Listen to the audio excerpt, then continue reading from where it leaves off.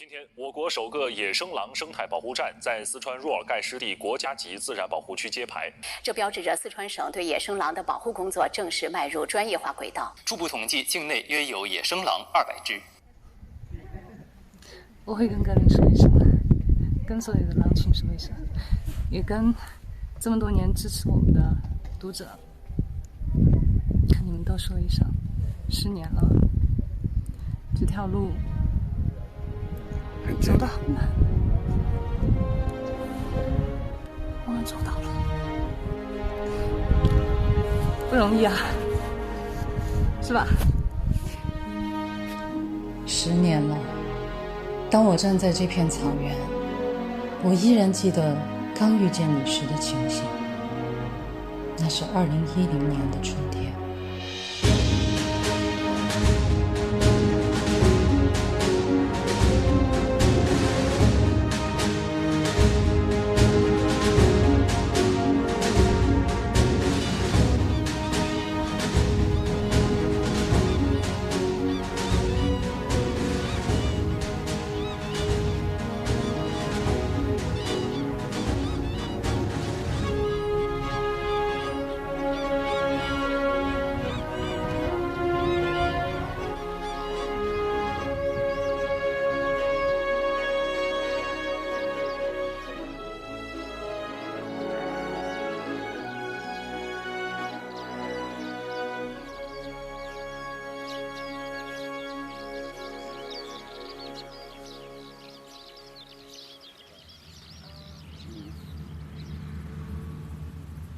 这的问题，热情，过哪过来去？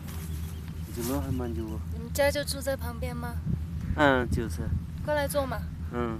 这是那个老妹。嗯。是哪里的？成都。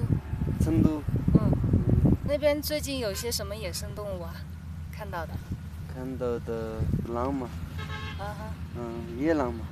晚上我们坐的地方，狼群有7、8个这样子。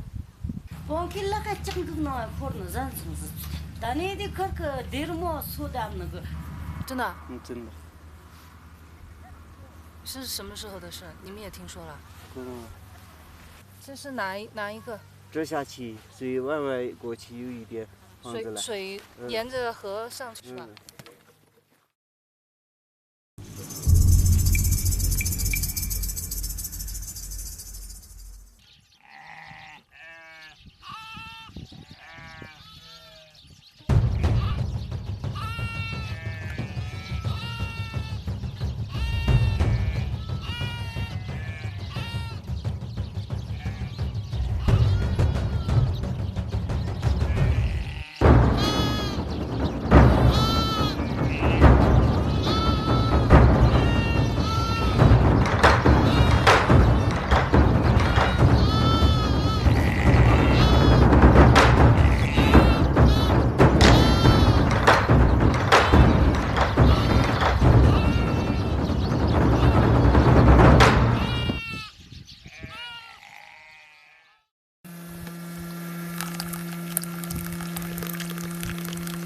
狼王大，那特别大。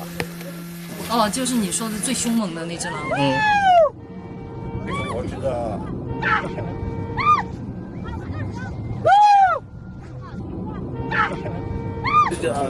要这样，跳过去。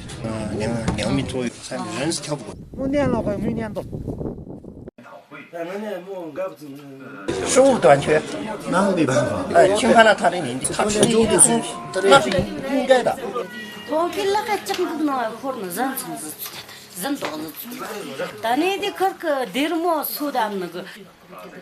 就跟。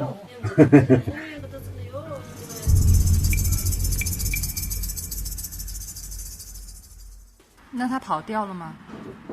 没跑脱。跑得脱啥子哦？2个人扛都扛不住，很大很大。到了最后是把它杀了嘛，吃，主要是吃为主。破了去，他们拿去自己吃，他们要想到好处。现在就是那个狼那个舌头呢，没有死以前把它都取去了，现在把它晒干，煮酱油的话就最好的做。狼牙有的人多，把它就晒干。狼皮子的还在那挂起的。他们发财了。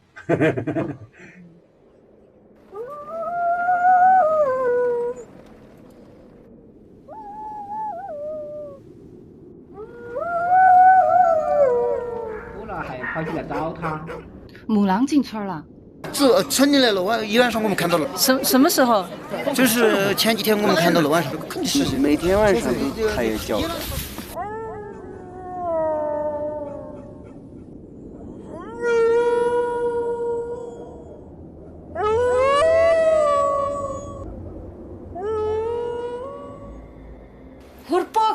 没包买个的人，你说的是那个那上面海参，养了的俺这个一些路海参个么个，可是路海没噻。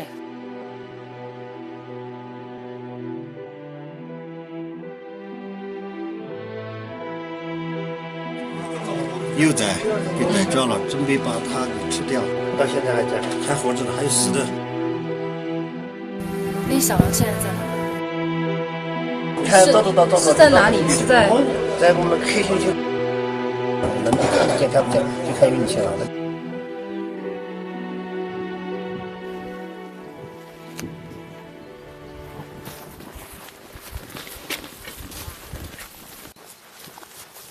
当唯一历经3天，终于找到了牧民所说的那窝小狼的时候，6只小狼仅剩最后1只。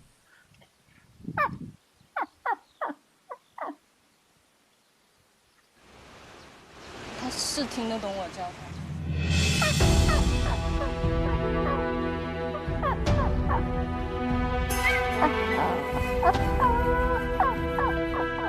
刚睁眼的小狼把唯一当成了他的狼妈妈。当我抱起你的时候，我不知道能为你做些什么，但是我不想你也被人吃掉。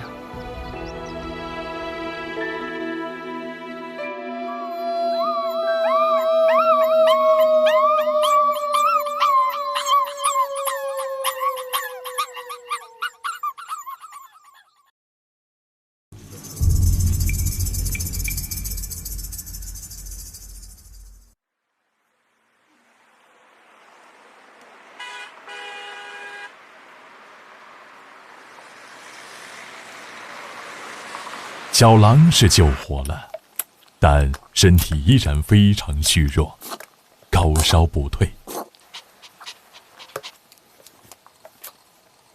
可是草原没有救治的条件，唯一做出了一个大胆的决定，引狼入室。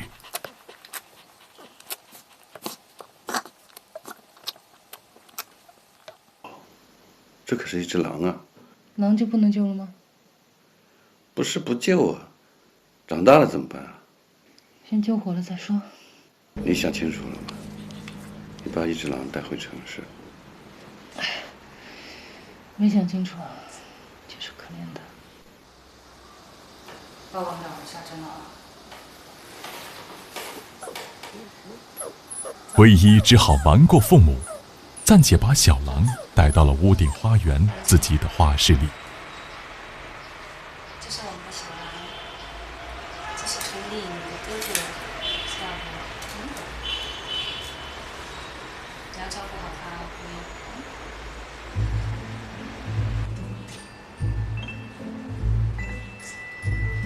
刚开始，狐狸对小狼还只是好奇，但很快，狐狸就发现这个新来的小家伙会分享他的专宠。狐狸走了，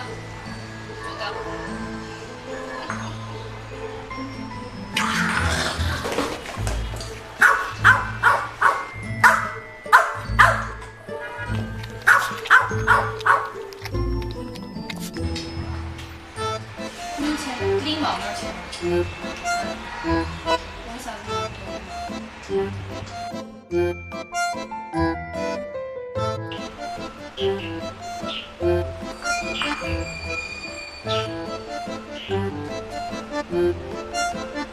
狐狸吃醋了，他开始绝食抗议。见唯一偏袒着小狼，狐狸开始向唯一的父母告密，仿佛在说：家里有狼，家里有一只小野狼。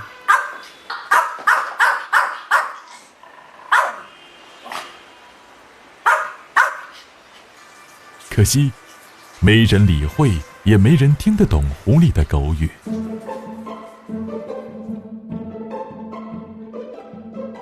小狼不但极其聪明，而且是天生的隐藏高手。只要狐狸一叫，他立刻躲在床下悄无声息，除非唯一呼唤他，否则绝不出来。小狼安安静静在床下隐藏了1个星期，竟然无人察觉狼的存在，更没有人在意狐狸的举报。我会打你，到处都是，讨厌，听到没有？去乱我，到处都我的事，太讨厌了。就连小狼拉的屎尿也积在了狐狸的头上。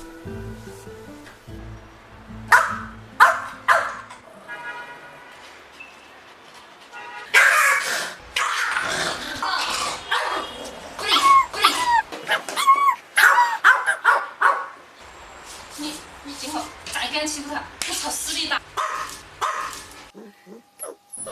狐狸要包容，他还那么小的嘛。那爷爷说你2句就说你2句，你听到就是了，好大个事情呢。有些事情你睁一只眼闭一只眼就过去了，是不是嘛？那做狗也要通商量嘛。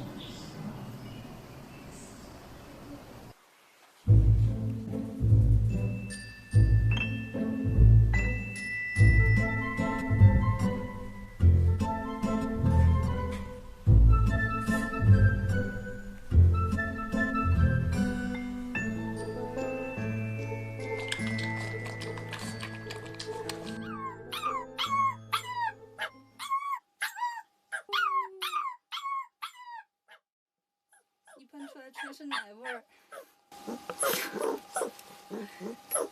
再来。老虎了。不着急。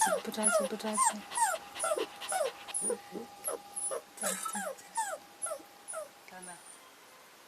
看到没有？那些狐狸我要收拾它，我要收拾它。狐狸，出来！滚出来！出来！都出来！听到没有？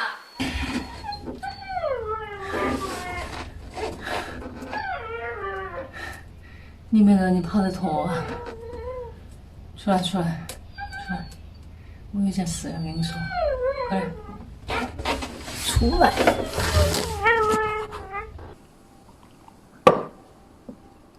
狐狸，你没按到有监控啊？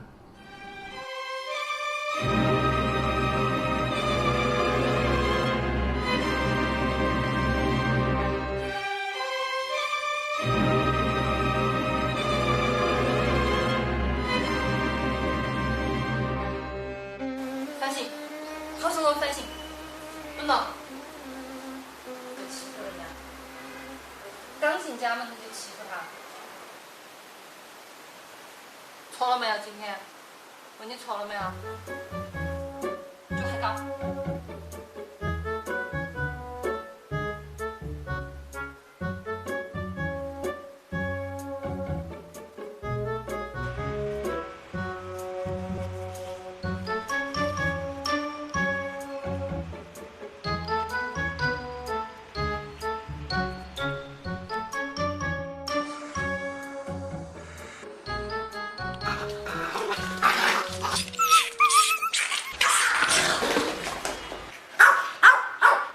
真没想到，小家伙还有这一手。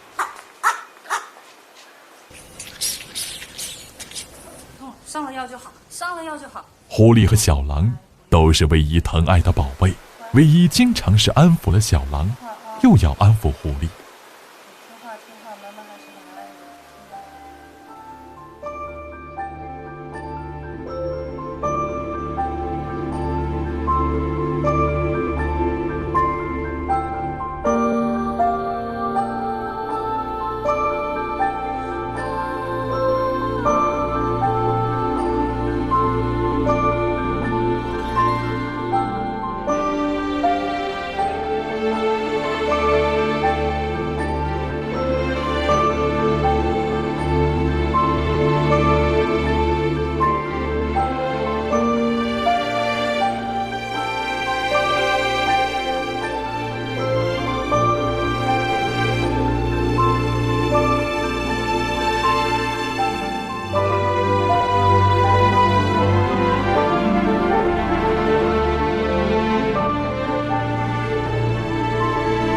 子在狼飞狗跳中度过。小狼不但恢复了健康，他的力气和胆子越来越大，好奇心更是越来越重。小狼，你看这是什么呀？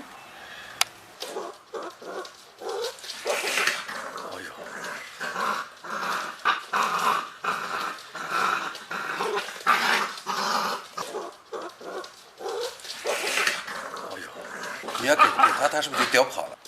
被他拖到床底下就被他打扫了。你拿个绳子来，我拿绳子拴住他就拖不走。这跟狗崽完全不一样，才1个月啊，还没断奶他就知道肉味儿。哦，他先咬断绳子，哎呀，他好狡猾啊，他知道问题所在。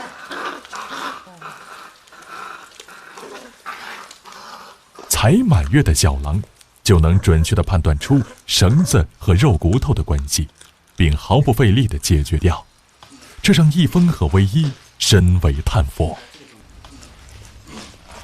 小看他了。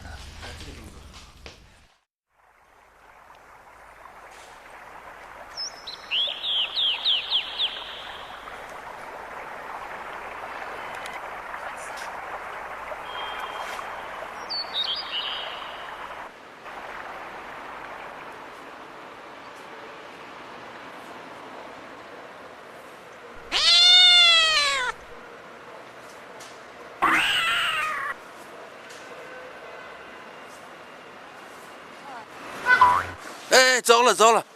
你在边上换他。哦，出来了，快，把他抓起来！我的小家伙，我觉得快呛死了。你头在外面就没事。真的是天生会游泳。天生会游泳。哎，真会游啊！会。你换他。要不要我救他？水不深，我来吧。这个。你到那头去捞他。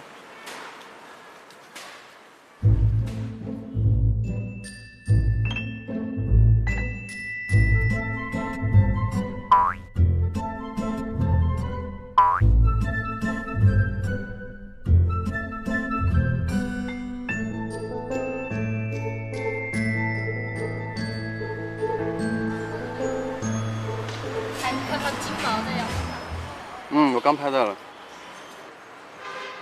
在水里游了7、8分钟，小狼弄湿的只有外层的毛发，而内层的绒毛却是完全干燥的。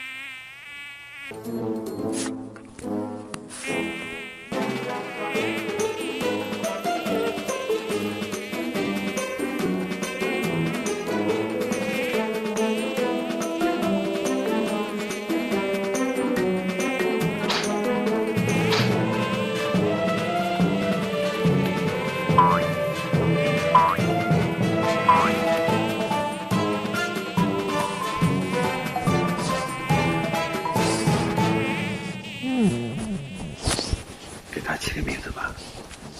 我已经想好了。格林，过来，快点儿！格林，过来，过来，快！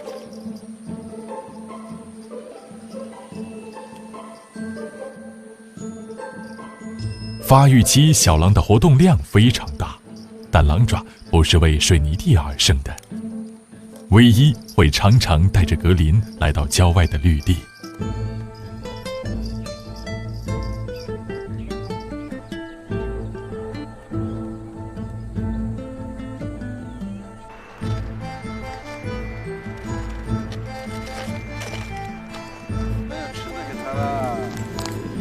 格林，回来！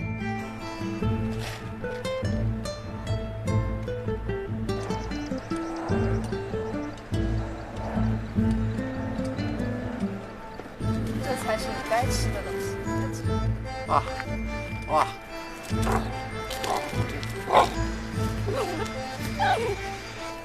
劲儿好大哦！你抢不过他的，别把小狼不当狼啊！我觉得我把它都能提起来，它就是不松嘴，看，它就是不松嘴，看到没？看到没？这就是狼的精神，吊起来都不松。本能啊！好了好了，你不要逗他了，让他好好吃。好吧，你吃吧，吃吧，吃吧。哎，这个能吃吗？会不会拉肚子哦？不会，狼本来就要吃这个的，他们在草原上就吃这个，草原鼠一样的。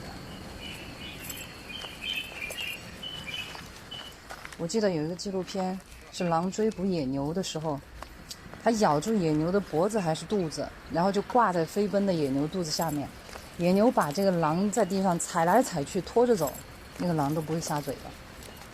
这就是狼性，它见了猎物绝对不撒嘴，打小就这样。你说，假如这是野外，它能活下去吗？不知道，反正野外没有人能给它送死耗子。你看它现在只是把争抢当游戏，好玩儿。它还小嘛，天性。哟，跑那么快！格林，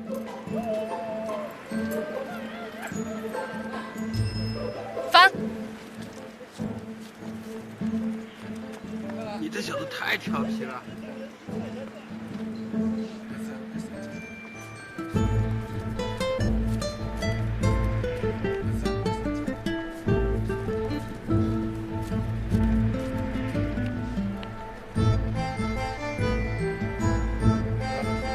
这个让我想起那个蒲松龄他们一图晚归，途中两难。你看他对人根本没防备，以后还是少让他接触人吧。野性还是在的。只能说他胃口还在，野性在不在，要看他能不能自己捕食呢，抓活的。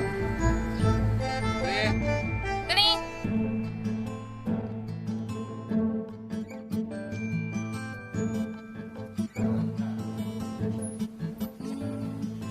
你说他们俩怎么就处不好嘛？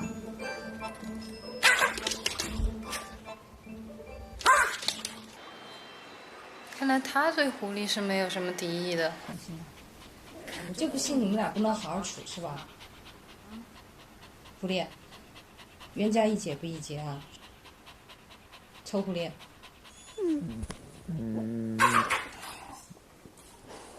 吓我一跳。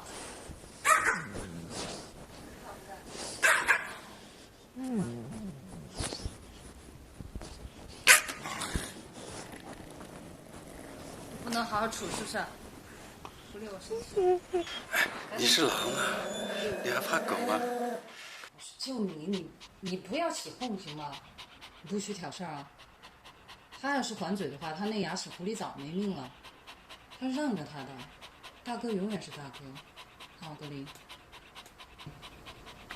狐狸，你叔叔辈的狗了，差不多行了啊。天哪！狐狸，狐狸吓坏了。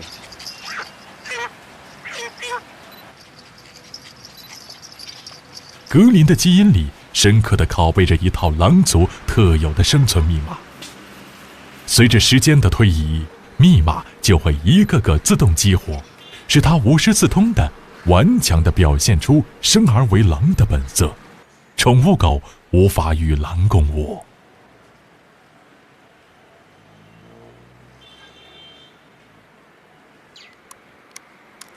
哎呀，要不要给他一个马桶？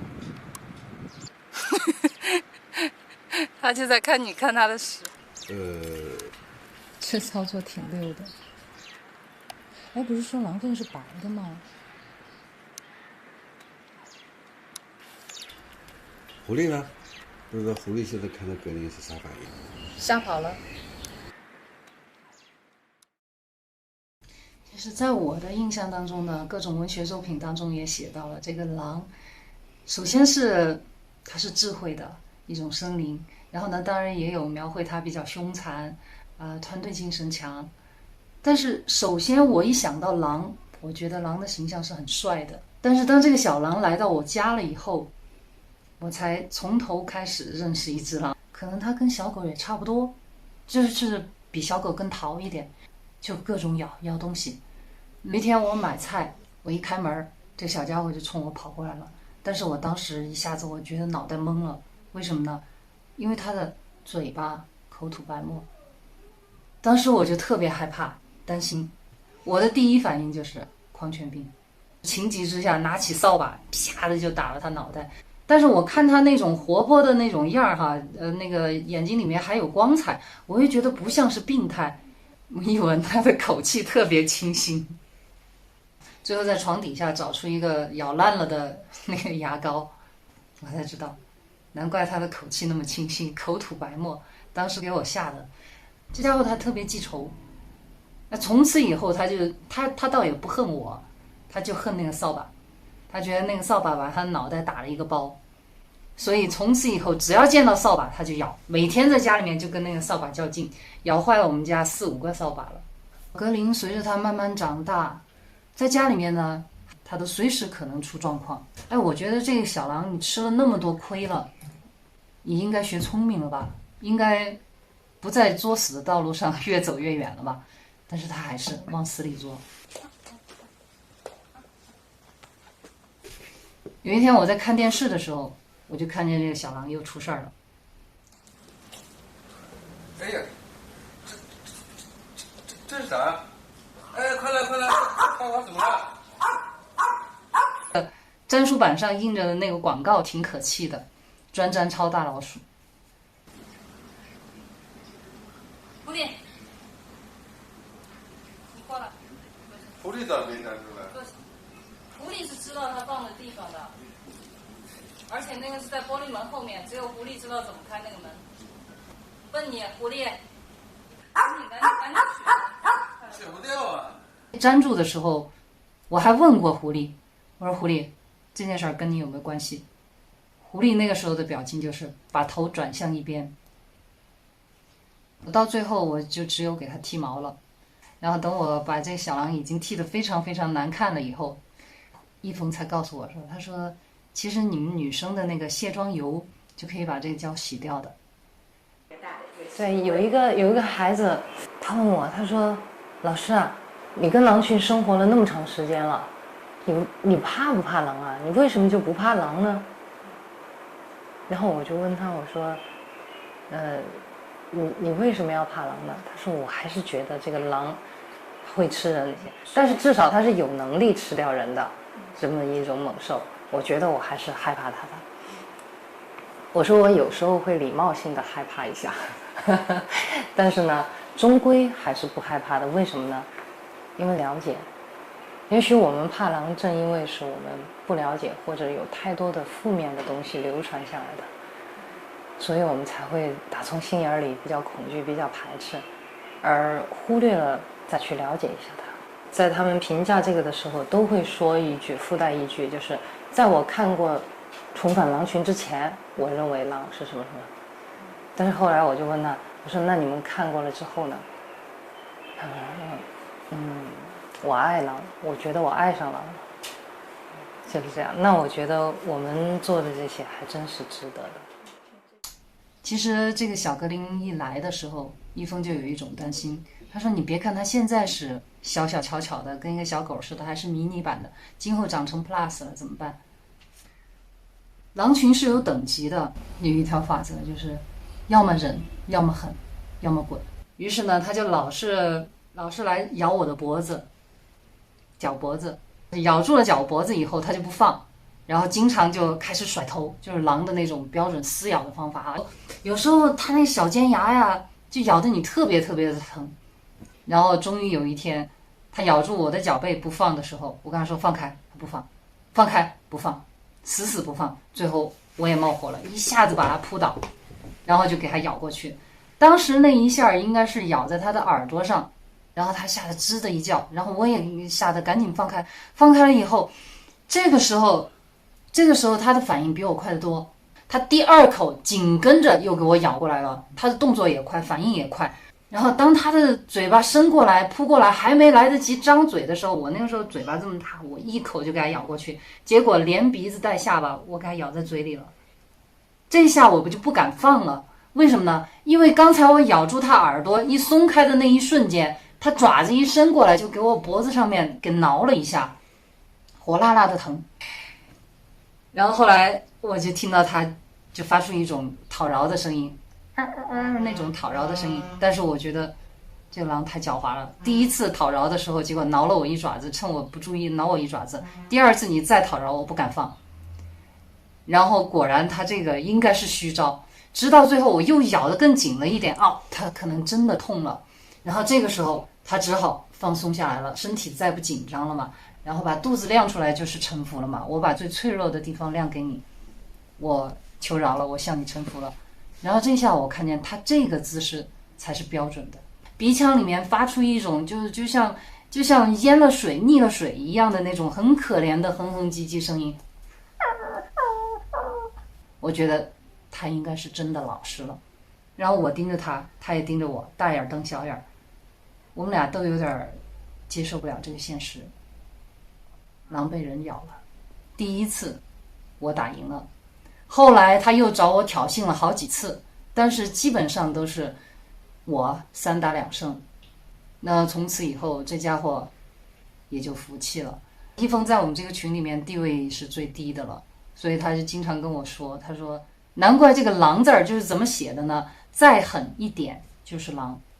但是我跟他说那也不一定啊，人家说文解字里面说了，狼良犬，从犬良生，狼是好狗，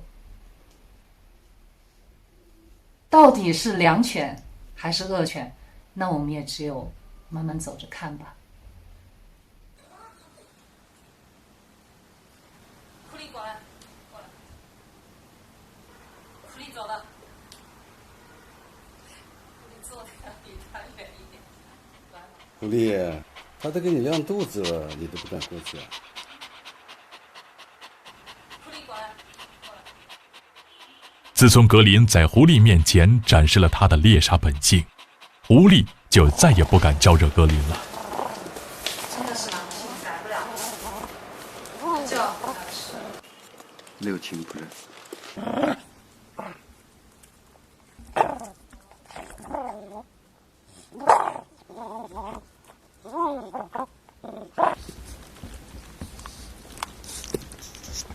他的伙食比我和狐狸都好。狐狸啊，吃狗粮的，格林顿顿吃肉啊。狼行千里吃肉啊，那没办法了。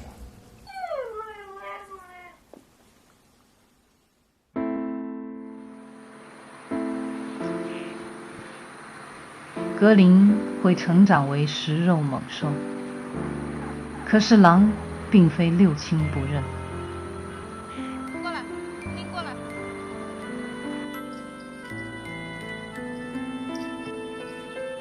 在他的眼里，我们就是亲人，他都会表达对我的热情和依恋，我们也更加疼爱这个狼孩子。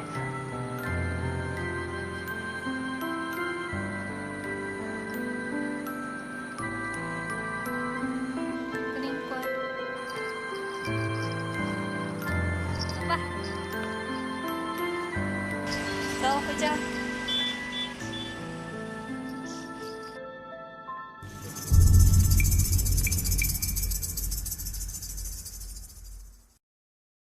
Bison's feet. The prairie dog. You might easily overlook the prairie dog until it opens its mouth. It's a little animal with a big voice. A team of scientists believe this noise is in fact a very complex language, which is remarkable. 等一下，是我电脑啊。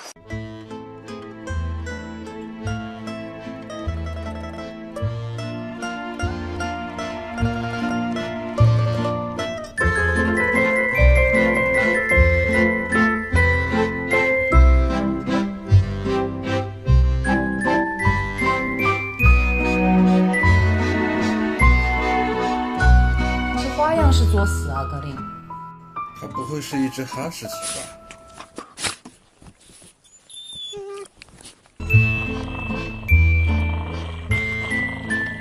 尽管没有真正的狼父狼母教导他，然而，格林似乎从未忘记他是掠食动物。公寓成了格林的狩猎场。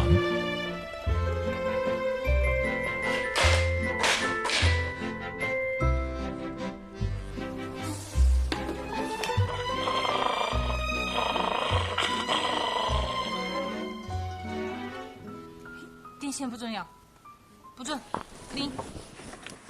哎呀，拆家呀！哎呦，好痛哦！头给我砸了个包，这小子太害了，你得管管他了。我管得了吗？我的命令对狼来说只是个建议，一片狼藉，他跟什么都能打一架。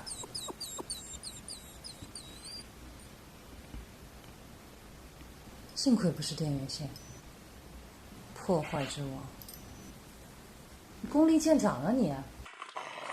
电线不需要，听见没？你会把自己玩死的。格林，他听得懂吗？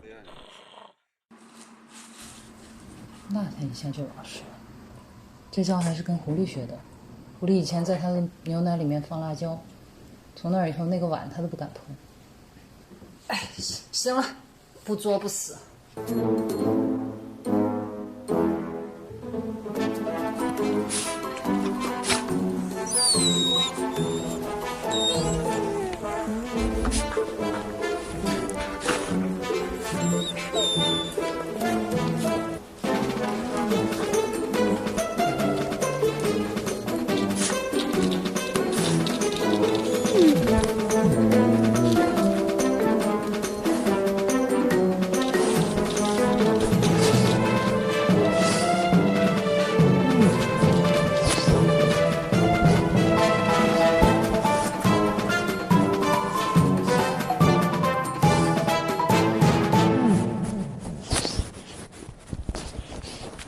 看吧，还是狗的招管用，知识点呢，是吧，狐狸？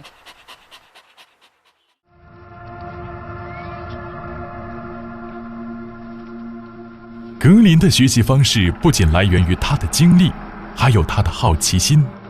他从小还喜欢看电视，特别是关于动物的节目。它们是伊比利亚狼。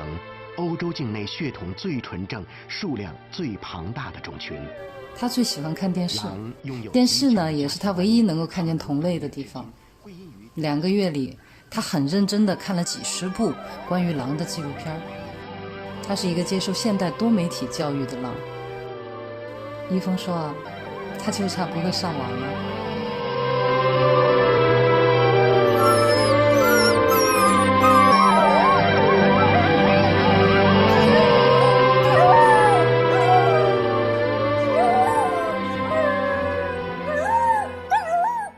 今天的课程是如何捕鱼。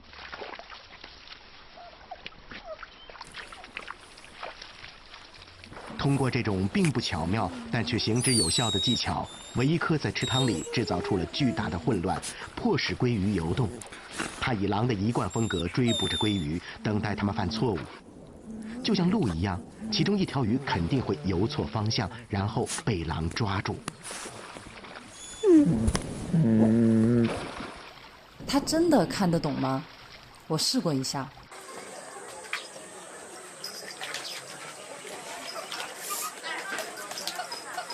嘿家伙！看现场的表现。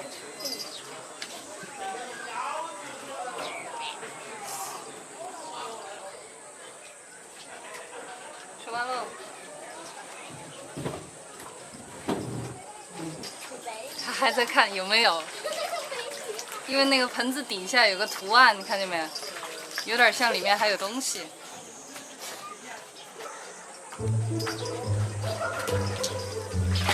他确实把电视里的技能学以致用了，而且呢，他还并不满足于盆子里的猎物，他会举一反三。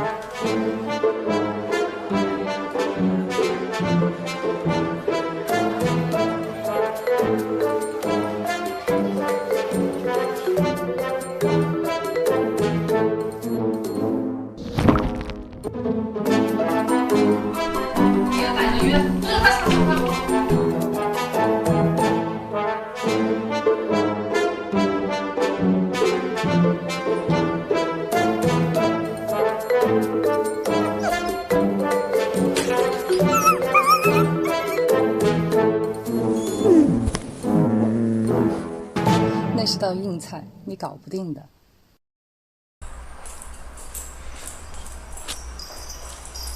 狼天生多疑而警惕，在格林的眼里，电梯就像一个捕兽笼，而他的狼妈正在步入陷阱，还向威伊发出表示危险的警告。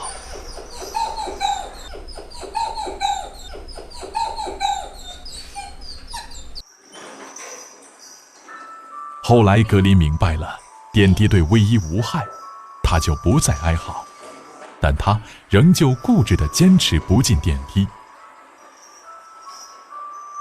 格林有自己的方法。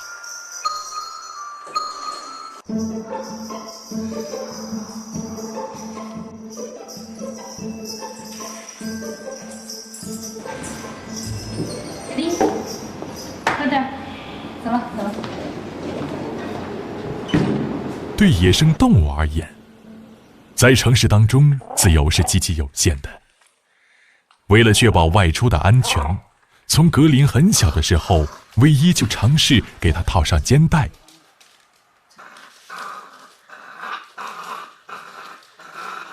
但是事与愿违，格林咬断了无数根肩带，还经常抢了绳索直接扔掉。嗨，我那400多块钱呢。直到格林2个月大，他依然坚决抗拒像狗一样被人牵着走，哪怕磨破爪子和肚子，也要反抗到底。上街必须拴绳子，这城市里的规矩就是这样，要不然不能带你出来了。你听话吗？这小子犟得很。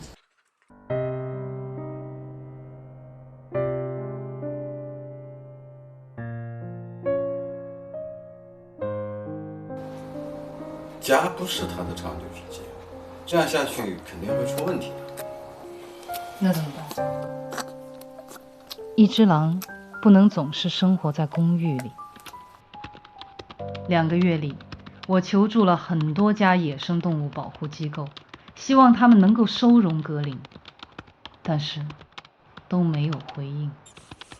这时，唯一曾经求助过的国外狼保护区来信愿意接受格林，考虑再三，唯一婉拒了。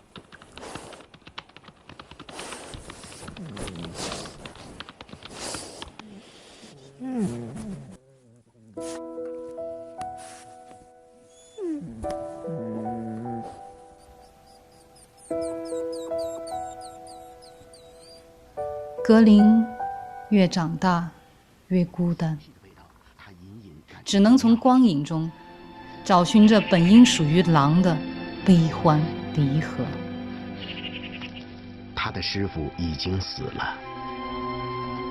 骆伯轻轻推着师傅，好像要叫醒他。他多么希望师傅能像每天那样起来，带着他踏上新的征程。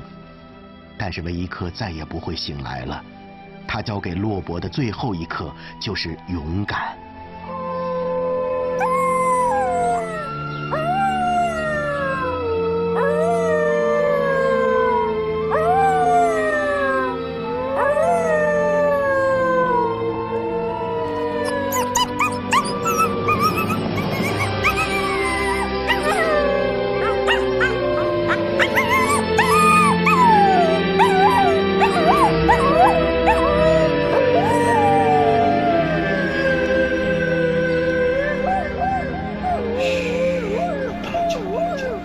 开关窗户。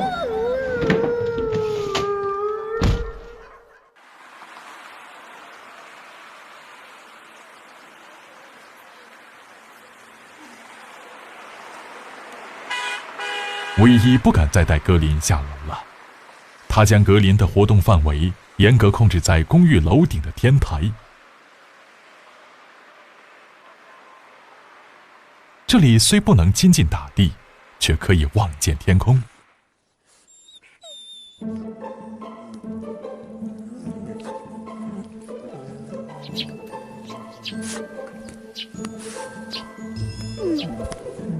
在没有任何娱乐的楼顶，唯一尽量不让格林感觉孤独。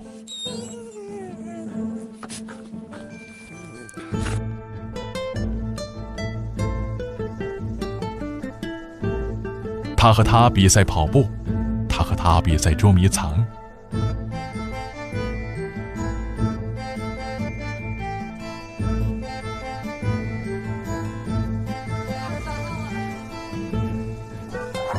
他和他比赛抢骨头。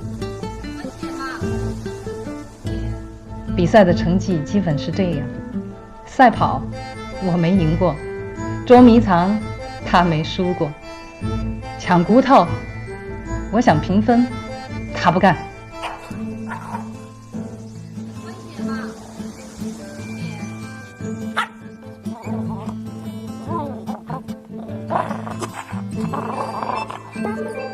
他是天生的猎食者，但是实在没有用武之地。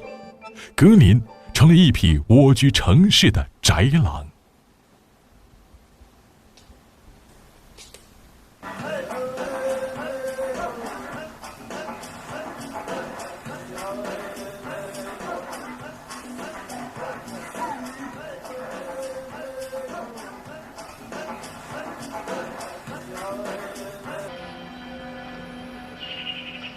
他的师傅已经死了。骆伯轻轻推着师傅，好像要叫醒他，但是维伊克再也不会醒来了。不要让他看悲情戏。最后一刻就是勇敢。一会儿到了晚上又鬼哭狼嚎的。换台。哦。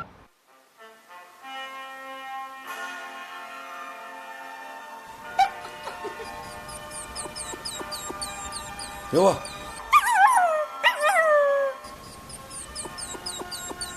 给我，乖嘛！看完大结局还你。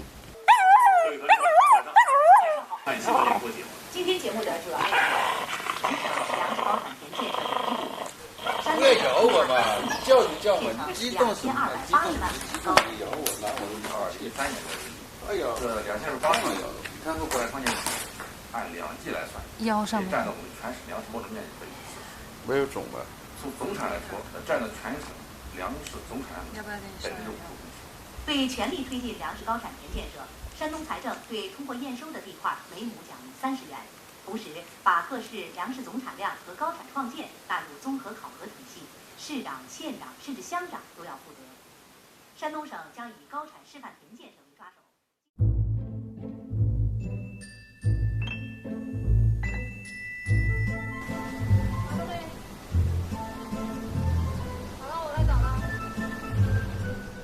不久以后，他们又有了新的游戏——藏肉。藏肉绝非仅仅是好玩的游戏，对狼而言，它和猎食一样重要。刚开始，格林藏肉的手段并不高明，在这个挖不了洞、刨不了坑的水泥楼顶，要让他完美的藏好一块肉，确实太难为他了。我也找到你的肉了，再换一个地方，想好藏在哪儿。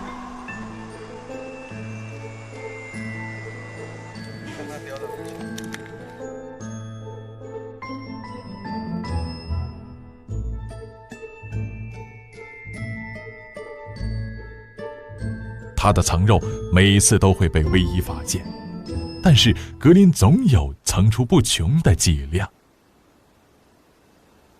平时唯一找格林的藏肉，他绝对是要跟前跟后，显得非常紧张。但这次这小家伙怎么这么淡定？让开，让开！哎呀，他把人藏在屁股底下。啊！俗话说，越是危险的地方越安全。小小的格林竟然玩起了这灯下黑的诡计。啊，这边有没有？那边我也没找到哎。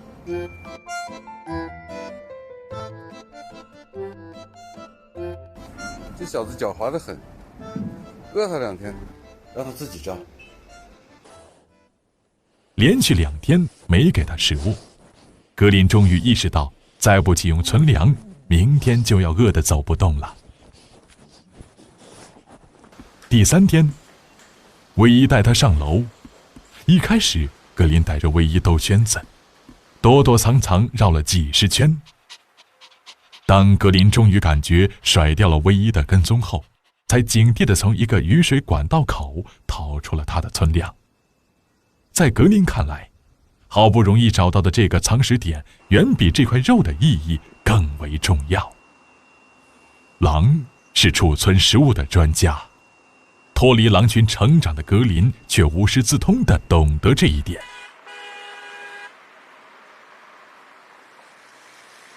你有没有试过站在高楼顶上俯瞰我们居住的这个城市？当雾霾为城市盖了一层晚纱，我觉得没有任何地方比城市的高楼顶更加荒凉。草原和城市是2种不同的荒凉。原始的荒凉蕴含着生机与生命活力，现代化的荒凉背后却是荒芜。没有建不成的荒城，只有回不去的荒原。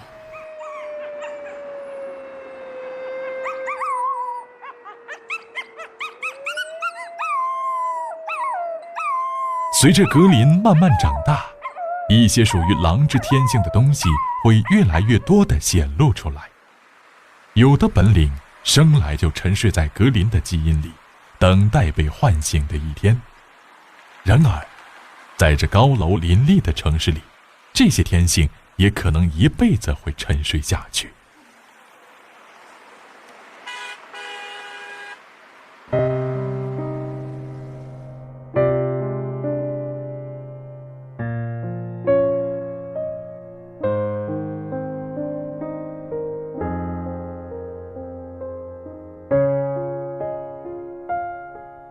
和野外的狼相比，他算过着肉足饭饱的舒适生活。可是，他最渴望的还是外面的自由天地。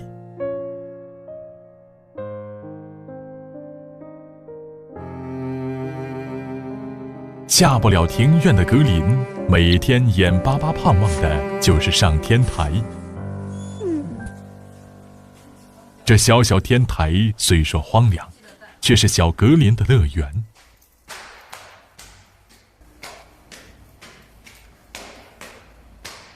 哦吼，不让进了。然而，没过几天，格林在城市里的最后一块自由乐土也失手了。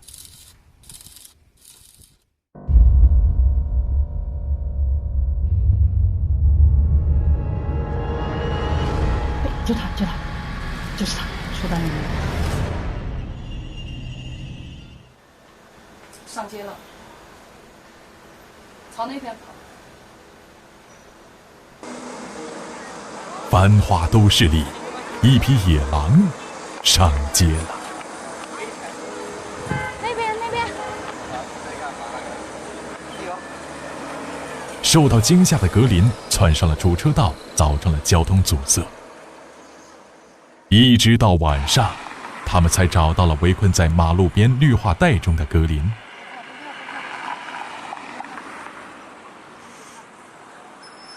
可怜的小狼，它本应属于荒野，却困在这钢筋混凝土的森林中，迷失在灯火阑珊处。好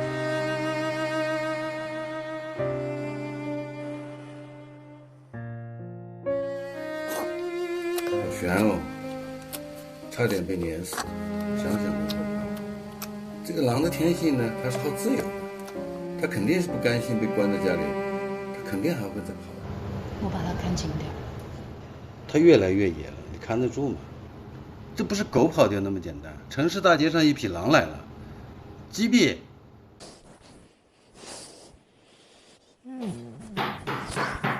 谁啊？有人来了，你把他抱进去。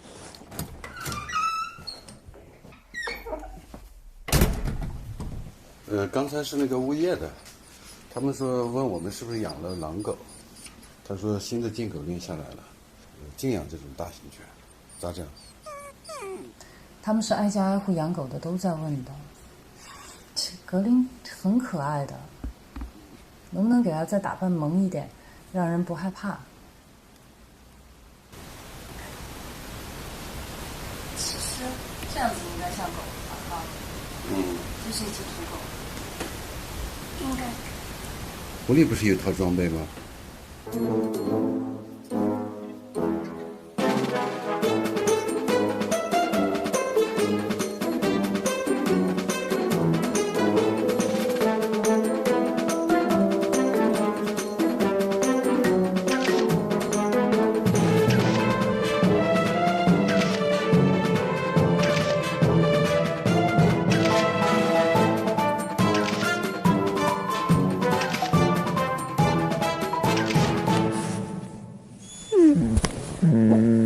这样肯定不行的，就算把它的毛都剃光了，它也是骗不了。他们说这次新的禁狗令还挺严的，还是想想别的办法吧。那怎么办？似乎最好的去处就只有是断奶，那就要关他一辈子了。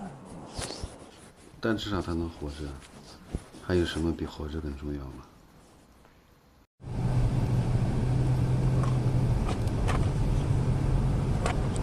长大了，尾巴都这么大了。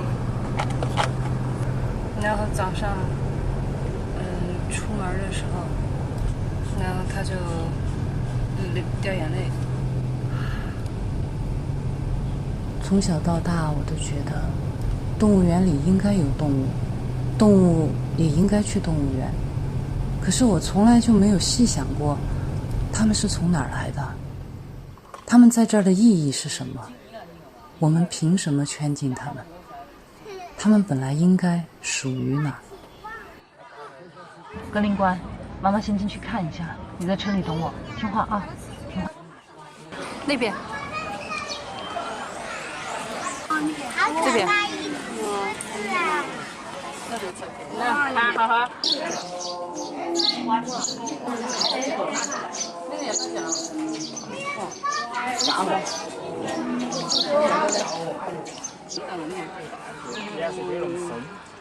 老虎打架了！哎呀，耍的话，哎，来，来。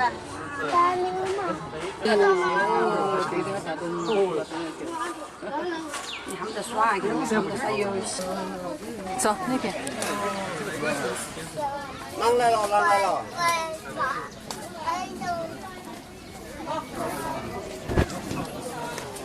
人家跑过去跑过来了。不要焦虑，那我这一坨都不长草，这一坨冲不起来，都到头了。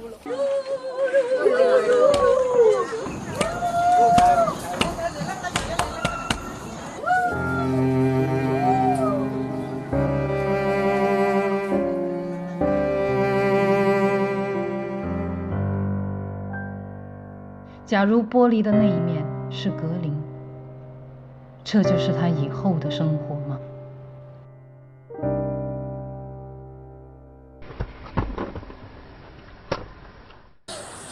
我们回家。对呀，就是说我们发现他爱看电视，那就准备了很多纪录片。哎，他还真看。他不但看的认识了这个同类，看得津津有味的。其实就是那个，他看了电视以后，不但学会了抓鱼，他还学会了嚎叫。哎，我还会叫，原来这是我的声音，哦，每天晚上给你嚎2声，他也很得意。这第一次我们听到他真正的狼嚎，这是第一次，这一下就不可收拾了。3更半夜的，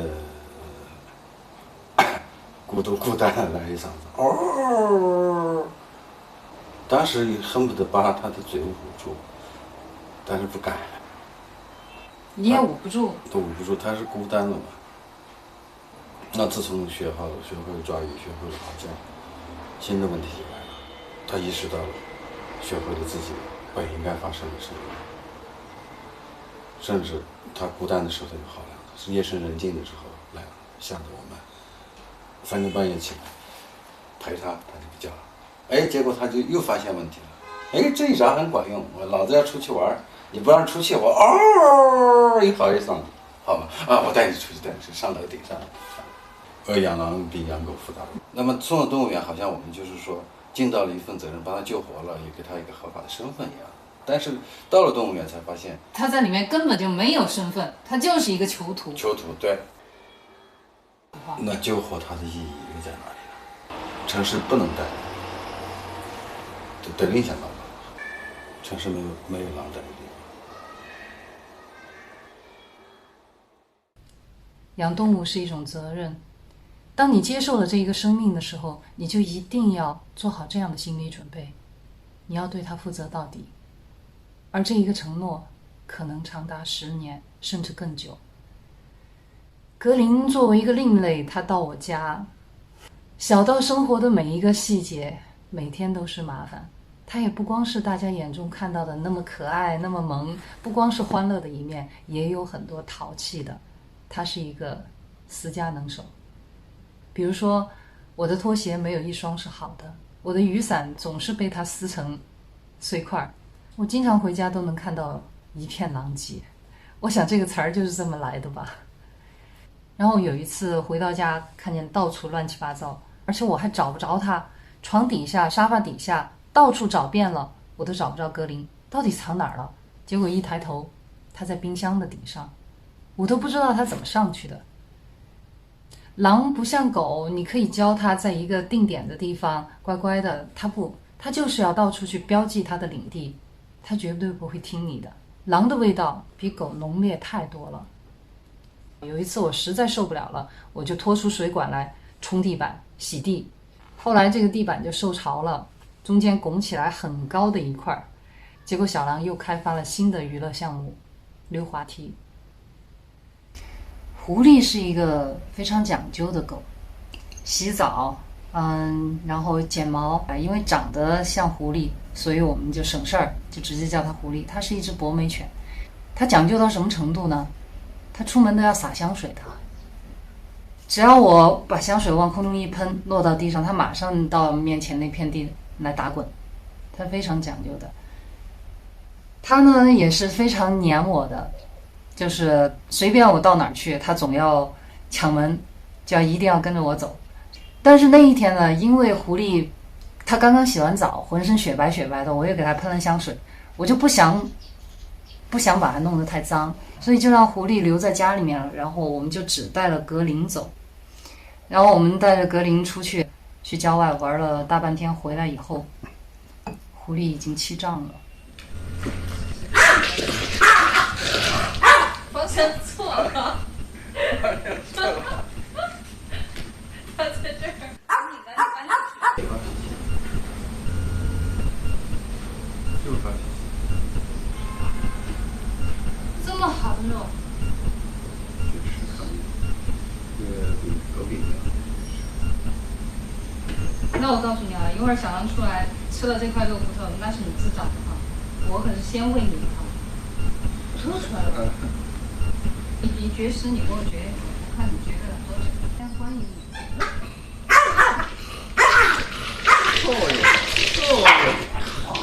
不是标准。是你自己不吃的，你看。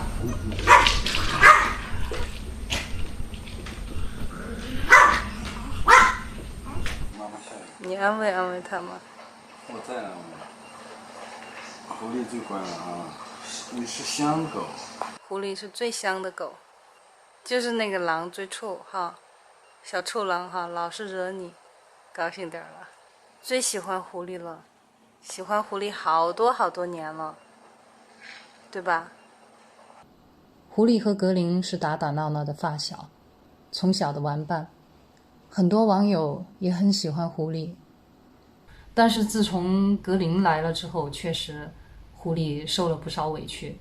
狐狸去世的那一年，有一个网友给我留言，他说告诉格林狐狸走了。2014年8月12日凌晨，心脏衰竭，呼吸衰竭，他气儿都喘不过来了，但是他执意地爬到柜子的下面，不让我看见。他伤心难过的给他自己，挺想他的。8月12号凌晨2点58，我们再也没有狐狸了。多乖的一条狗，陪我10年时间，再也没有了。狐狸，下辈子我们还要在一起。小格林挺不安的，他不知道坐这么久的车要去哪儿，但是他闻到了阳光和青草的味道，这味道在梦里出现过。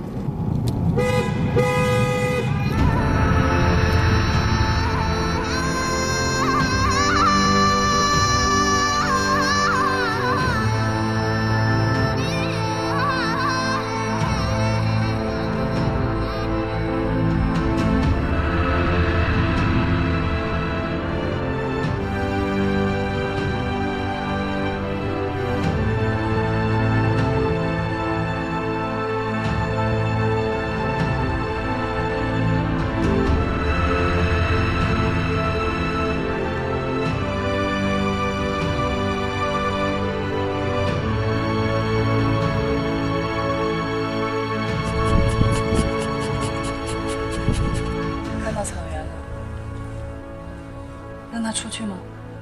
那就让他下去吧。嗷！哎，疼，宝宝，你踩到我。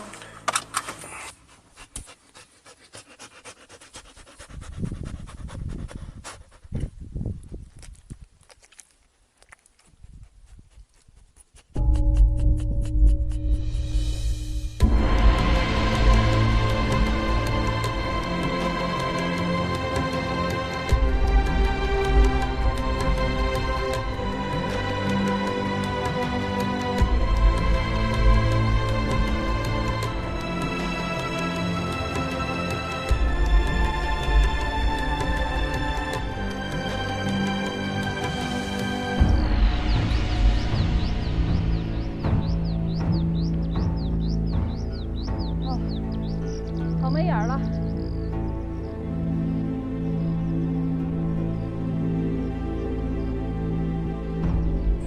他这样就走了，头也不回。咋跟我想的不一样呢？临走踩我一脚。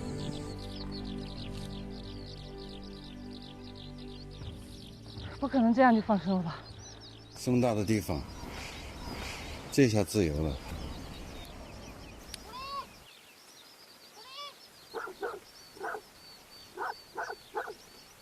有狗，一群狗在追他，快点，上车拿东西，快点！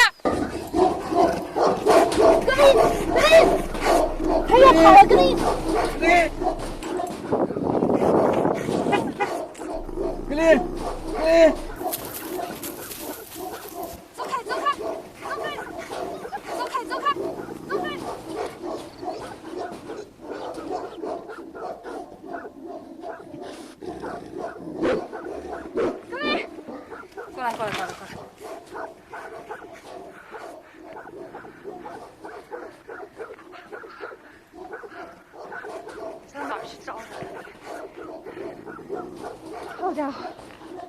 不要我了。快点快点，有来了！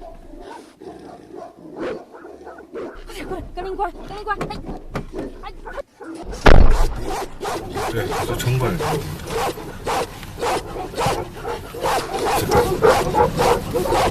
好险哦！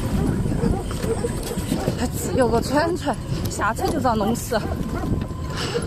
看吧，还得不得咬人了哟？他咋跟我想的不一样呢？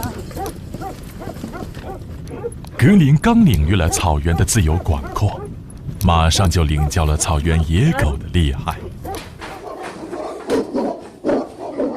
然而，在草原上比野狗更加凶猛的是藏獒。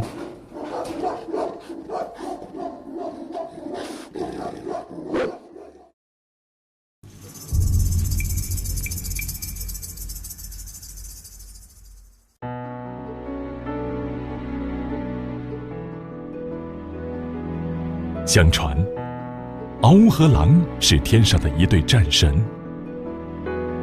獒叫做龙狗，狼叫做天狗。龙狗忠诚骁勇，天狗智慧善战。战神龙狗因为嗜杀成性、触犯天条而被贬到人间，成了獒。獒选择依附于人类，人给它提供食物，獒为人看护牛羊。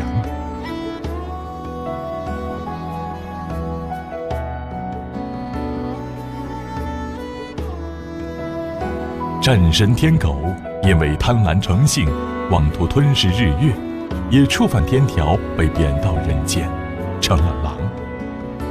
狼选择了自由，它浪迹荒野，猎食为生。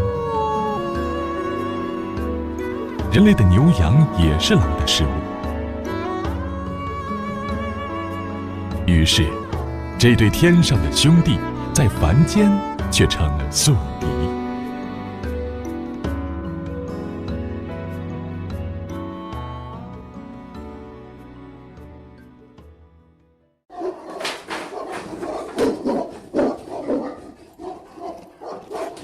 我们是来寻找诗和远方的，还没跑到远方就被撵了回来，实力不够，只能再苟且一下。这是我的朋友老林的獒场，是我们在草原的第一个暂住地。獒场的铁皮墙分隔了3个獒群，中场的獒群数量最少，只有6只，自成一个小群体。这是他们的头獒，叫做皇帝，其他5只藏獒都听皇帝的话。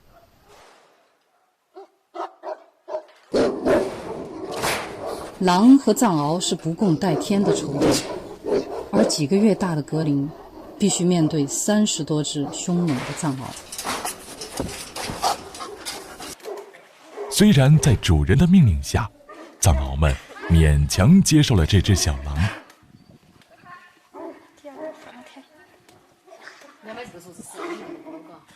但是格林没有地位，他常常被藏獒咬翻在地，踩来踩去，受伤是常有的事。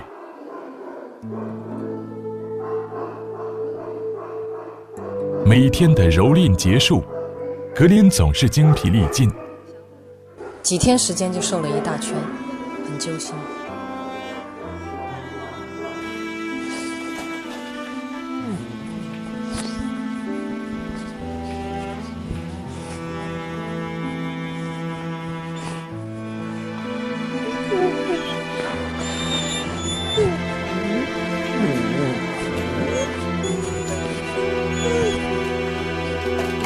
听话，你不进来，你不进来，你不进来，我出来陪你好了。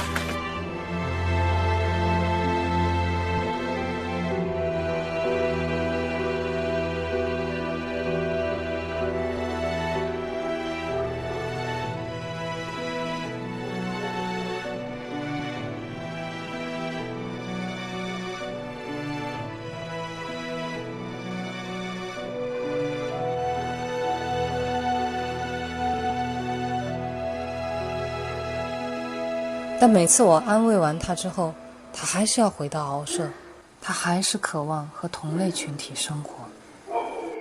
生而为狼的格林，为了确立自己的地位，日复一日，屡战屡败，屡败屡战。然而，独狼难敌众獒。但是格林变得更加强韧，更加敏捷，更加机智。狼的力量在于团队，在于智慧。当格林没有狼的团队可以加入的时候，他唯一能凭借的就是智慧。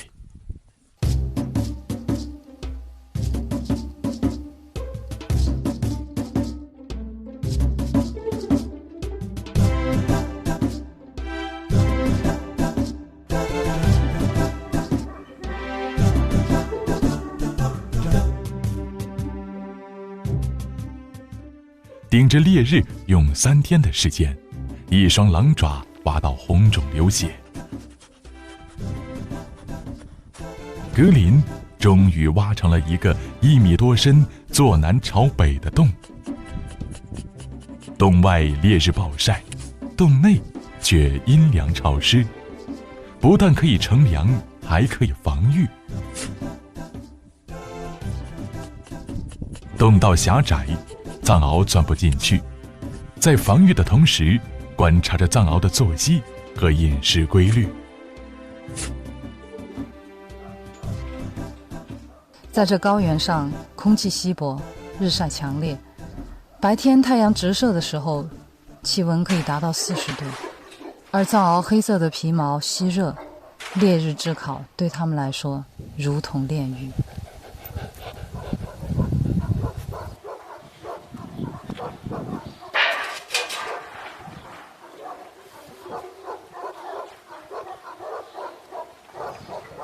藏獒们每天有一盆水解渴，然而格林每天都会抢先喝够水，然后掀翻水盆。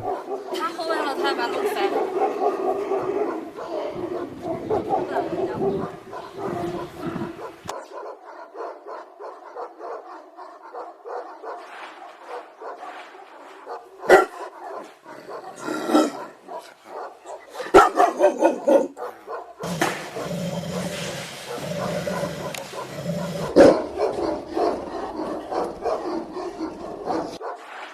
藏獒追他，他就躲进洞里。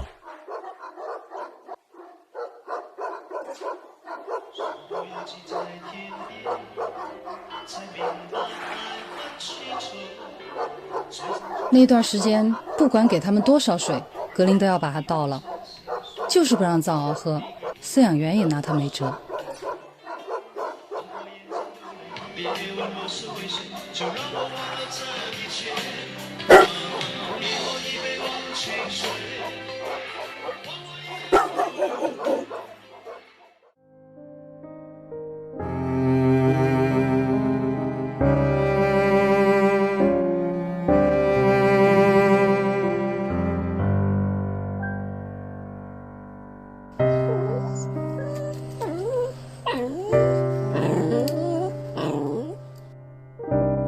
等到藏獒干渴疲惫时，报仇的时机到了。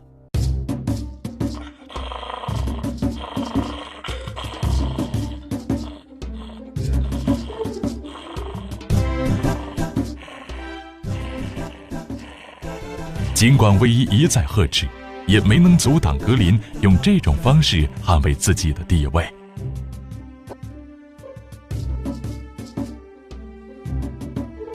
4、5天之后，藏獒连反抗的精力都没有了。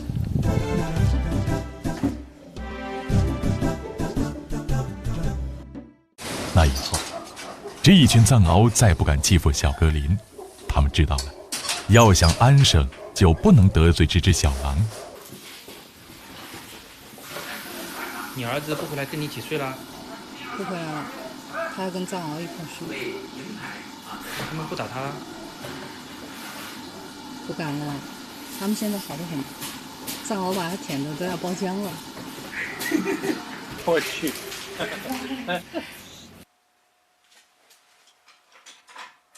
尽管是默的，格林终于在藏獒群中有了一席之地。人们总是好奇狼和藏獒这对宿敌谁能咬死谁，没想到久而久之，格林和这群藏獒们竟然成了好兄弟。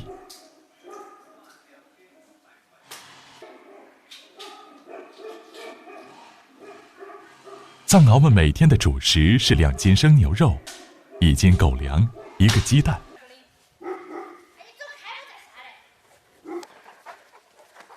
藏獒进食听命于人，但狼绝不遵从狗的规矩。在食物面前，格林一定要让自己掌握主动权。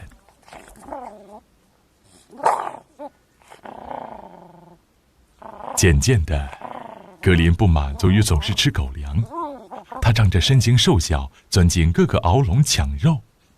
有一次，他吃得太胀，肚子被卡住了，竟然先把肉反出到笼外，钻出笼子后再把肉吞回去。每天定额的肉只能作为低保。尽管他抢了很多藏獒的肉吃，但这点肉对狼来说还是不够的。他开始自力更生，打起了活食的主意。鼠兔是草原上常见的兔类，是野狼钟爱的主食之一。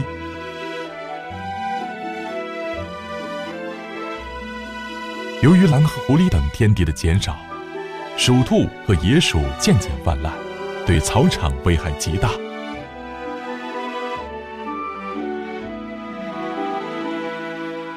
鼠兔机警敏捷，并且从不远离洞口活动。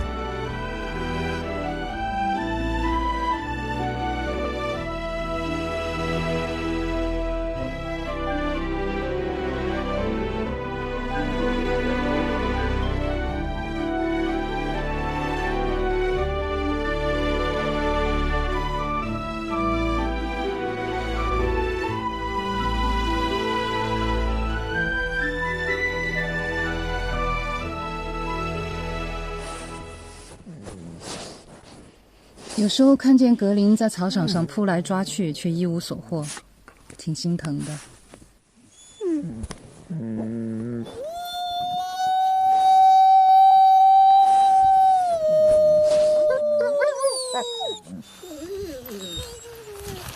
格林是个孤儿，没有狼能够教他怎么生存，我只能扛起狼妈妈的责任，教这孩子捕猎。尽管我也是个青铜。你看见那个没？过来，我教你的，来吧。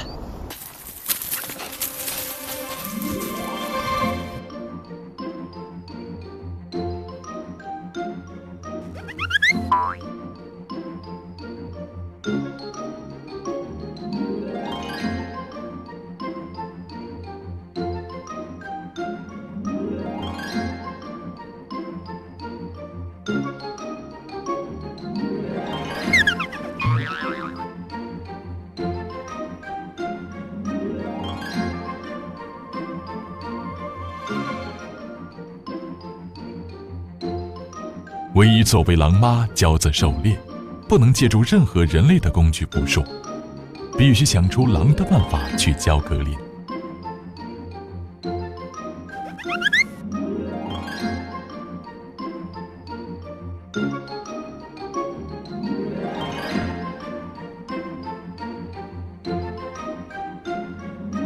多次失败后，他终于有了一套办法。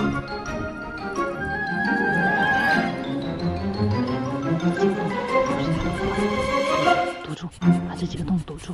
好，只留一个出口，就在这儿洞口，带它。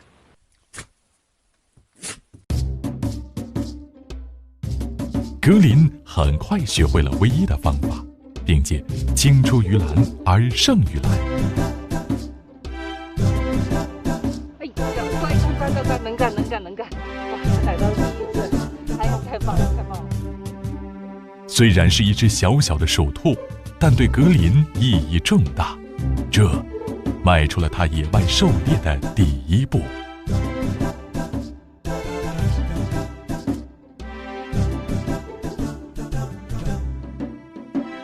自从抓到第一只鼠兔，格林上瘾了，每天至少抓回几十只。吃饱喝足，他腆着肚子在獒场晒太阳，把藏獒羡慕的口水滴了他一身。格林，太讨厌了，倒霉孩子！我跟你说了多少次，不准在我门口晒老鼠干儿，烦死了！快拿走！格林成了捕鼠高手，很快老林獒场的鼠兔和野鼠就被格林抓完了。隔壁獒场听说后，都争相请格林前去灭鼠，但隔壁獒场的藏獒却容不下这只陌生的小狼。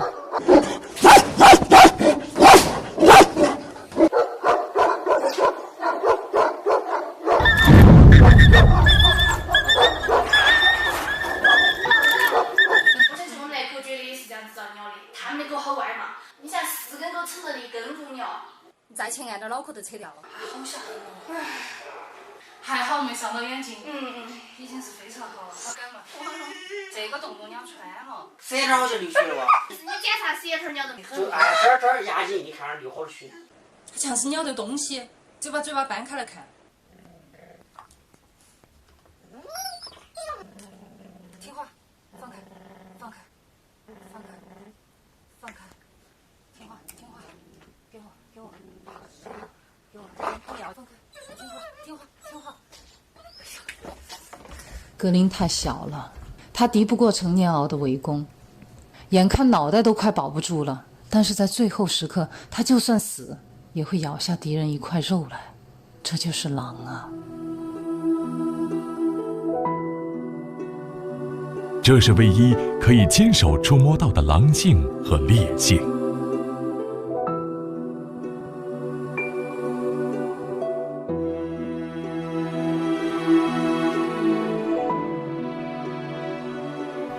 格林的脸颊被咬穿，狼牙折断，颈动脉险些撕裂，他张不开嘴，甚至难以进食。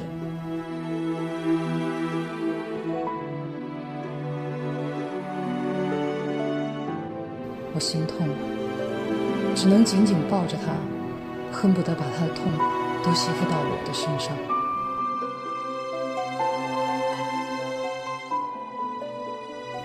格林刚出生就被掏了窝，为了不被囚禁，我们踏上了寻求自由的征程。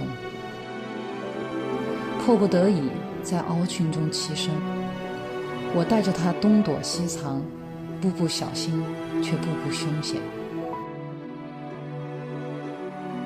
可是对于一匹想要回归荒野的狼而言，还要面临多少的未知？自食其力并承受危险，是追求自由的必然代价。可如果有一天，这代价是他的生命，我还舍得让他走这一步吗？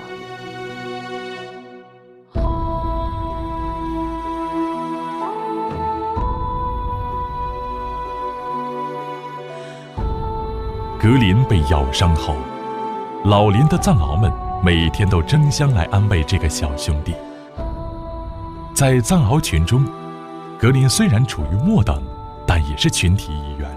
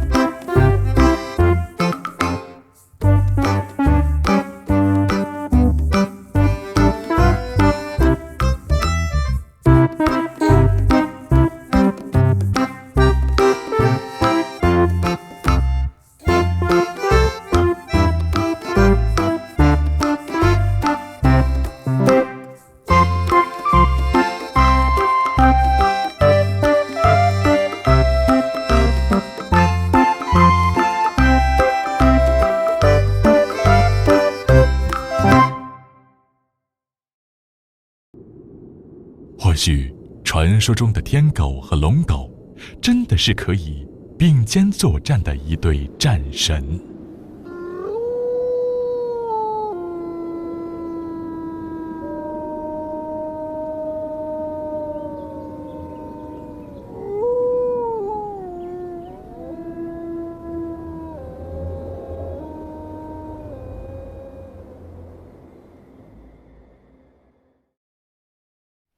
对，人们都说狼和藏獒那是不共戴天的，而这个格林呢，进了这个群以后，他开始的时候也是非常害怕的。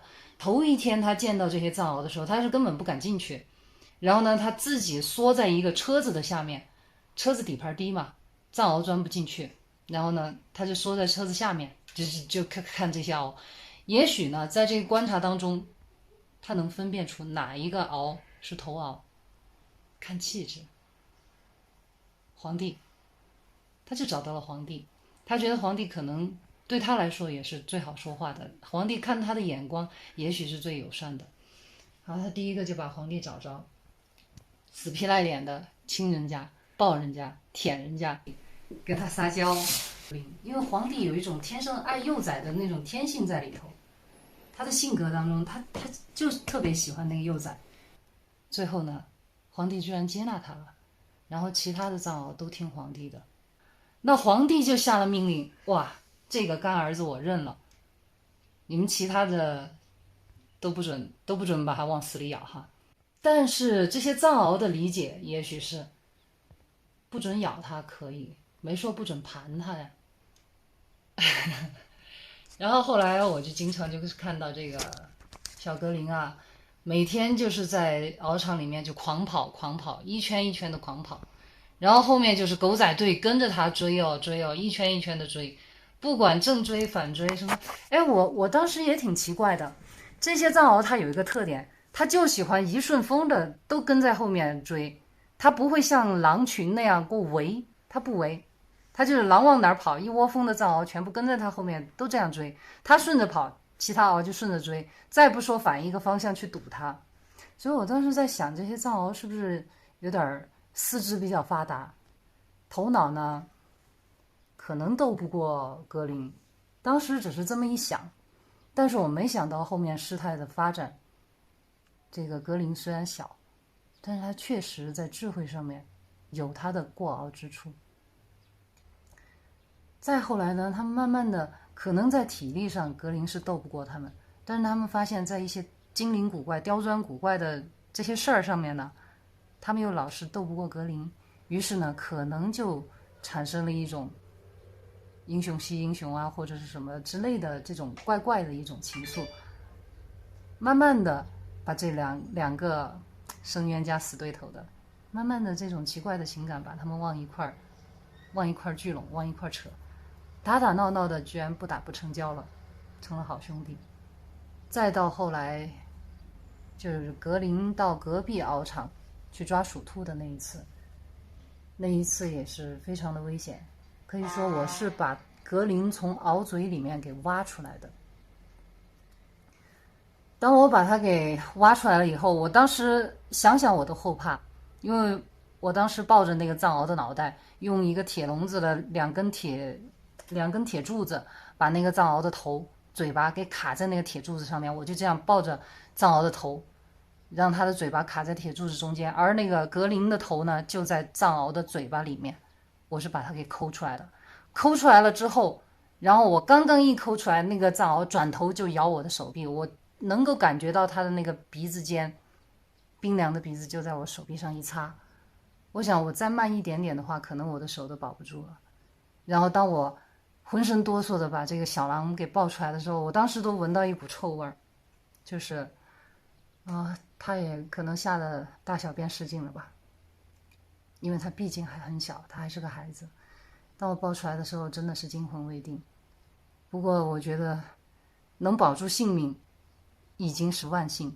然后再到后来呢，这些藏獒他们通过嗅闻，他们能够闻到这个格林身上是谁遗留下来的唾沫，是谁的味道，是谁伤了他们的这个小狼。在他们的概念当中，也许就是我们的弟弟只有我们能欺负。其实我们的影片虽然短哈，只有几分钟就开战了，但实际上他们的骂战啊，我那几天听到那个藏獒的叫声很愤怒，啃咬那些围栏，啃咬那些铁皮丝哦。然后高原上风本来就大，风助犬吠，他们把铁皮墙都干脆撕烂撞破了。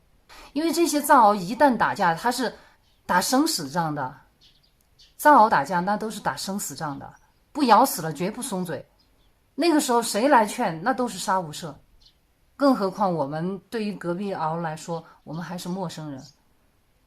藏獒见到陌生人也是咬，往死里咬。然后当时我们都很害怕，谁先进去，谁先去拉獒。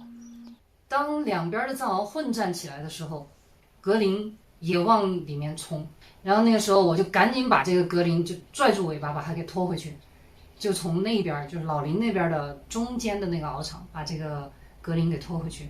拖回去了之后，我拽着它就把它关到那个铁笼子里面，它就在铁笼子里面就开始叫狼嚎那样的叫，也有一点点那个狗的腔调，就是汪哗这样的腔调，但是一只小狗的气场跟这个整个獒场的藏獒的气场那是没法比的，使劲的用它的头去撞笼子。我们知道狼是铜头铁嘴豆腐腰马腿腿，它的头非常非常的硬，但是它用自己最硬的头去撞那个铁栏杆，使劲的这样撞，然后最后格林的额头中间是被撞破了一道竖着的一道伤疤，就在他的鼻梁上方额头中间撞了那么一个伤疤。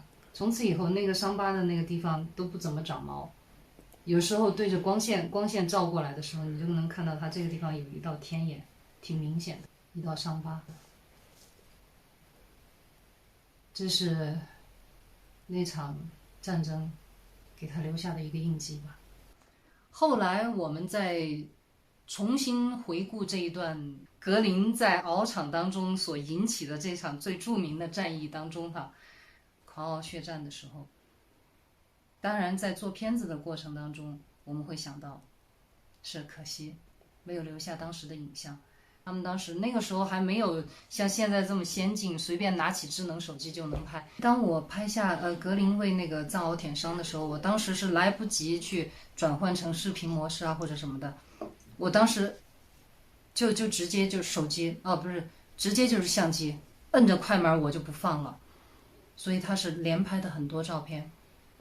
我当时在拍的时候，我就在想，这种狼为藏獒舔伤的镜头，可能今后我们都不会再看见了。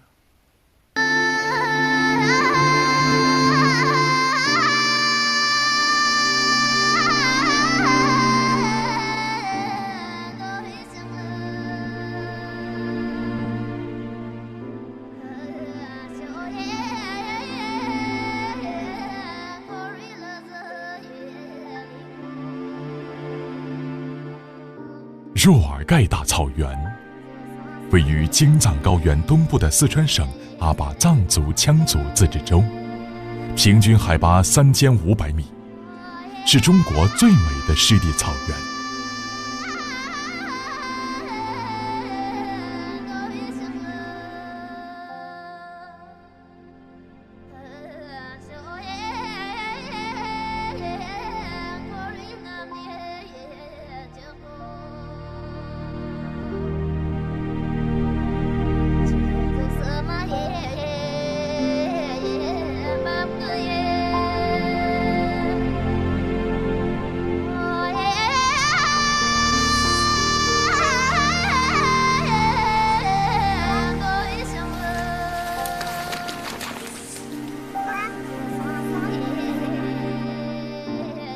这里也是中国野生狼群最后的栖息地之一。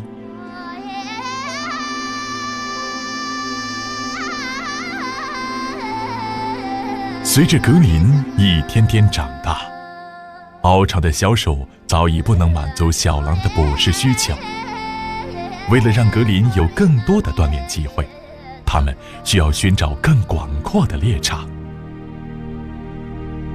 满脑子浪漫幻想的卫一，带着少不经事的小狼，雀跃着投身于草原最美好的季节中。这才是一个城市姑娘梦想中的草原，人间的天堂。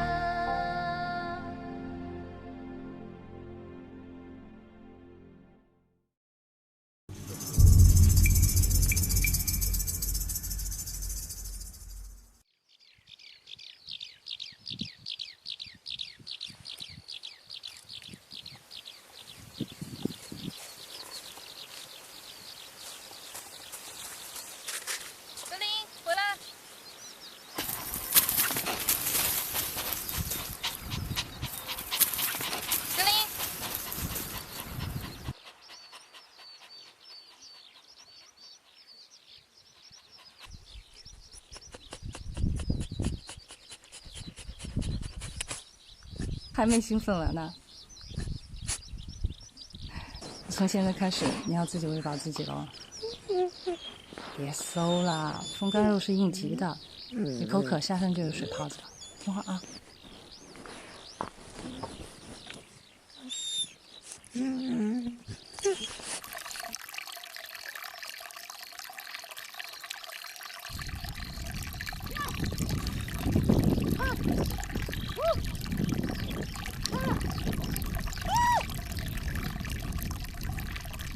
你在喊什么？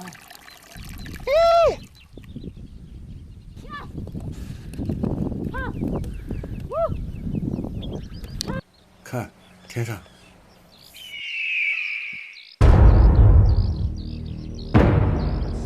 走，跟你快跑，跟你快跑，跑！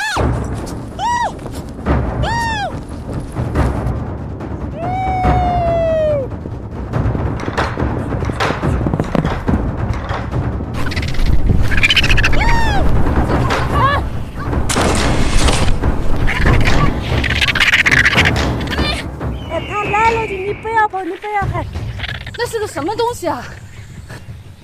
刚才那个鸟的名字叫金标，是那个嘛？金标，好快哦！还要吃肉，小羊随便抓得起。我们小羊生的时候，它拉了几个，所有鸟的里面是最矮的一个。这一展起码2米多，比我还大。成年人都扑得倒。很轻。很密实，拔都拔不开。捡来当纪念。Hello， 谢谢你，卡总，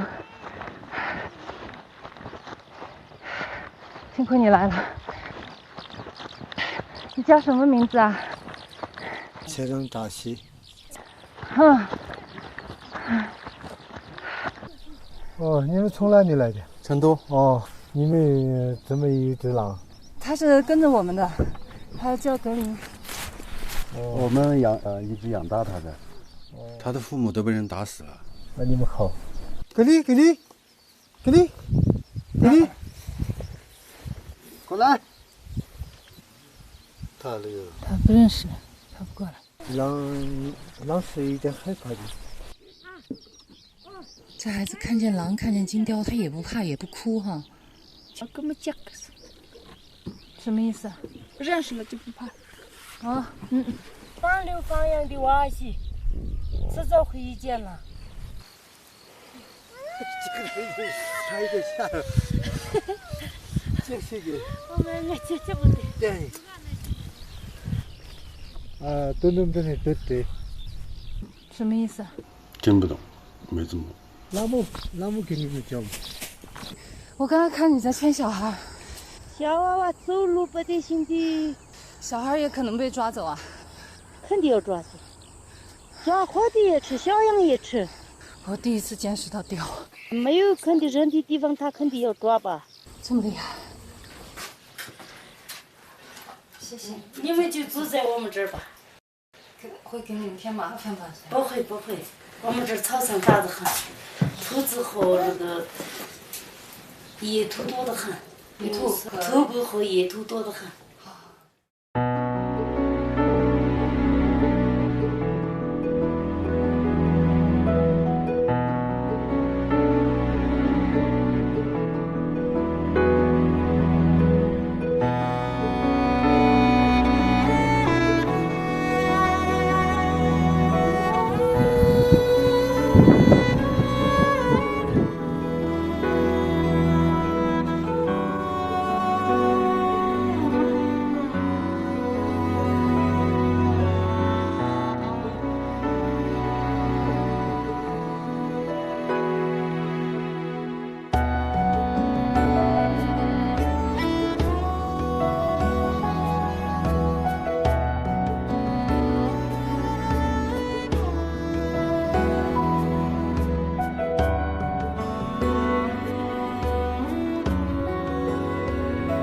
沙溪的牧场周围，只有少数牧民在这里延续着传统的游牧生活。他们逐水草而居，放牧牦牛和绵羊。在信仰藏传佛教的牧民眼里，众生平等，所有生灵其生命源于草原，消亡后血肉也归还于草原，这是自然的轮回。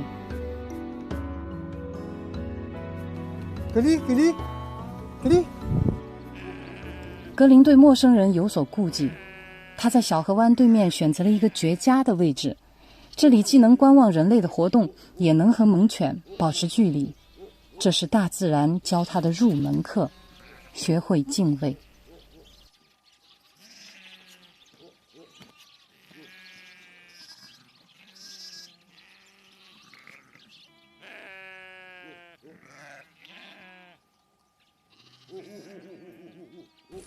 趴着就可以吃草，但只有跑起来才能吃肉。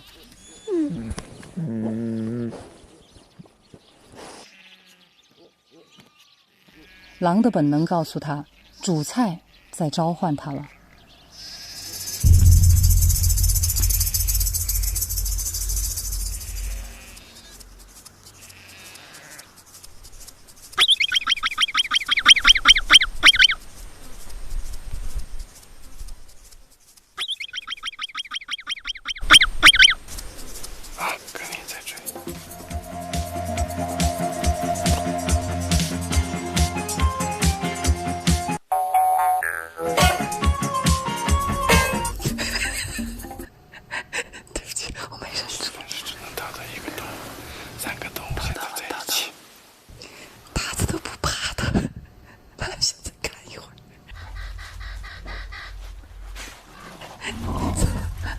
这个汉塔长这么大了，没见过这样的狼，长知识了。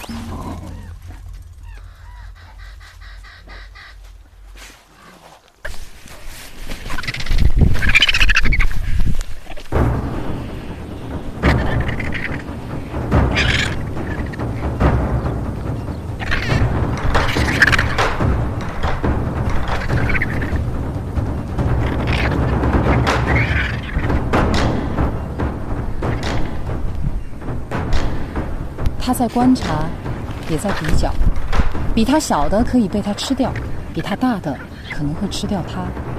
吃与被吃就是自然法则，他也只有两种选择，要么成为猎手，要么变成猎物。在野外，狩猎是狼生存的必须，一旦失败，格林只能饿肚子。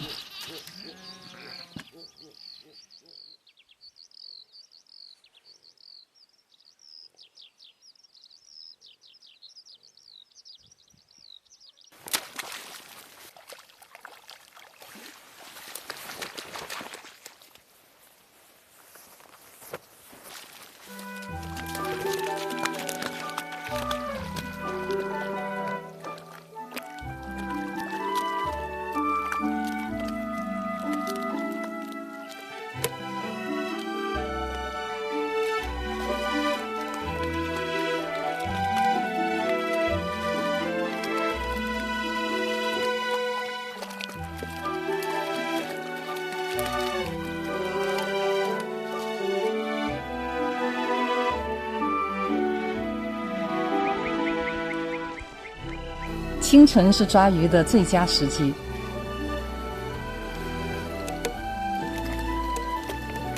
格林发现这时候的鱼几乎冻僵了。吃不完的食物，格林照旧藏起来。但这次，格林把食物藏在了狐狸的领地。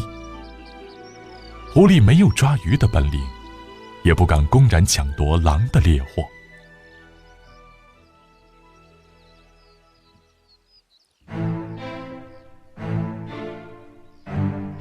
可是到了夜里，狐狸算是找到了机会。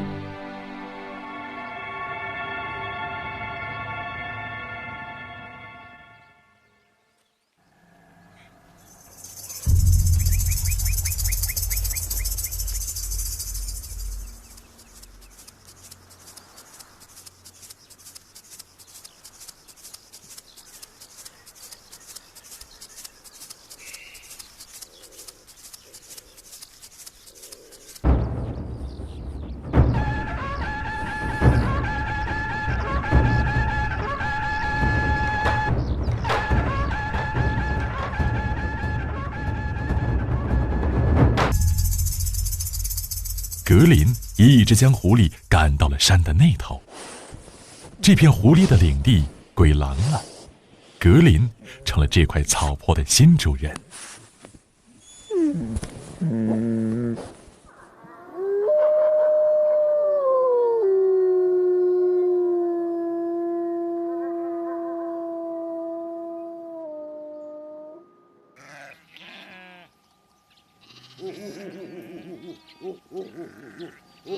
扎西的牧场水草丰茂，但是这一段时间，他为羊的事情特别烦心。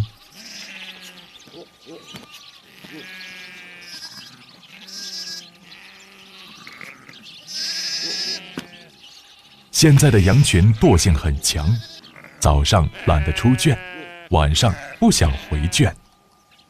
白天喜欢懒洋洋地趴在湿地上吃草，夜里窝在羊圈里拉屎撒尿都懒得站起来一下。久而久之，羊蹄开始腐烂。现在狼少了，没有天敌，少了危机感，羊群的惰性更强了。相比过去的几十年，羊的体质越来越弱，病死冻死率非常高。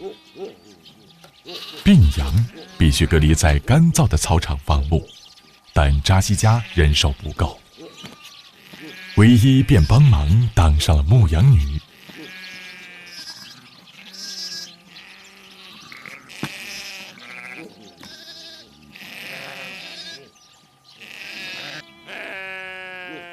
但是羊群特别能钻空子，赶了这头却跑了那头，总是难于管理。脚崴了，鼻子也打红了。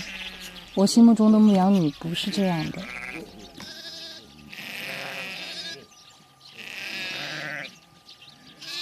这羊根本不听我的，我赶他们走，他们走，懒洋洋的，不赶他们就根本不走。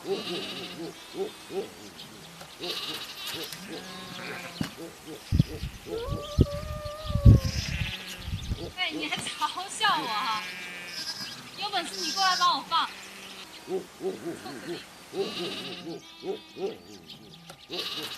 哎，他要干嘛？干嘛？你看他吗？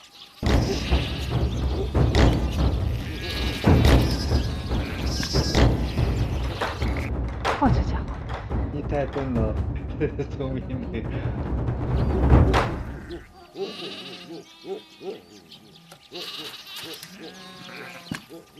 走，再去赶一次，把他们赶回圈去。走吧。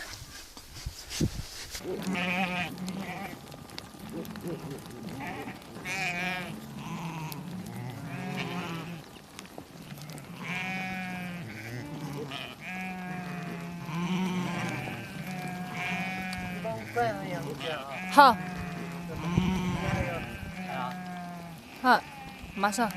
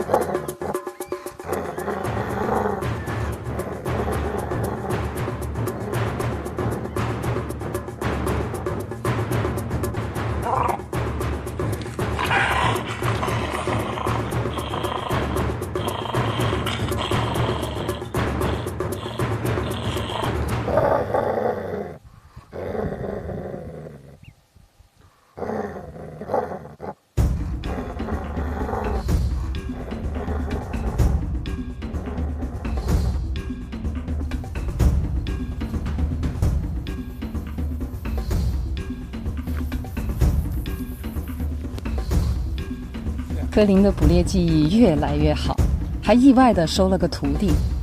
在这个季节，他逐渐能养活自己了。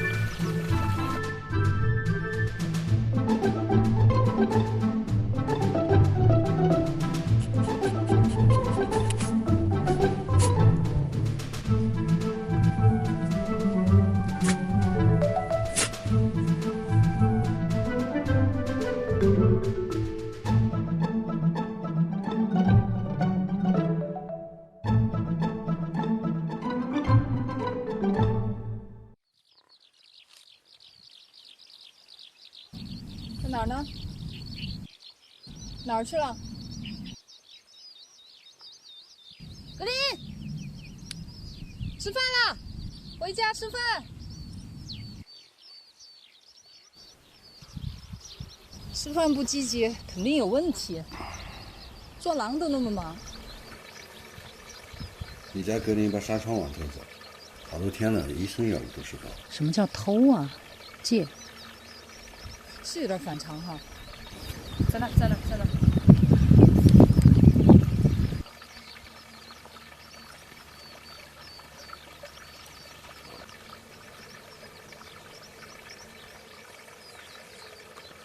那是不是我们的纱窗网？好像是，过去看看。把地位给我。地位在哪？哦，在我床上。第几位？他就这儿，都是鱼。这么多鱼，这家伙知道到这儿来逮鱼。他把这个东西相当于拦网了，你看，这么多鱼，这个狼就在这儿来逮鱼。哇，这么多鱼啊！太狡猾了哈！是鲫鱼吗？小鲫鱼，这都是鱼。他把这往外头拽，估计大的都被他抓走了。小的他还看不上，所以我说他天到晚喜欢在这儿来。哦，这就是他今天抓出来的吗？这边的鱼大些。是活的。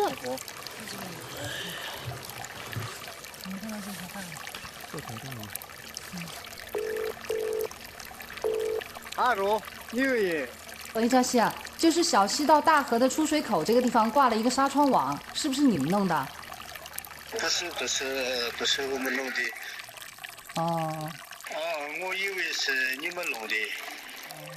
好，那我知道了。好，谢谢啊。好的，好的。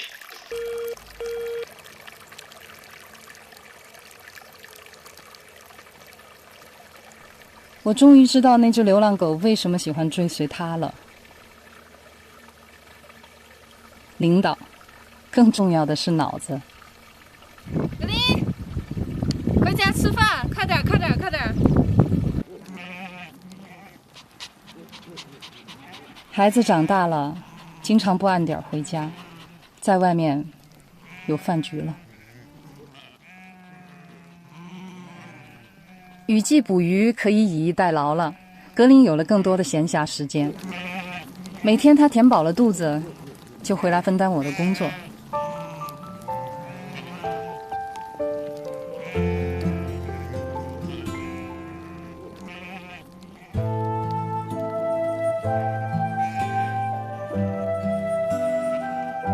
他只需要往草坡上一坐，就没有羊敢乱跑了。狼是天生的管理者，对付羊是他的强项。每到黄昏，他又帮我把羊赶回圈去。1个多月了，一只羊都没丢过。在食物丰沛的季节，狼是不必袭击牛羊的。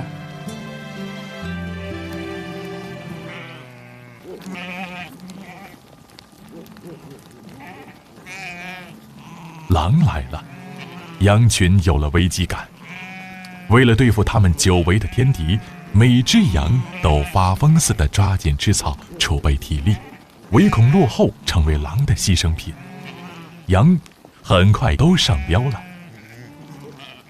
你们肯定好乖啊！你们领导在草原上吗？乖。你教他。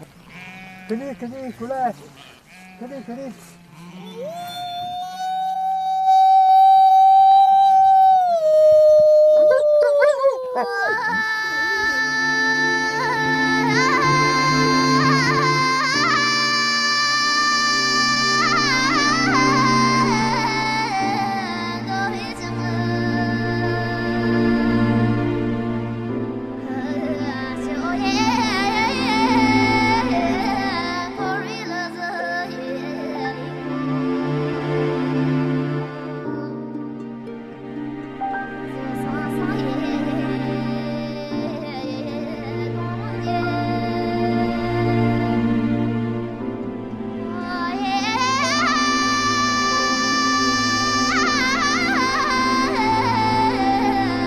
到草原快2个月了，从前的生活似乎已经消失。这里的岁月是静止的，我忘了时间，忘了我是谁。在离天最近的草原，做着奔忙的人们都不会去做的事。我的眼里只有他的成长。再给他时间，格林有希望回归原野。扎西牧场的这一段生活对格林的一生应该影响是非常大的。第一，他第一次能够捕食到足以填饱自己肚子的猎物了，培养了他作为一个猎手的信心。就是他小时候，他是生活在一个2腿动物的世界里。他一到了这儿，牦牛、绵羊、马，还有这儿的狐狸呀，也包括这些野兔啊、旱獭呀，这些全部都是4条腿。他可能从心里面觉得，咦，这个跟我更亲。你看，我就是4条腿，我妈只有2条腿，好像我跟他们还更亲一点。然后他是看到什么，他学什么，就像一个小孩子一样，他喜欢模仿。当他看到这个马的时候，马正在吃草，他也有模有样的跟马一样，他也在那儿吃草。结果吃了一会儿草以后，这个东西不好吃。这个旱獭的报警的声音一响起的时候，他本能的感觉到滴滴滴滴滴滴滴滴滴滴，哎，这个声音好像在电视里面听到过。然后他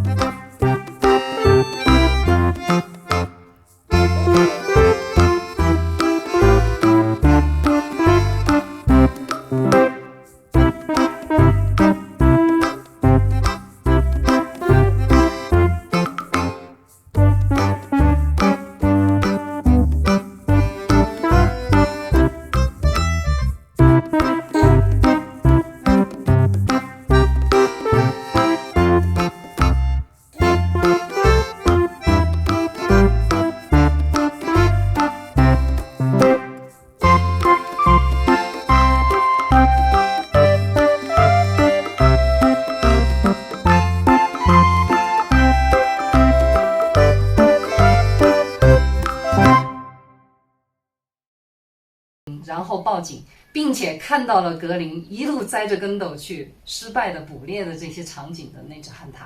他万万没想到，就在他放松了警惕的时候，祸从天降，光顾着看热闹，他的那个洞还没有挖好呢。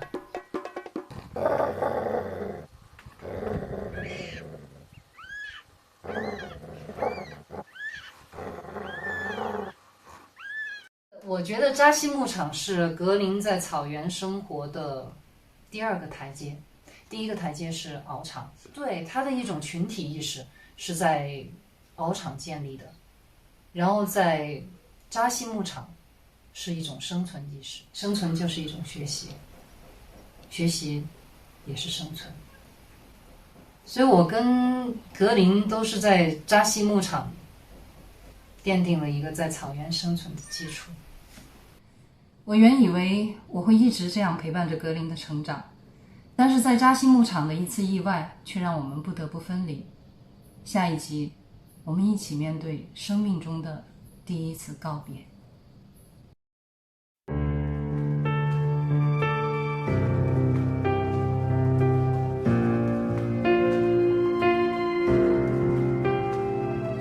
有人终将离开，雪花终将覆盖，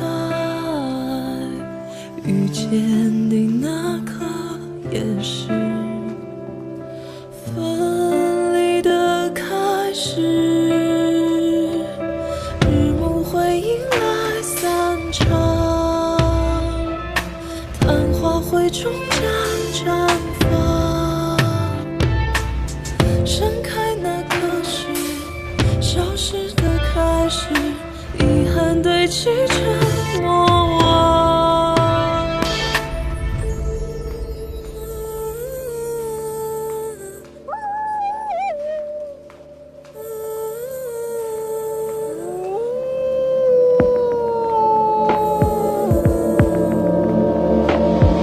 想念会有声音吗？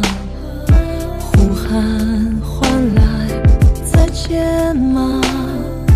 分离的那刻也是遇见的开始，日暮会迎来散场，昙花会终将绽放，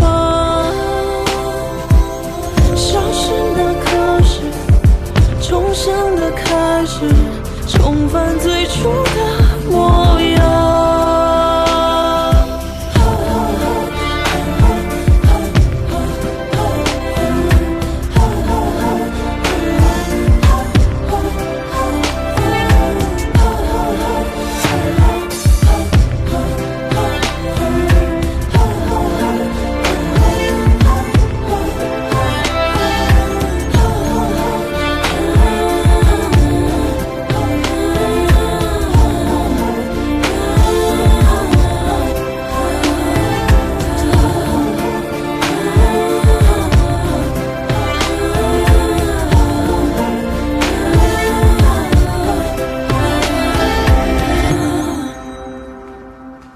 有人终将离开，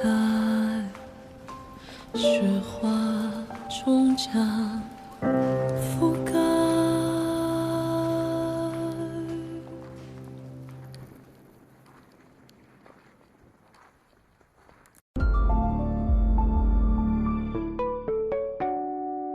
放羊很辛苦，好在有了格林的陪伴，牧羊女的生活也并不孤单。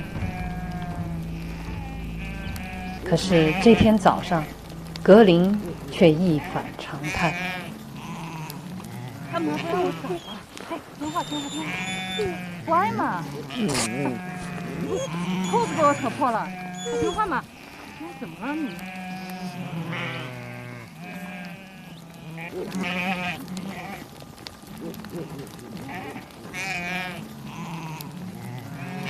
来点。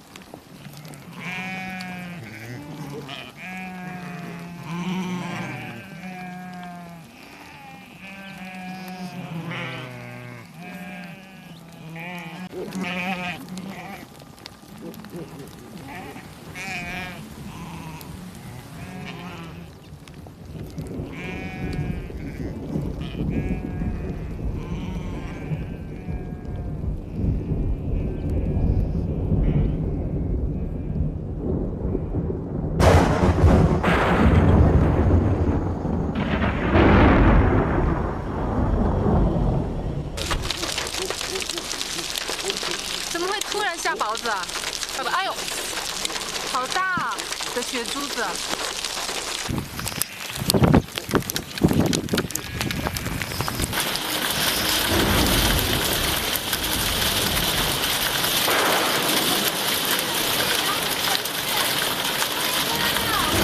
格林回来没有？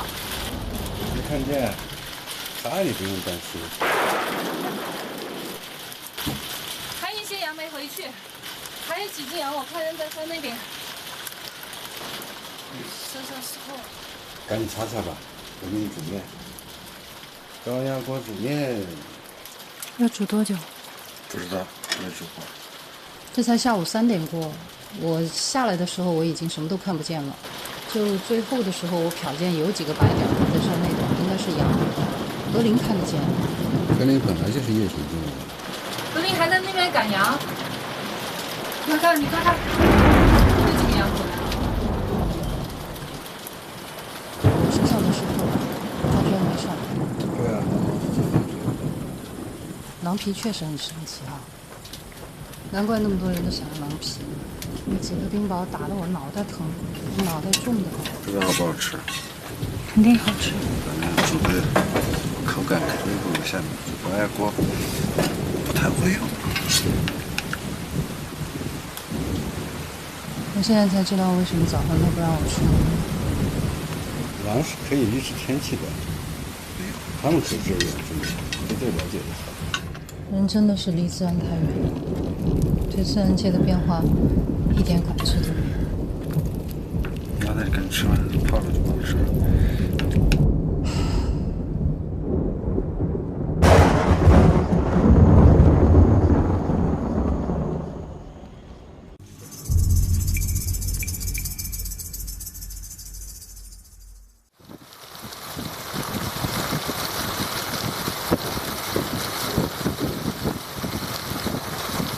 在扎西牧场放羊途中，一场突然起来的冰雹让唯一患上感冒，他不得不带着格林重新返回敖城养病。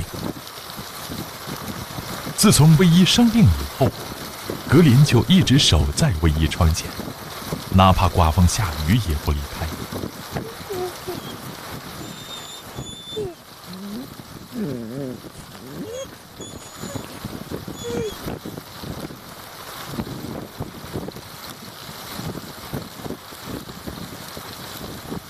他没心思和藏獒们玩闹，也没心思出去捕猎。他似乎在担心，一转身就再也见不到唯一了。我舍不得离开格林，回城看病，一直以为自己能扛过去。然而，几场霜冻之后，气温骤降，唯一的病情越拖越严重，恶化成了高原致死性的疾病——肺水肿。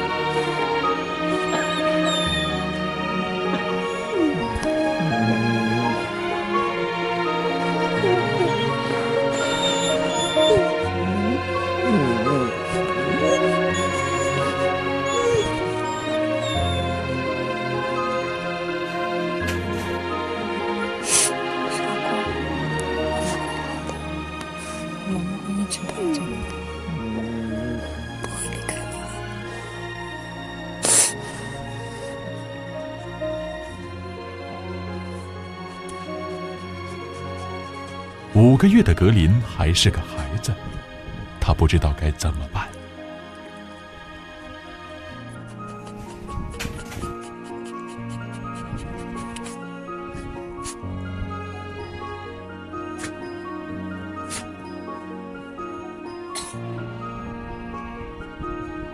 在狼的概念中，能吃就能活。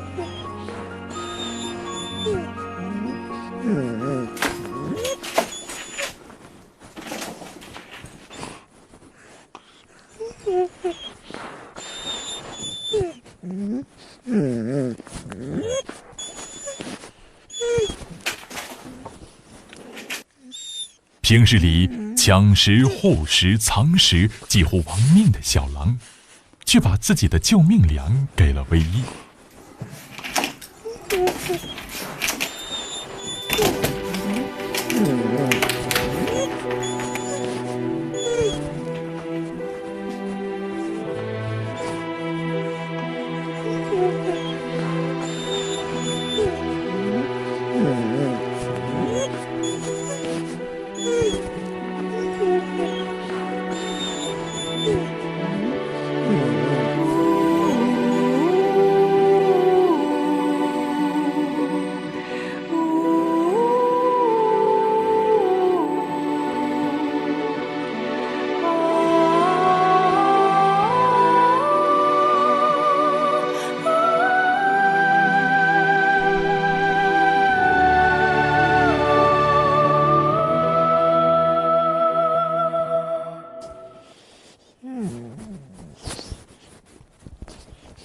我下定决心暂别格林，先去成都治病。在小格林模糊的记忆中，收拾行李意味着分离和远行。走字，他是听得懂的；等，他也是明白的。可是这一走，要等多久呢？走吧，我跟嘉欣已经说好了，他帮我们先照顾着，快点啊！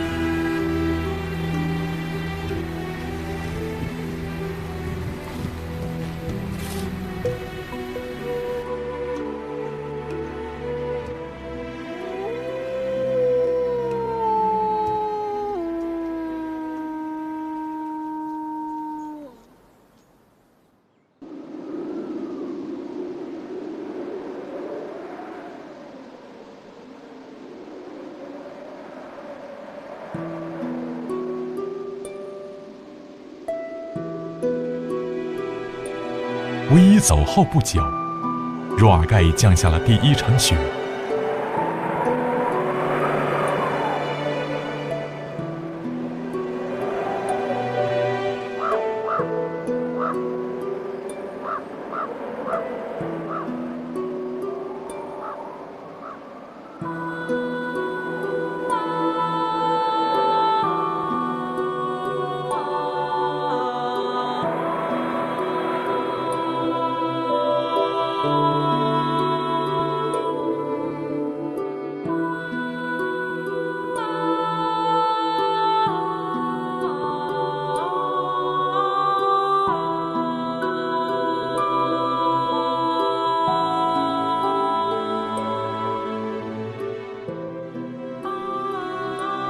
牧民朋友告诉我，他每天都会到山坡上望着公路尽头我最后离开的方向。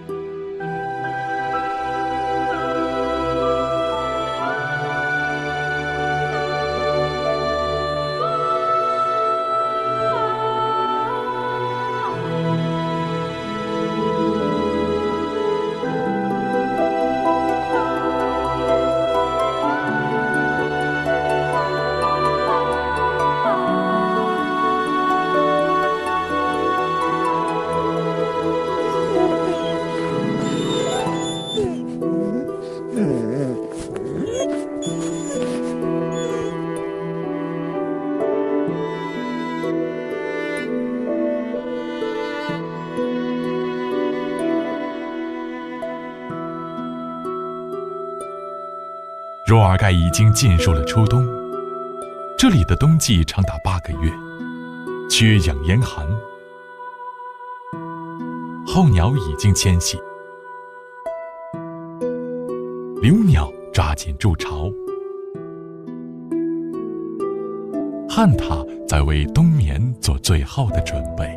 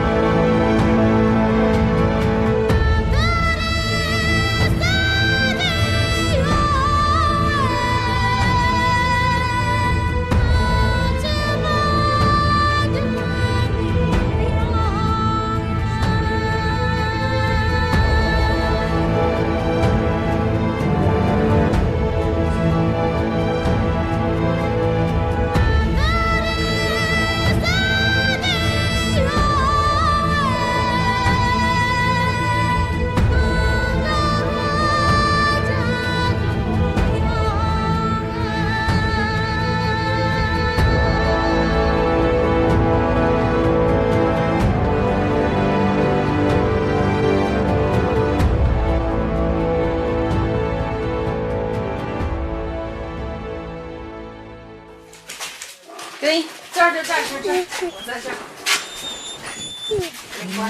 真漂亮。哎呀，亲热得很，咋打？哎呀，亲热呀，好久没看妈妈了。他以为我死了。让我看看你牙齿好没？他换了牙了，他换的牙在哪儿？看见没？从小就抢镜头。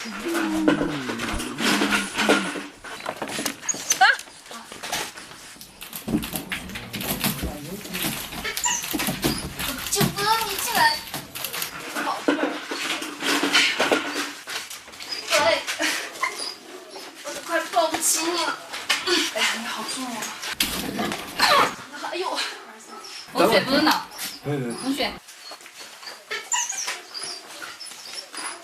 求求你了，过去嘛，好不好？不要放，发现有人。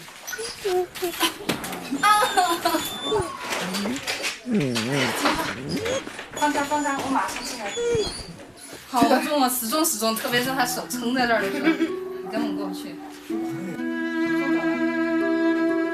他以为我死了，这么长时间了。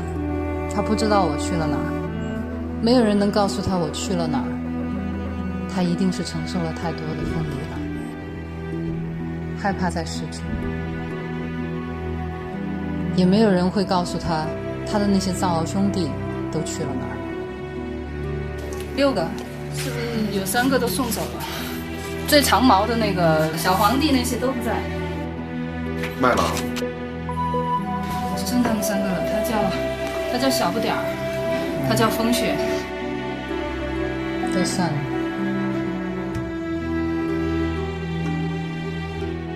格林的部分藏獒兄弟们被陆续卖给了新主人。昔日喧嚣的獒场，再没有了獒追狼赶的热闹光景。格林越来越孤单。格林仅剩的玩伴就只有大中华了。大中华就是我们书里面的森格。中华，过来。大中华，那个大中华最大。讨厌你！你不进来，我出来陪你好了。然后我也记得皇帝，这一群藏獒都听皇帝的话。因为我之前听老林说，最早他的这个獒场是在玉树那边，玉树那边地震的时候，那一天皇帝最先报警，然后把这些幼獒一只一只给救出来的。所以这些幼獒长大了以后，他们都听皇帝的。皇帝也是最早接纳格林的，是个很有灵性的头獒。其实我最怀念的是黑虎，它是一个很沉默的藏獒，它围獒比较低调。但是当格林出事儿的时候，它冲在第一个，腿断了，耳朵也被撕掉了。在玩藏獒的人眼里，它的品相就不好了。它是搭着皇帝半卖半送人的。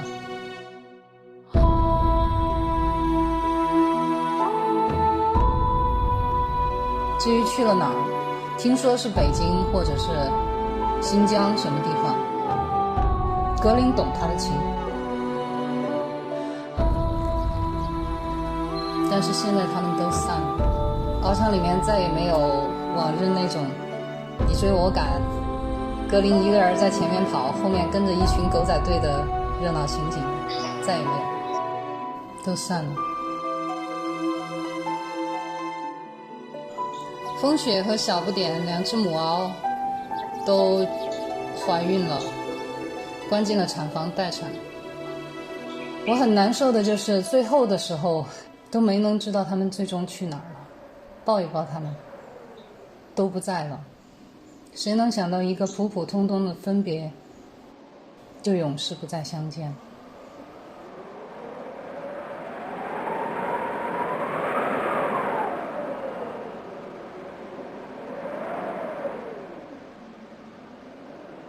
格林已经换上了冬季的战袍，他在鏖战中折断的乳牙也换成了成年的獠牙。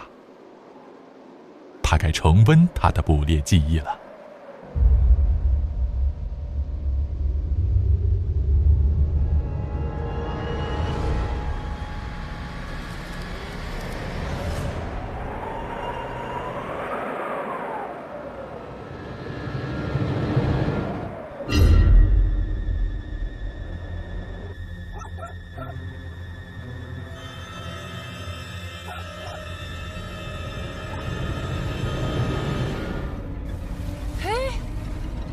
怎么是狗叫呢？格林，你知道你在说什么吗？把肚子让他吓跑了，怎么会这样？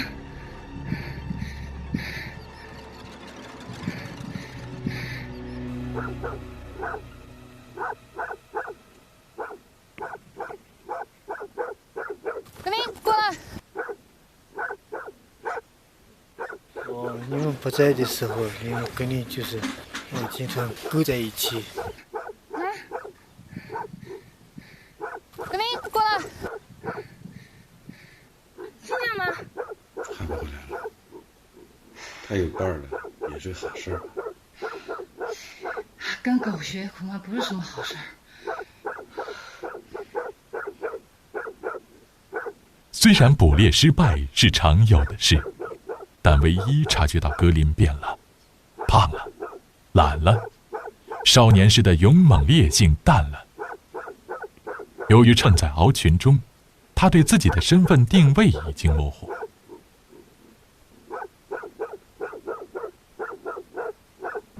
他像丢掉了记忆的孩子，带着狼的本质，却想融入狗的世界。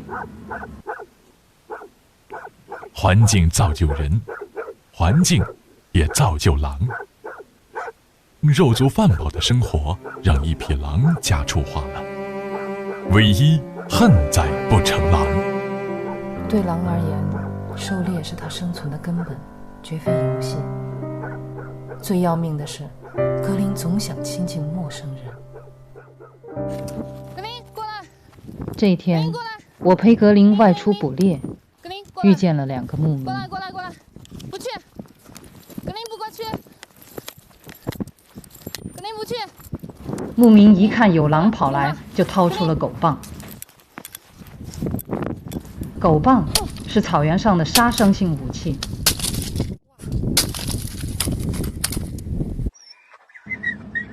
而格林还以为人在逗他玩，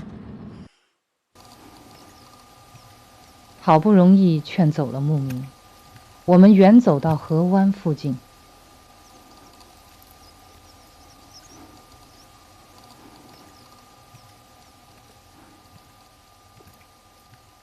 看见有人在凿冰取水，格林也渴了。过来，不去！格林不过去！表大，他们不对，表大，快走！越生啊！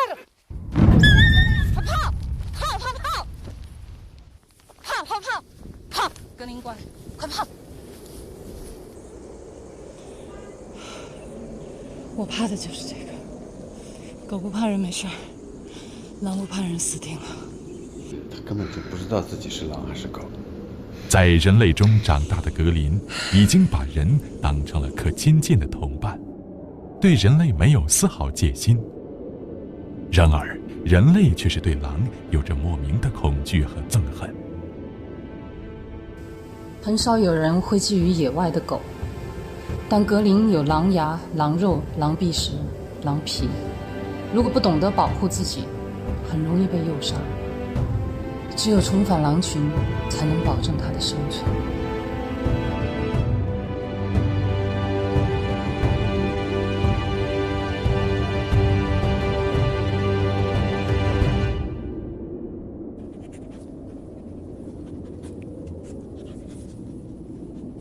格林不属于獒，不属于狗，更不属于人类。大病初愈的唯一决定重新带着格林深入草原，回到当初他找到小格林的地方，尝试寻找剩余的狼群。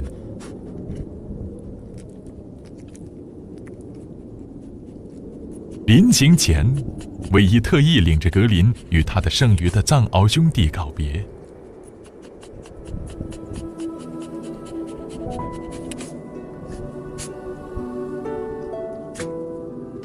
我们带不走他，这是他的命。格林，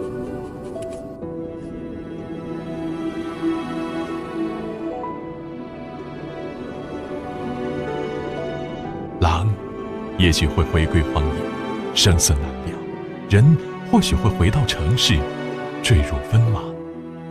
藏獒们的未来又将如何？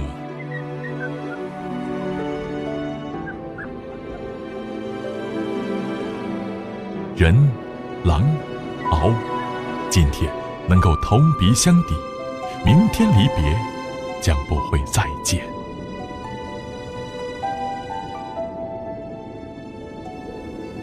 对不起。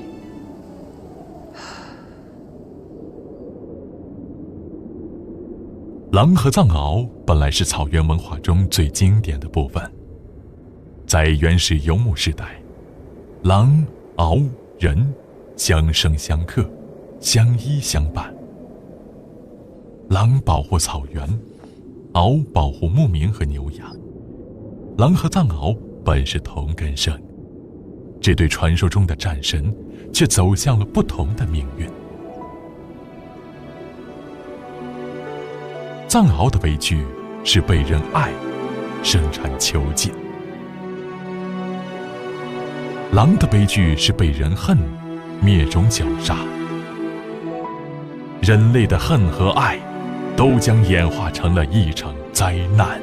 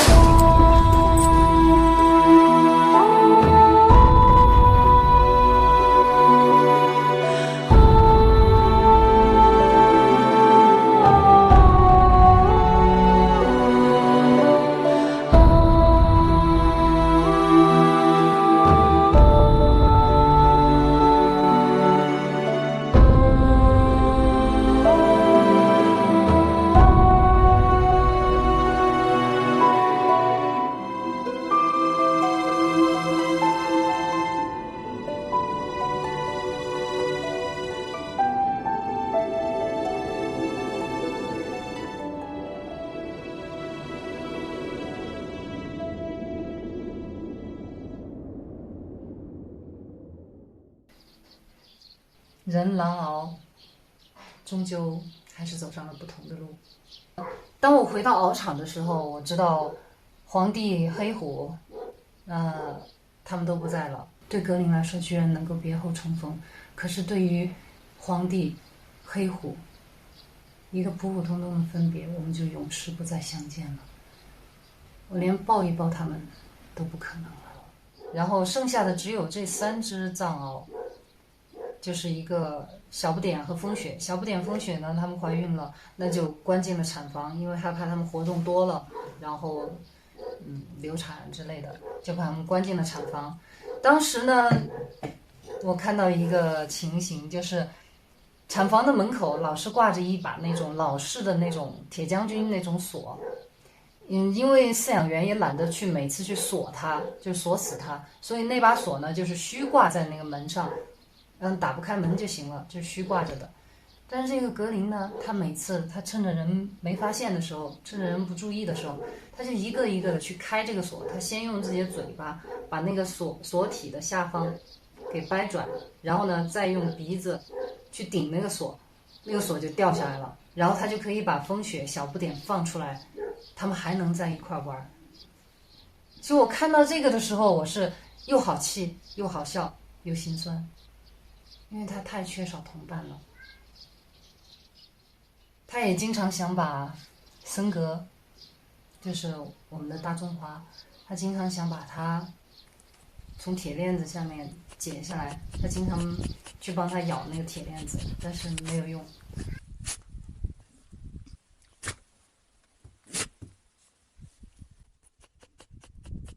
我一直对大中华挺歉意的。因为大中华呢，他是这个群体当中的2当家的，他经常欺负格林，但是呢，其实他是一个非常憨厚，调皮，就是一个憨大个儿吧。他也很淘气，其实骨子里面像一个小孩一样的性格。我记得有一次，我喂这个中华，我当时手里面拿着一个大白兔。然后我想要喂这个中华给他吃，然后我剥掉上面的糖衣喂给中华的时候，这个中华因为从来他就没见过奶糖，然后不知道这个大白兔奶糖到底是什么，他就嗅，闻到一股奶香，然后他觉得应该是好吃的东西，他也张开了嘴巴等着我把这个糖放进去。然后就在这个时候，格林从旁边穿过来，一口就把这个糖给咬走了。那是我最后一颗糖。然后这下我也没办法，我跟那个中华一摊手，没了。然后中华最后把我手里的那个是糯米纸吧，还有糖衣给舔了一点上面的那个糖的碎渣，发现真的很好吃。于是他这一下更恨格林了，追着的咬。但是我那个时候就一直觉得中华我真的我欠你一颗糖，我欠你一个大白兔。直到分开的时候，我都没能给他。从此以后，我们也再没见过了。在书里面，我把这个大白兔写的是巧克力，因为当时考虑到，如果我写大白兔的话，可能好多人会以为它是兔子。为了不多做解释，所以我就写的是巧克力。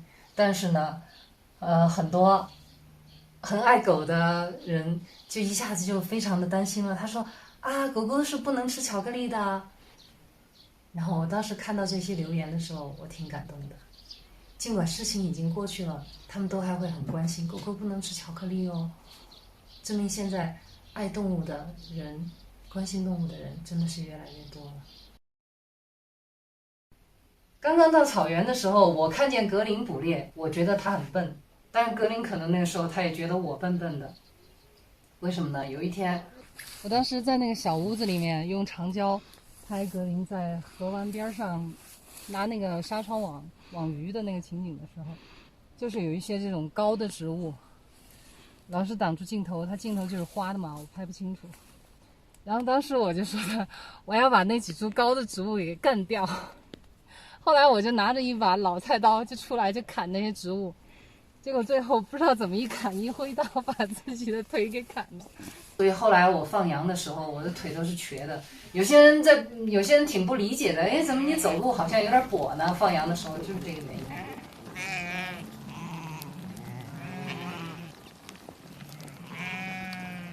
我现在腿上还有一个疤呢，我把自己的腿砍到了，不好意思说。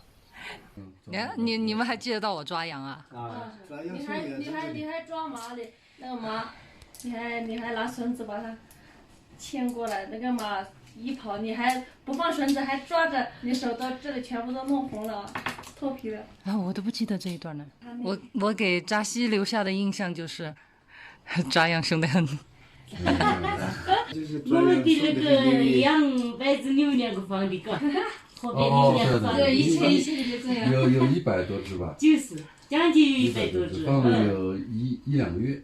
肯定有1、2个月。那时候格林还帮着在放呢。要不然就是那些就是弄的时候，因为凶得很嘛。哦，太阳也大得很。对。他抓羊凶得很。因为那个羊太调皮了。我在扎西牧场。学会了辨别很多植物，哪些植物我可以吃，哪些蘑菇我可以采来晒干，冬天可以吃。然后呢，我会烧牛粪，我会生火，我懂得在这个草原没有电的地方怎么用太阳能，怎么去接那些线，这些在城市里面我可能都学不到的一些本事，但是我在扎西牧场，我都学到了。如果没有扎西牧场的这一段生活的话，我想我今后进入狼山。也许我也是死翘翘的。下一集，让我们陪着格林一起寻找狼群吧。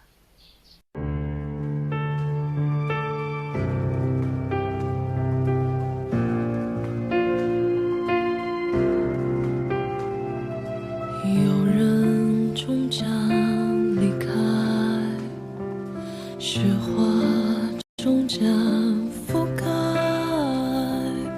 遇见的那刻，也是分离的开始。日暮会迎来散场。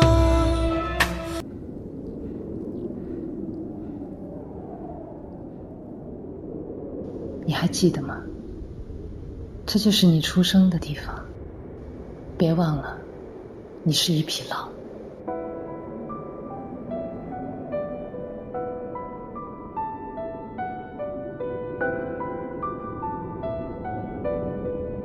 前面是狼渡滩，远处就是狼山了。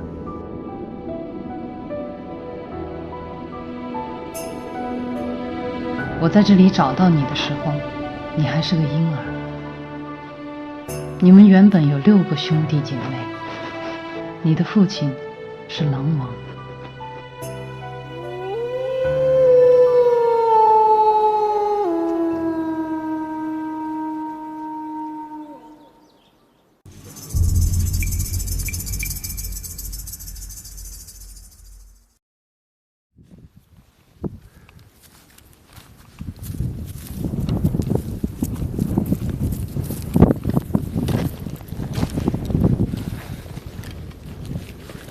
这个地方是格林出生的地方，我到这里已经第3天了，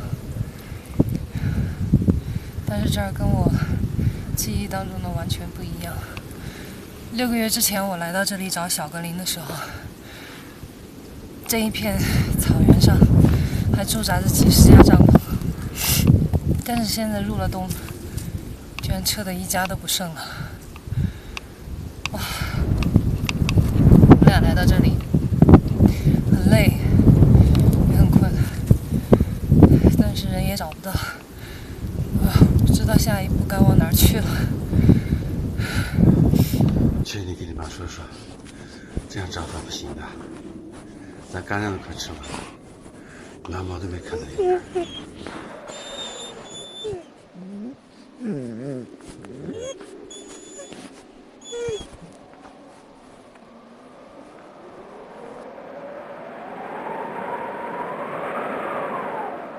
如果没有月光，草原上的夜晚对我们来说就是睁眼瞎。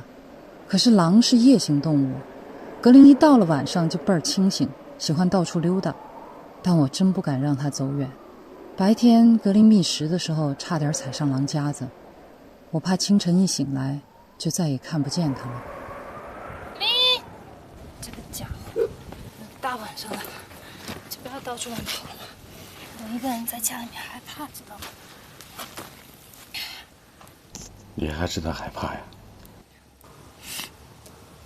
你要不要喝水？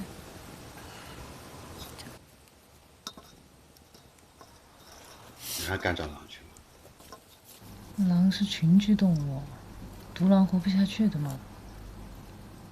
狼群真是要来了，咱还活得下去吗？算了，你睡吧，我守夜。那你把这望远镜拿着。这么黑，你让我望远？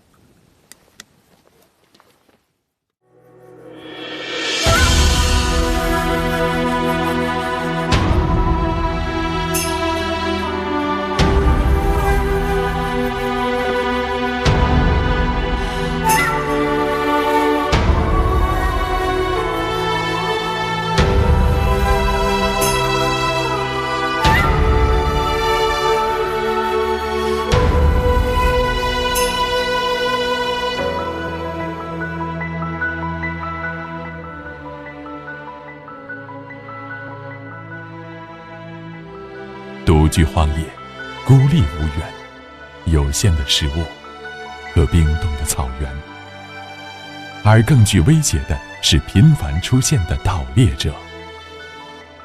他们破坏盗猎者的陷阱，并把陷阱中的猎物给格林做口粮。在这盗猎猖獗的狼山地带，还会有剩余的狼吗？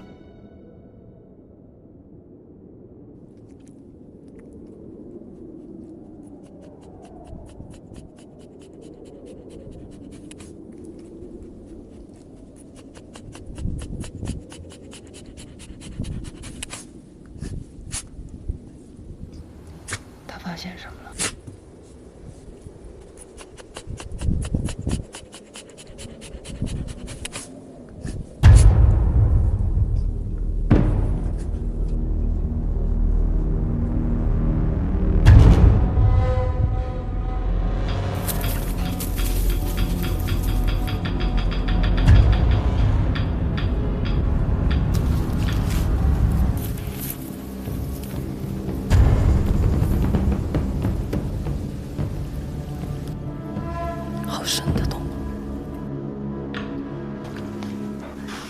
哎，怎么从那边走出来了？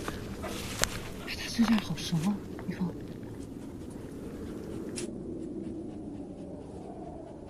这个洞位于倾斜的山坡上，这里灌木丛生，既隐蔽又有绝佳的视野。山脚下是清洁的水源，洞口的沙土平台是小狼玩耍和大狼瞭望的地方。洞边还遗留着春天时候的小狼粪。主洞附近另有几个逃生出口，在冻土坚实的高山上，这是要历经几十年、几十代狼才能挖成的老狼洞。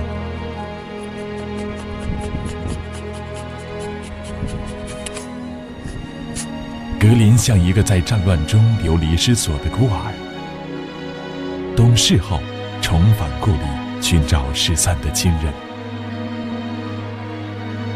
然而，家园安在，亲人安在。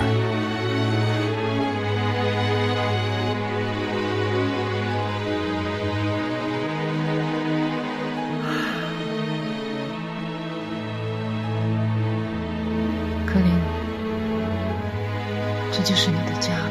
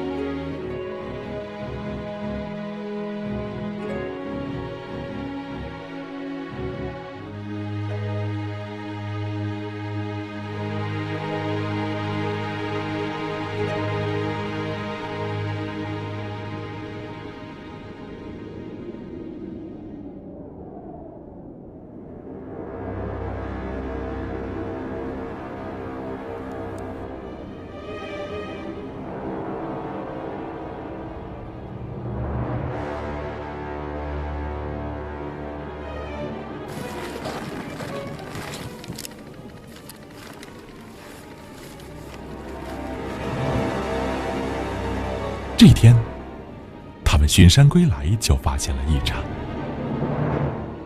野狼探查过了他们的营地。这狼个头不小，要比格林大1倍。再找一找，他们从这个地方转过去。这个脚印现在看起来就很蹊跷了。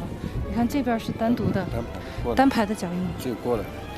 然后过来呢，应该是直接往前走了。你看，然后他从那儿返回了之后，然后就在这儿打了一个滚，然后之后再往哪儿走的脚印，我们就找不到了。太诡异了。对，他就让自己的脚印形成了一个圈，然后让你无从跟踪。哦，这都有狼吗？狼吗？有戏。当然，它是个母狼。你跟我一样。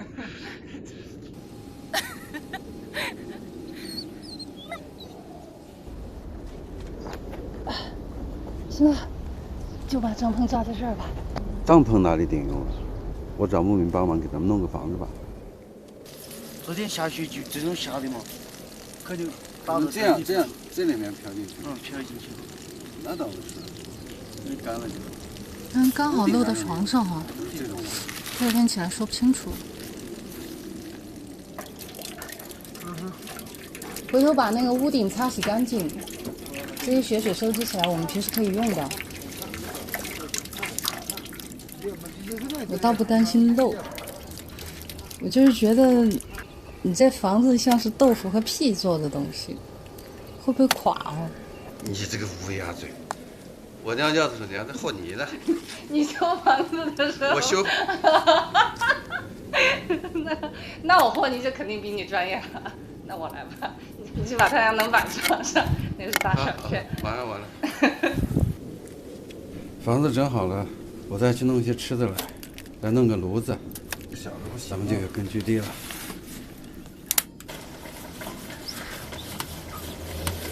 这个冬天我们还得多囤点牛粪，要不然冬天那个雪一下以后，牛粪全是湿的，一烧全是烟，屋子里我们成腊肉了。能用的我就还没用。我们分下工嘛，收集牛粪、铲雪、捕猎、巡山这些事儿我来干，然后你呢就在家里面做饭，带格林。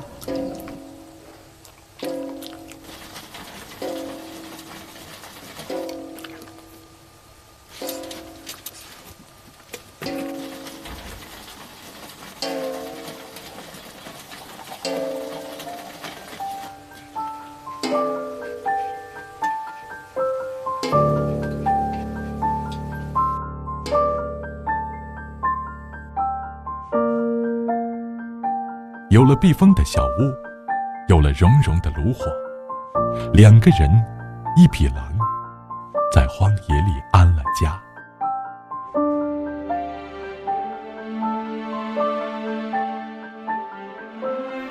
狼群等级森严，群体里的地位必须通过争斗夺取，所以格林总是一有空就要提醒一峰，自己才是二当家的。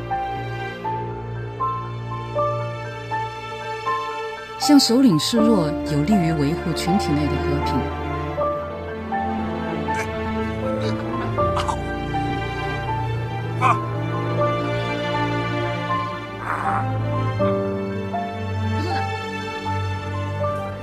推你。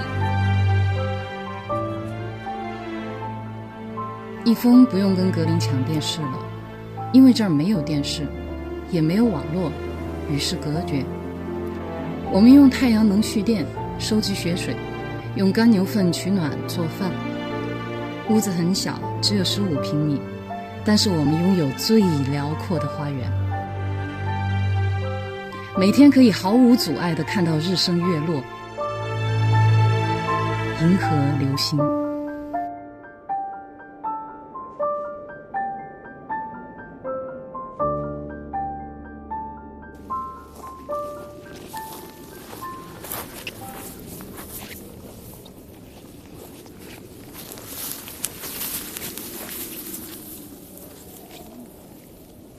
为了寻找野狼的踪迹和锻炼格林的野外生存能力，他们经常深入狼山地带以及狼渡滩和大河湾。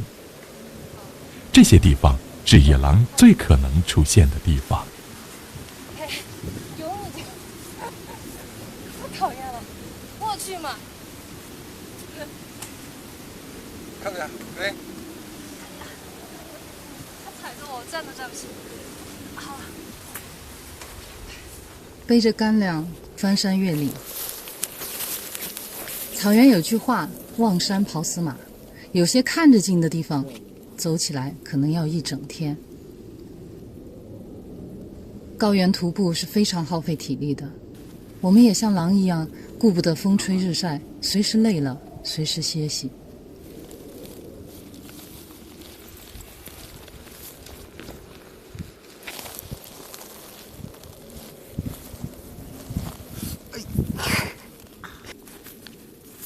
嫌你的脑袋太重了。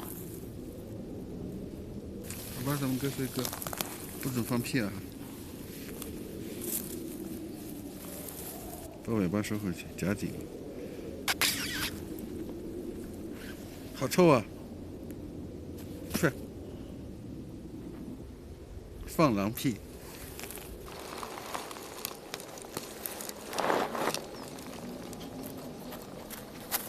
你来了。睡一会儿吧。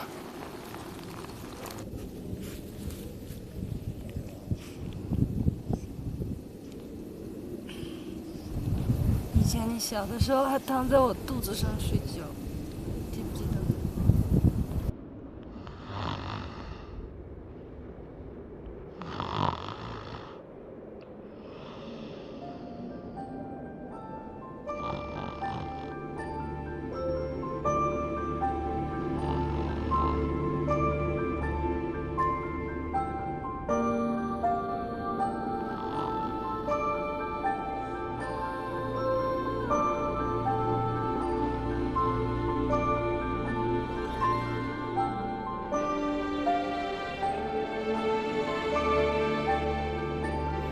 再没有不愁吃喝的日子。格林睁开眼睛的时候，几乎都在为填饱肚子而奔忙，一切的努力只为活着。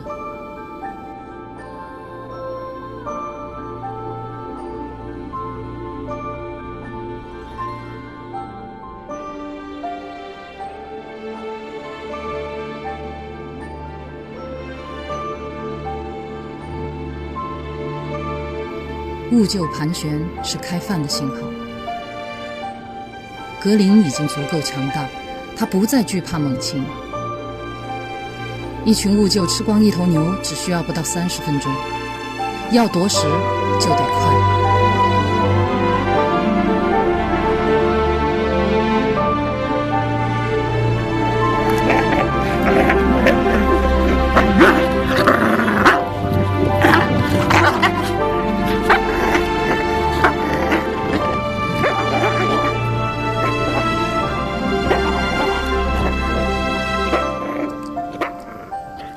一头牦牛把血肉还给了草原，为其他的动物延续了生命。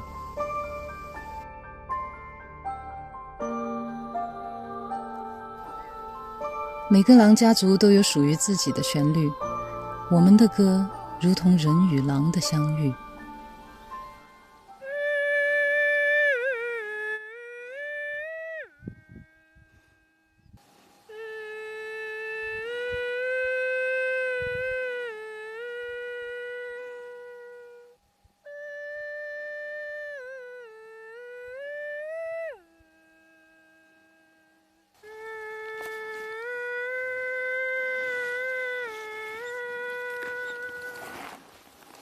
把他给乐的，爸爸回来了。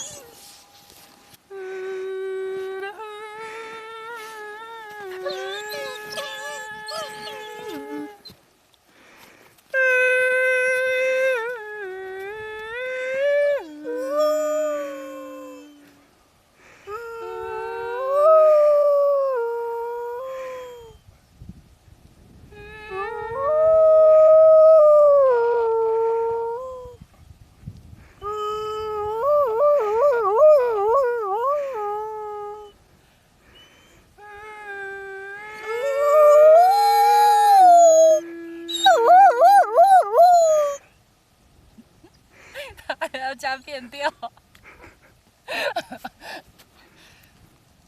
我跟你说，那样是那样变的。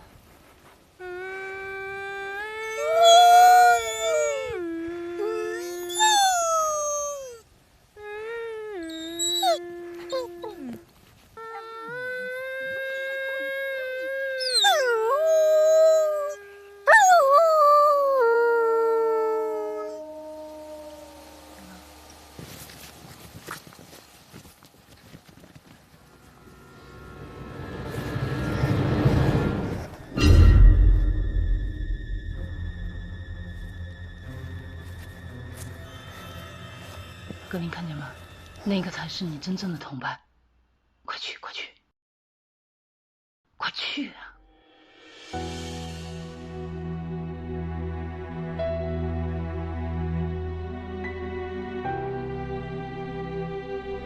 格林还有点迷茫，还没整明白。那个狼肯定有点疑惑，格林怎么跟我们在一起？快走啊！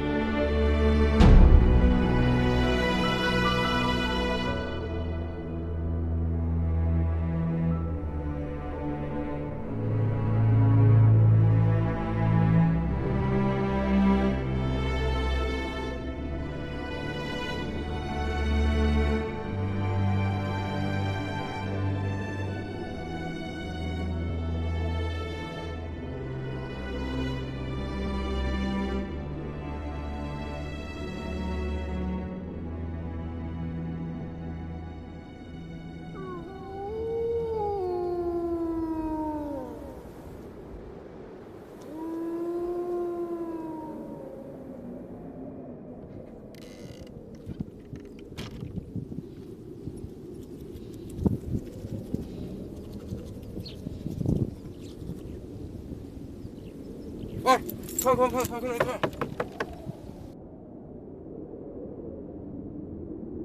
他怎么回来了？他受伤了。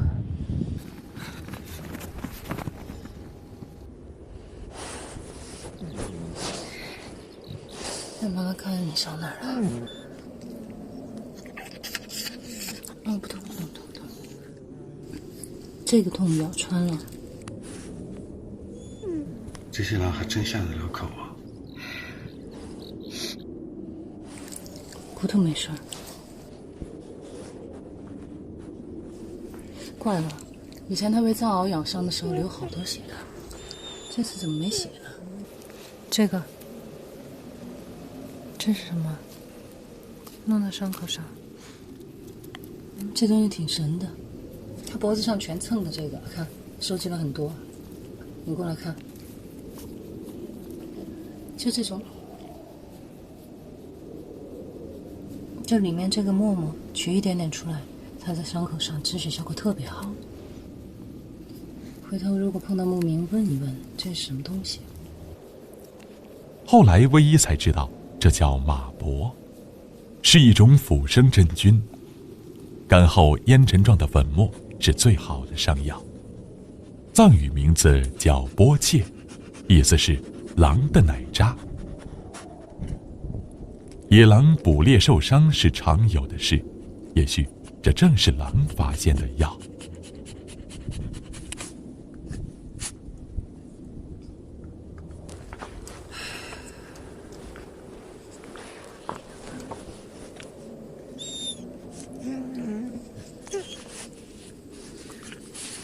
格林啊，格林，我不可能陪你一辈子，你以后怎么办？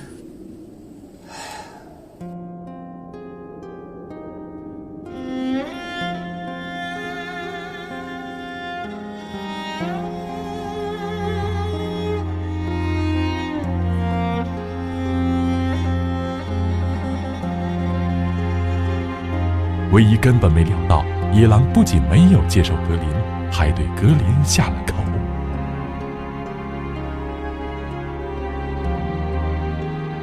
唯一原以为，只要格林一来，留下狼的气息，或者半夜里一嚎叫，不出几日，野狼就会把格林带走。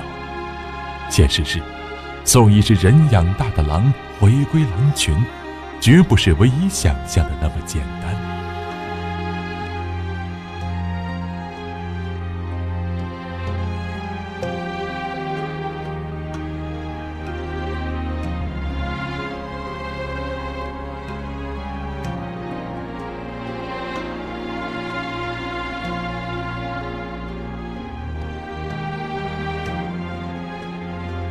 伤后的格林觅食更加困难，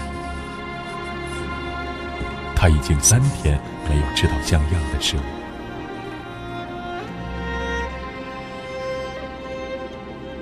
一个猎手失去了捕猎的能力，如果是单独在野外，他就饿死了。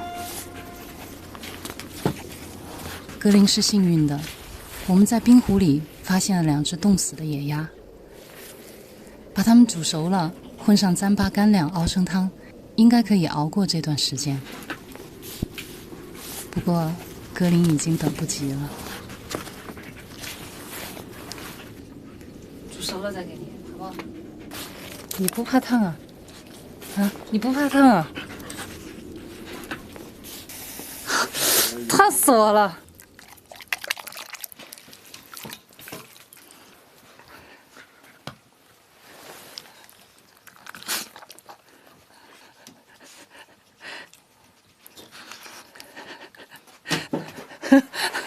它那个爪子很烫，还没好。它不怕烫啊？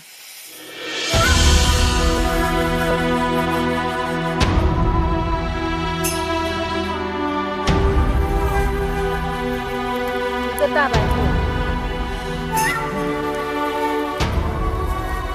太好逗了！快，哎！慢点，你看完你冲掉了吗？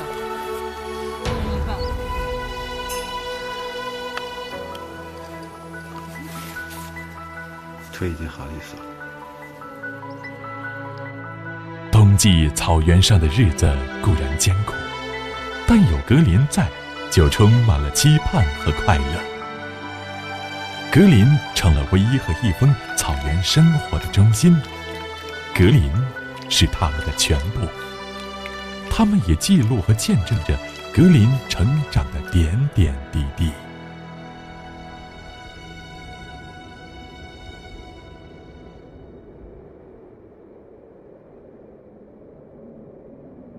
日子一天天过去，每到清晨和黄昏，格林依然会呼唤他的同伴。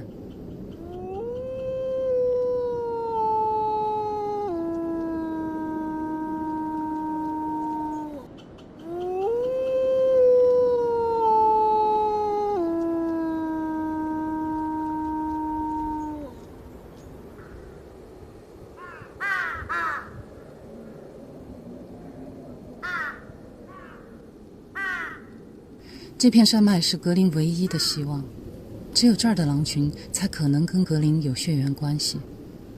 他们为什么不要他？我不能放弃，因为格林没有退路。他们深入狼山地带，几乎走遍整个狼山的各个山脉和狼肚滩。然而，只有偶尔看见过2次狼影和大量的狼爪印和狼粪外，狼群仍然没有出现。有狼粪啊？新的还是旧的？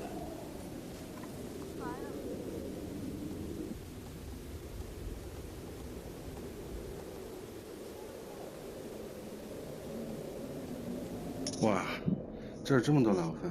这个肯定是头狼的狼粪，好大，它的消化液太强了，里面只剩下骨头的粉粉，还有那个一点点毛发，而且那个毛发都已经变得很脆了，里面的蛋白都被消化了。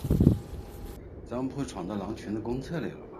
我觉得这就是狼群交换信息的地方，狼粪就相当于他们各自的留言。你收这些干啥？带在身上呗，得让格林熟悉这个味道。全部装一块儿。那个刚才那儿还有一堆，捡了没有？捡了。啊，格林哪去了？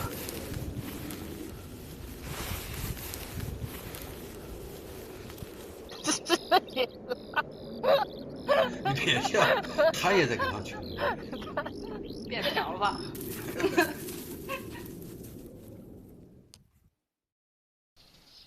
这是格林第一次尝试跟狼接触，但是最后第2天，格林回来了。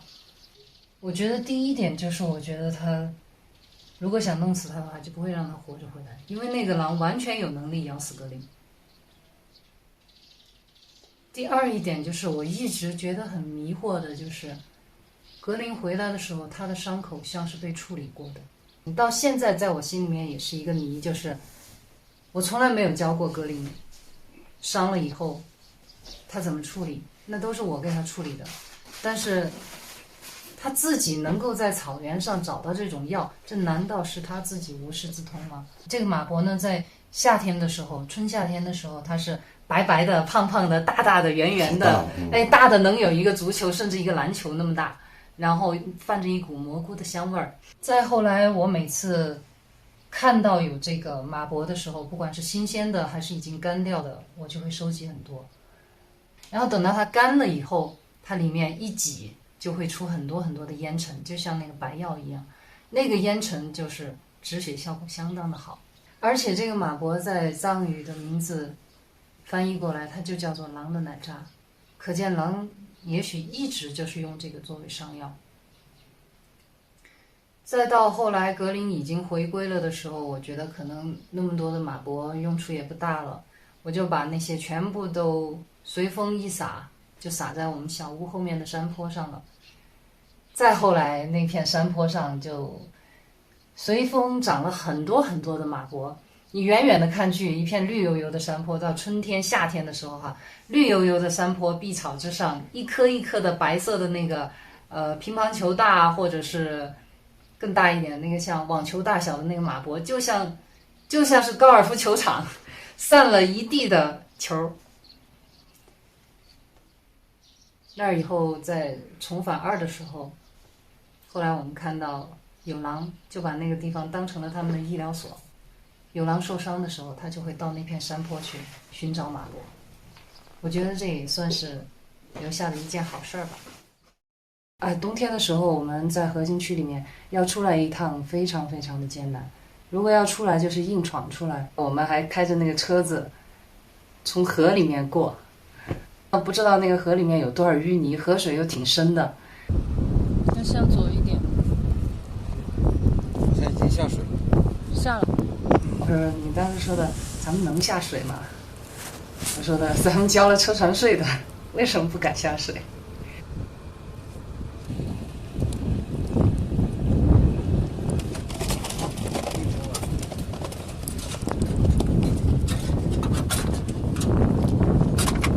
牛过了。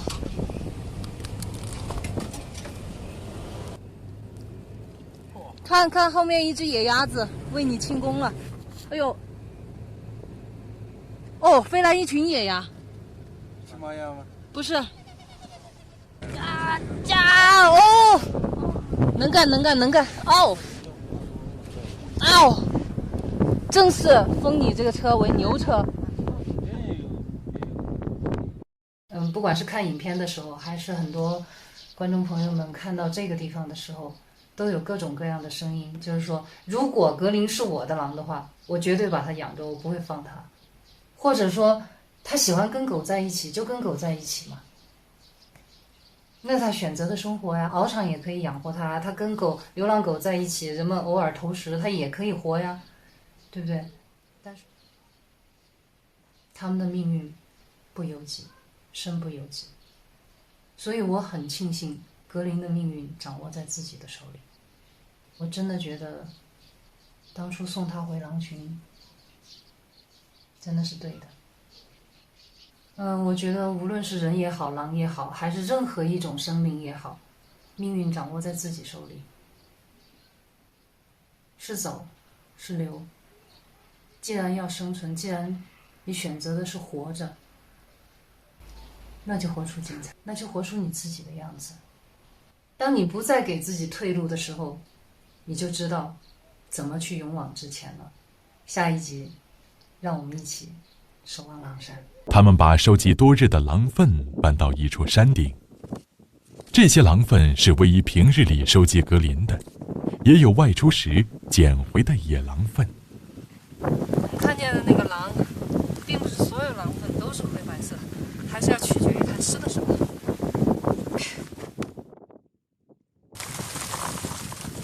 狼粪包含了很多信息，如狼的性别、健康状况、领地范围等。这些野狼粪的信息，格林已经了解过了。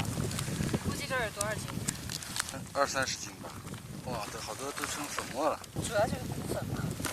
大量囤积的狼粪引起了我们的好奇心。给狼报信的狼粪是否也曾经给人类传递过信息呢？听说狼粪能烧出冲天的黑烟。身为狼的铲屎官，我很想见证狼烟。我们先试一下，直接点那个狼粪。狼烟一词在现代权威字典中被解释成用狼粪烧出来的烟，用以军事报警和传递战事战况。古人称狼粪烟直上，虽烈风吹之不斜，烽火用之。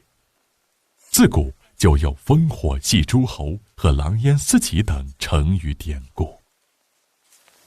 一股臭啊！不错，这壳子都燃了。如果这一堆是牛粪的话，可能现在已经全着了。我下面还专门垫了几块石头，有空气。但是这个狼粪的那个灰哈，这骨灰一去，什么都堵死了，没空气燃不了。我捡些牛粪。又燃，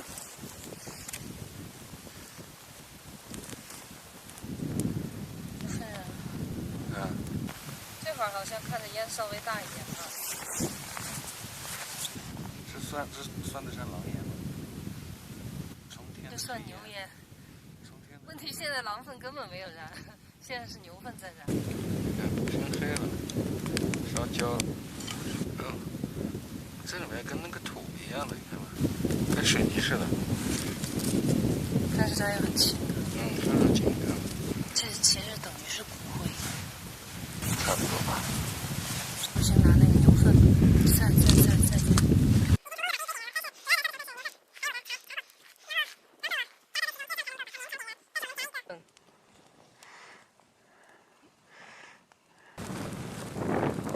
这堆火生了有2个小时了吧？敌人打进紫禁城了吧？已经成功的把这一堆点燃了，但是主要燃烧的成分是牛粪，还有我的柴火，狼粪我夹杂在其中，只有这样才能够把它勉强点燃。但是我们夹一个火苗当中的狼粪，夹出来了以后连烟都不冒，离开好多就不冒烟了。也就是说它一点可燃的成分都没有。然后我们看烈火之下的狼粪还是原来的状态，灰白的，清白的那种烟，而且很淡，你飘一会儿马上就散了。今天还只是微风啊，没有黑烟。白烟，那就是我们平时做饭的烟。继续烧。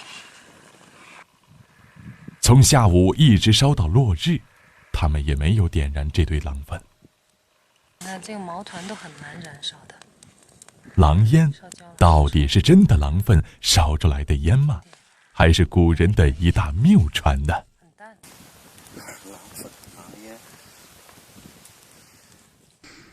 还不如路边烧烤的烟，这点烟连城管都招不来。陈氏，灭火！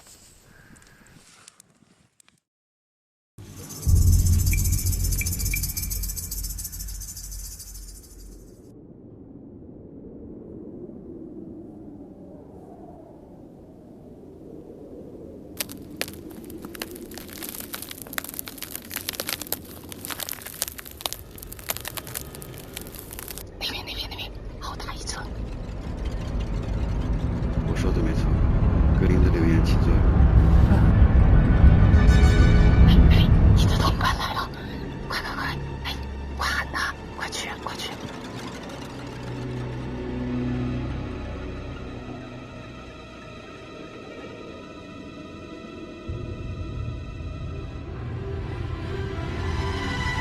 可能是上次追随野狼被咬的教训，格林这次有所犹豫，有所顾忌。山上还有只。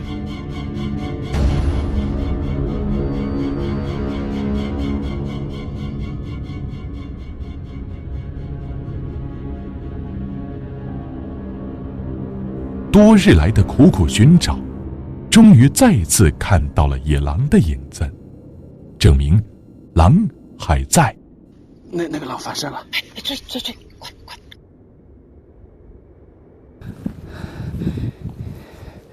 已经跑过山背后了，在那儿，你看到没有？还那两只跑过去了，看见没有？已经过了那个黑疤了。看样子他们挺熟悉我们的，肯定观察我们很久了。他们在意的是格林，狼心也是肉长的。3只了，哎呀，太棒了！格林，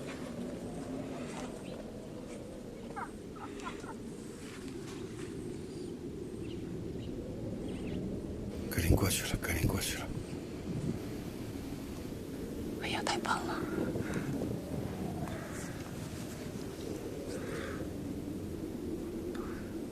好大的狼！他们在等他呀。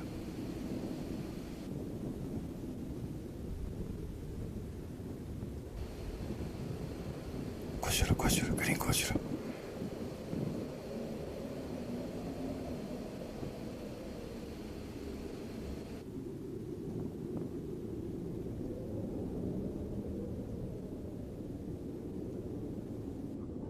看，好大哦！看见没？哎，在哪？右边。靠近了。这家伙不知道夹尾巴，下半身放低，夹着尾巴进去，这样去容易挨打呀。替他捏把汗。那个是不是狼王？狼王狼后在前面，看到没？还好，挺友好的。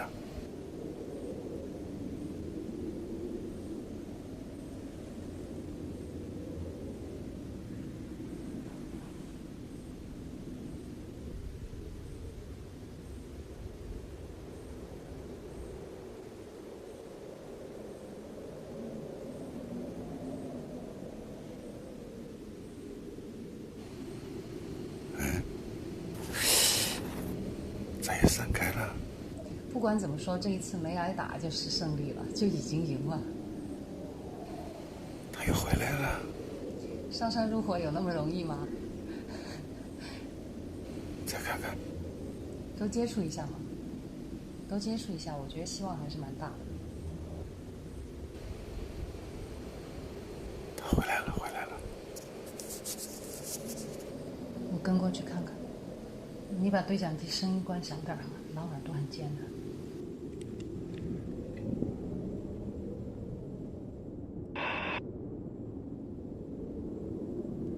发现了什么？发现了什么？收到，请回答。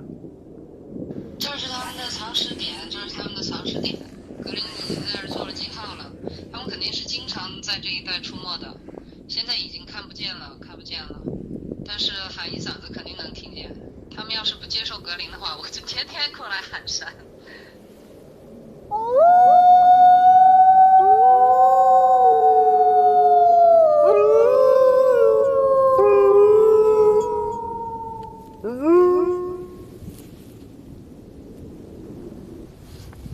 过来，过来。我知道他终究会离开我，但格林这次回来，并不是因为狼群不接受他，他为什么还舍不得走？我对格林没有更多期待，就希望他勇敢、自由、有伴儿。你已经长大了，是吧？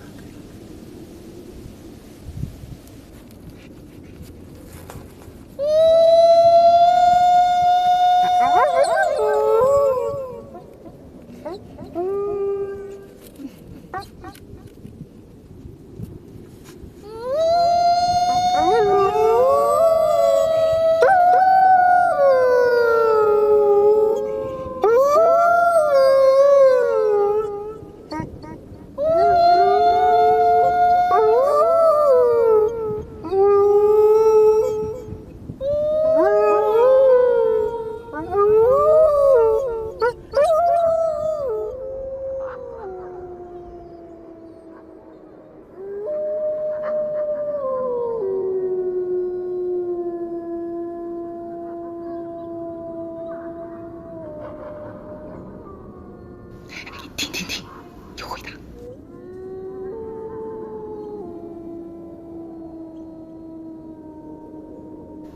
这下总算搭上话了。这算集结吗？还没呢，他们只是在联络。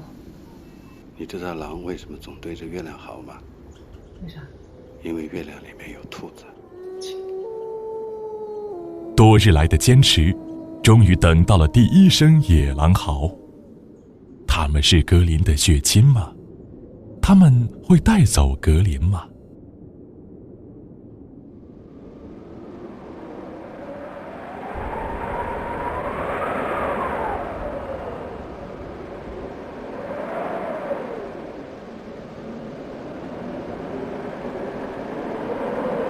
分不清是白天还是黄昏，美丽的若尔盖笼罩在一片沙尘之中，风沙裹挟着雪粒在无遮无拦的草原上肆虐着。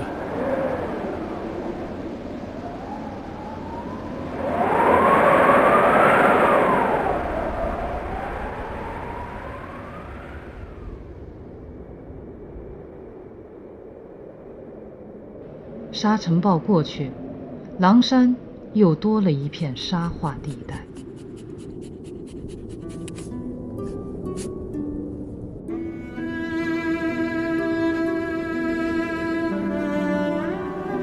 若尔盖湿地大草原是中国两大母亲河最大的天然蓄水池，储存着长江、黄河1/3的水量。每一个中国人喝的4杯水当中，就有1杯来自若尔盖。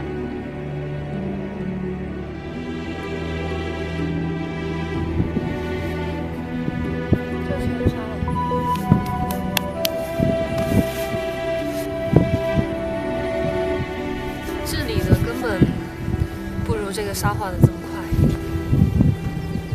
搞不好这儿会成为最高的、海拔最高的沙漠。如果若尔盖大草原继续沙化，那将是世界上海拔最高的沙漠。我们眼前的草原还能留存多久？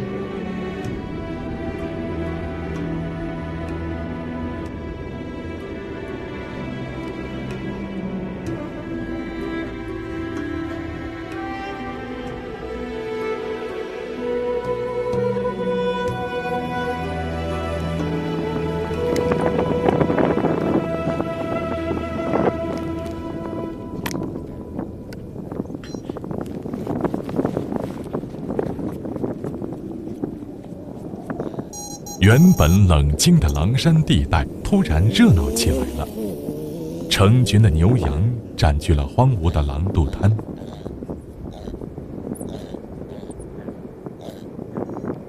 你看吧，这场沙尘暴把外面的牛群全赶到核心区来了。这是保护区啊，不允许在这儿放牧的。没人管了吗？你们咋到这儿来放牧呢？要是再跟不去嘛，就全部都杀走了。这儿都没得草了的嘛，他们吃啥子？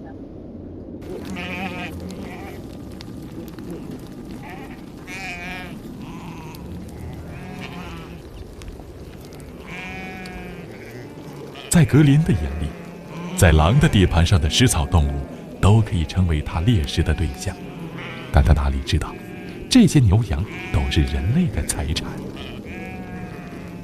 尽管格林现在还没有猎食牛羊的能力，然而没过几天，就连续有牧民找上门来了。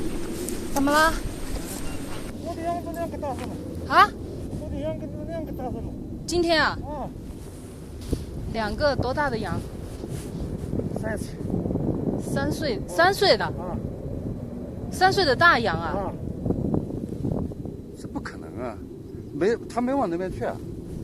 到目前为止，他还没有杀过羊，尤其是3岁大的羊，他根本杀不动。而且他一次性的杀2只，我觉得他恐怕没有这个能力。是狼到地方嘛，肯定跑都不知了。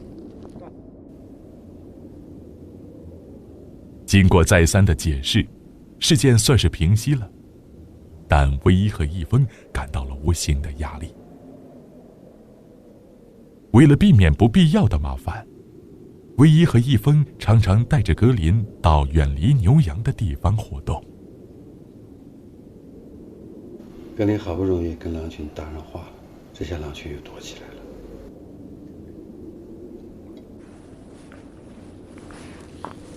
我怕的是这儿还有一只狼没躲呢。他们家的羊到底谁杀的？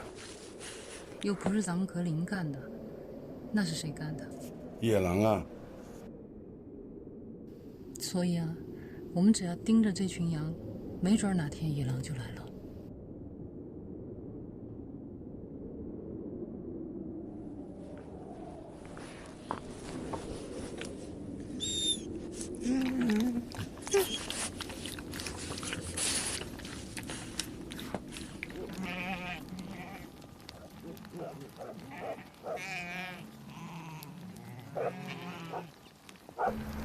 你看，哎，这狗到底是放羊的还是吃羊的？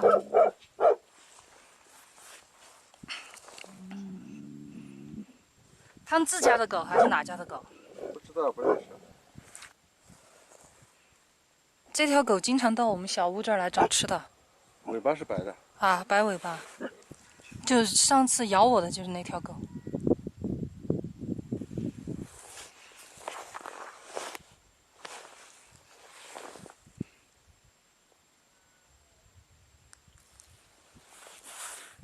哎，他干嘛要去杀羊？而且杀的是头大羊哎。嗯。这只羊一直出来好像就掉队了，掉到里面。他杀羊没有狼那么厉害。说不定前几次他们的羊就是被这个狗杀的。有可能啊。就是这个狗又不显眼哈。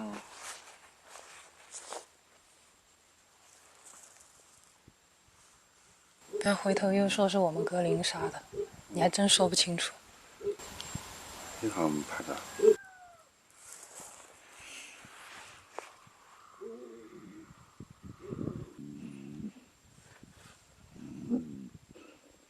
那狗还不怕，根本不跑。看来是他们自己的狗。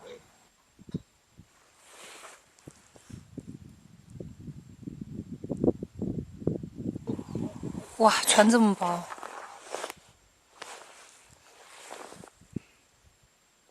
就是他们自己的，你看，他跟着那个女主人了。这才叫做家贼难防哈。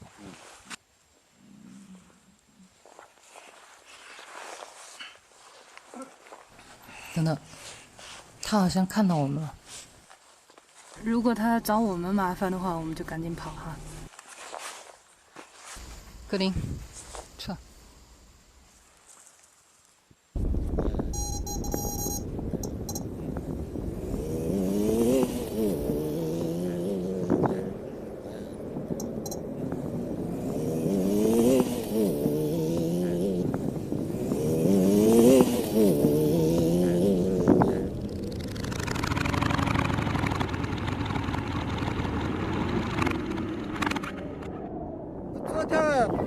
前天我吃了4个羊吃了它啊，4个羊。前天不是，我拿这个。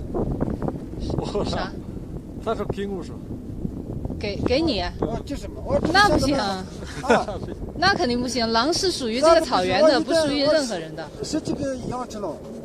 那不行，那不行。你说的10几个没有任何证据。那我跟你说，这个狼它是属于国家2级保护动物，是谁都没有权利带走它的。它不是我们的狼，它是这个草原的狼。一方不能让它接近，他想把狼带走。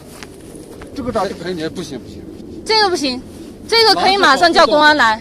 狼是保护任何人都没有这个权利带走狼。不行，我们就打电话112。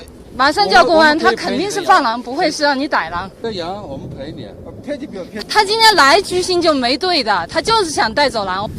这个抓住他，任何人都不能抓他。用这个大狗帮垃圾，打。这个抓住他。快走！快跑！快跑，傻瓜！快跑！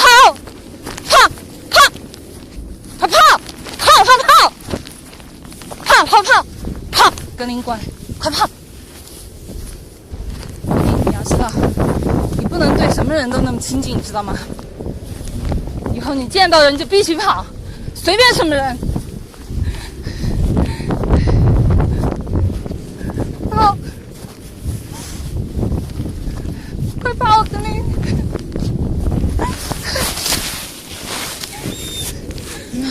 不要过来！跑！快跑！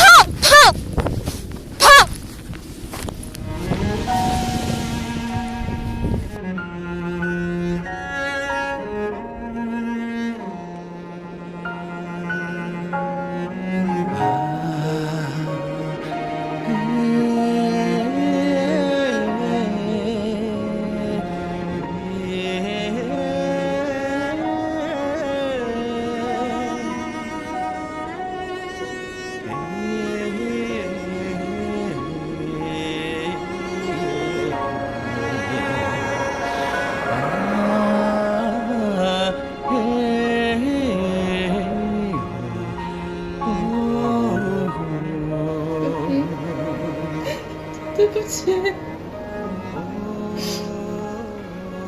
管，格林不会怪你的。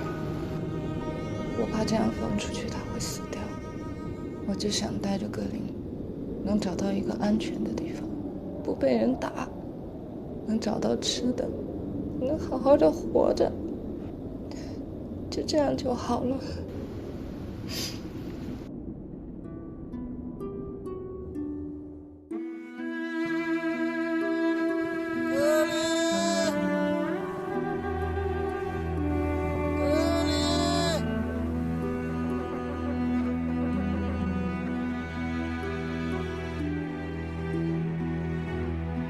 那边跑远。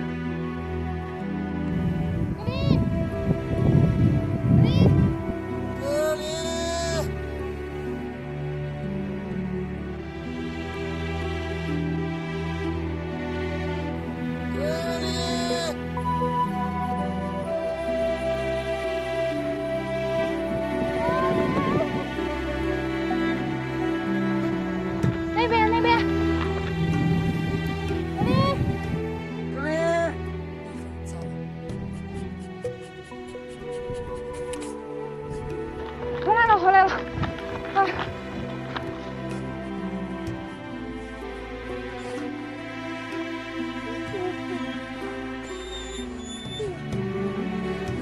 臭小子跑哪去了？妈妈好担心啊！好，乖。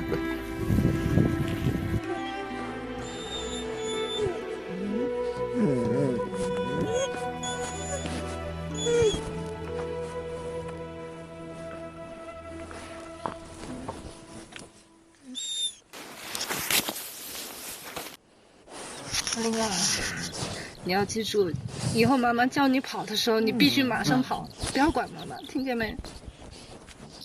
跑得越远越好。你要记住，狗棒不是好玩的，以后见到那个必须躲，听见没？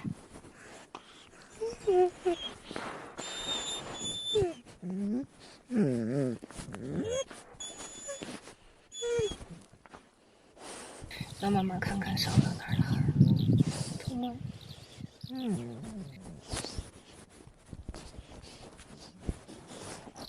到哪儿去找你这么笨的妈妈？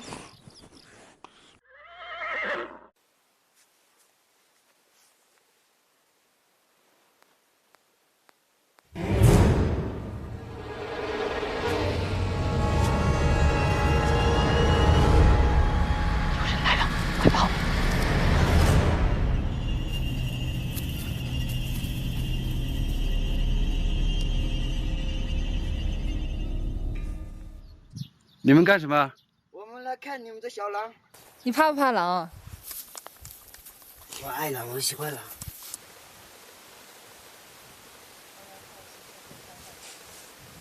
转了一圈回来了。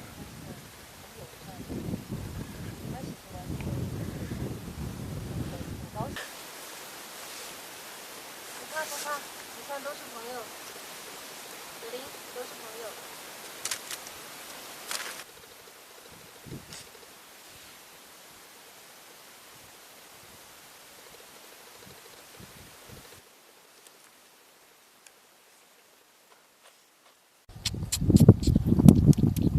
不要跟他走。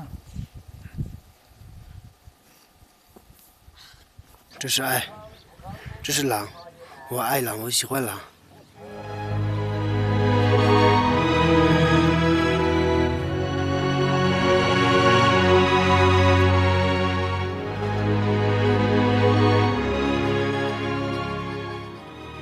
在牧区长大的孩子，虽然经常与狼打交道，但这样近距离的接触狼，接受一匹狼的舔吻，还是第一次。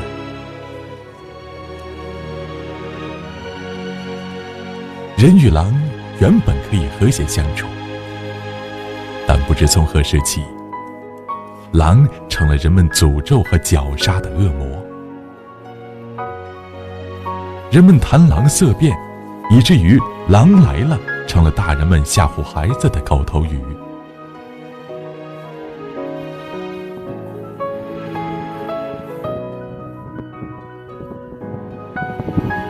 只要人不伤害狼，狼对人很友好。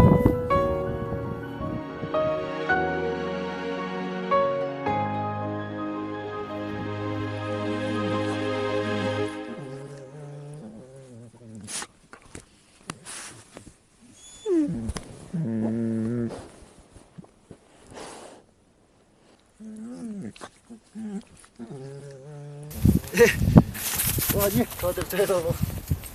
哎，不过去，回来。才这个，来得及过去接的。有人要打他，昨天差点被人用打狗棒打死。那么可爱的小狼，为什么就得打死呢？我们也不知道该怎么办。应该到活佛那儿去放生，只有放生了，没人就可以伤害它。就是活佛放生了，就没人敢打他了。对的。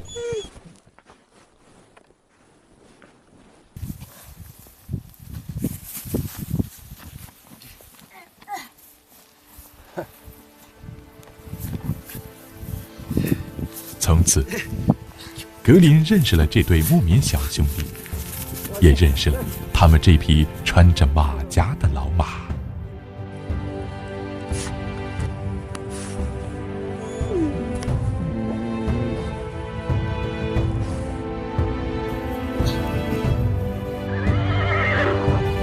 你们去求求活佛吧，这就是最好的。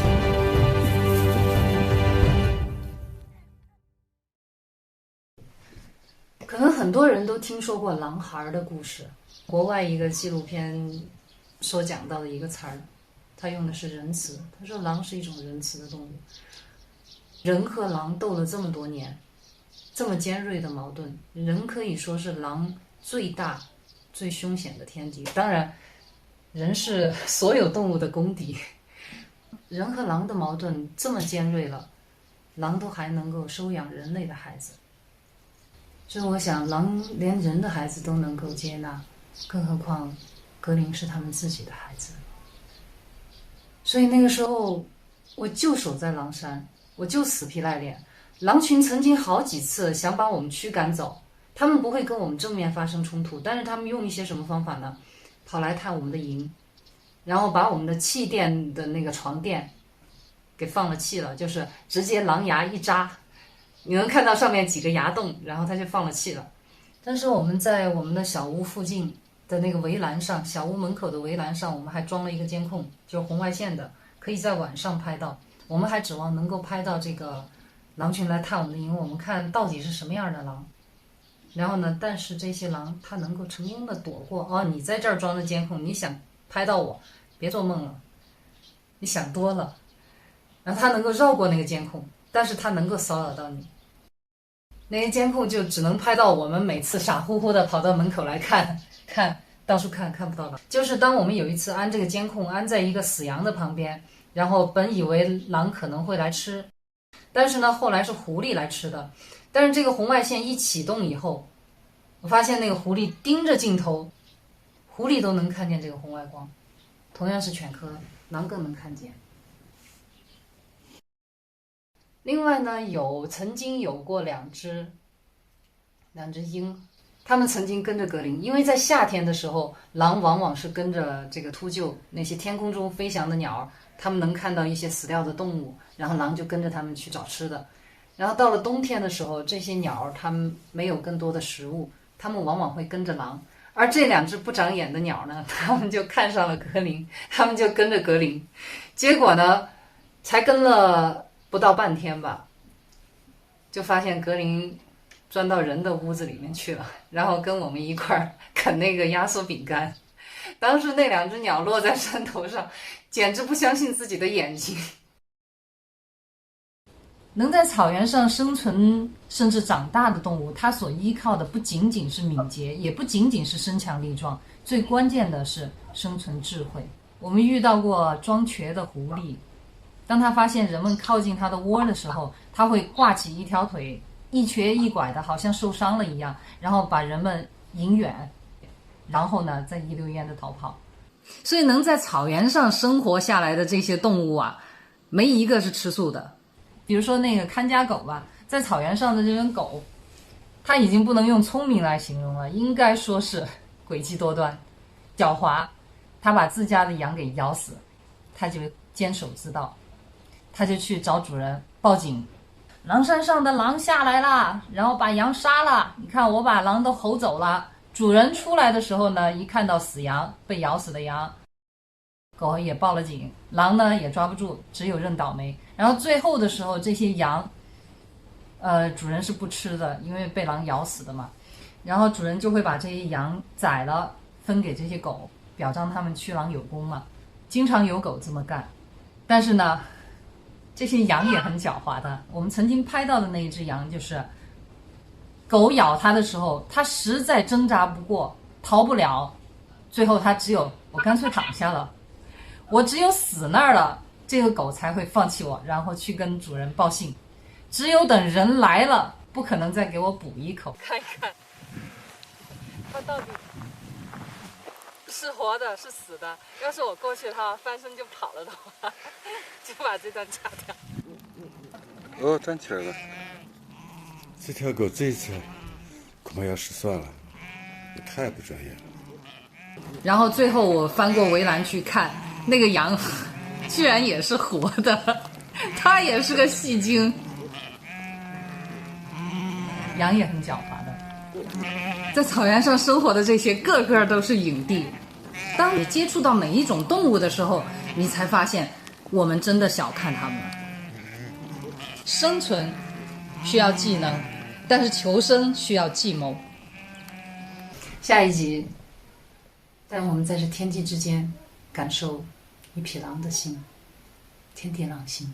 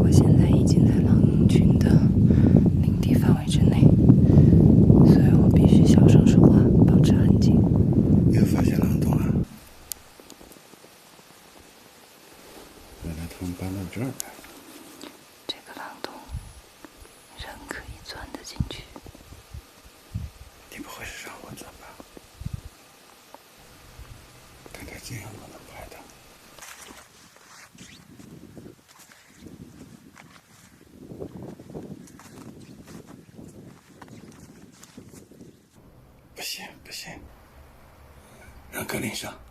格林，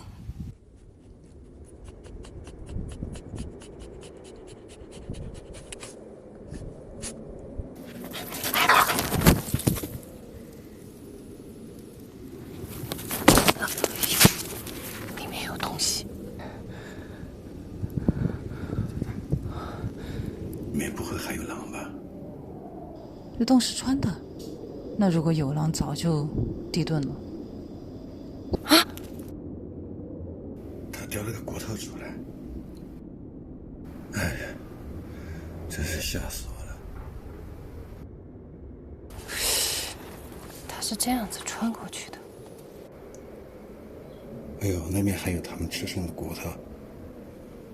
前山被那群放牛的人给占了，他们只有到后山来了。对。哦，说最近怎么看不到狼啊？一个大白兔。哎，抢妈妈的，妈妈那里，妈妈这儿有。野狼哪有你吃的糖多呀？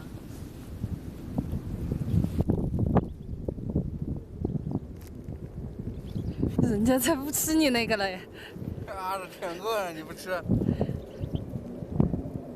伯伯。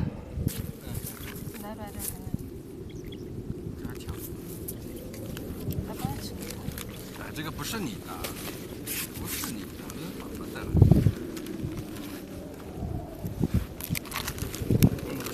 干肉先给他吃。在哪儿？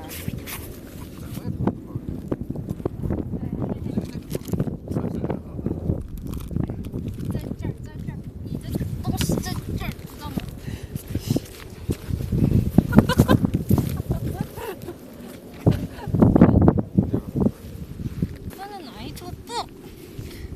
强盗！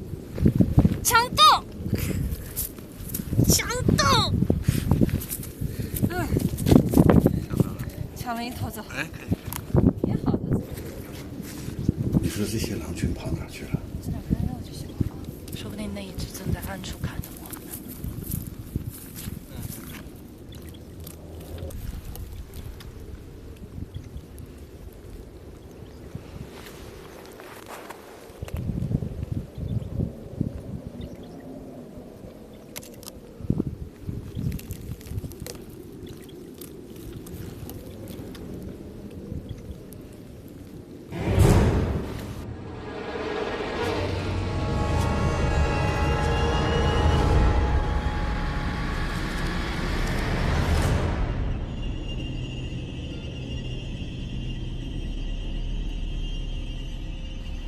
这狼咋这么瘦啊？没吃的了呗。等到他们饿不过去的时候，就团结起来打牦牛了。反正横竖是死，狼也不会选择饿死的。看不到了，看不到了。现在翻过山梁了，知道他们在这儿就放心了。到处是围栏，这也是，我们都翻了3座围栏。后面还有4座。对，就是狼群最后的栖息地了。他们也没地方可去了。好的。有狼，就会有草原，草原就会有希望。希望能保住最后的一点点栖息地。走吧。慢了，来了。你跟围栏比一下，围栏有多高？有1.6米以上了吧？1.6米几了，高。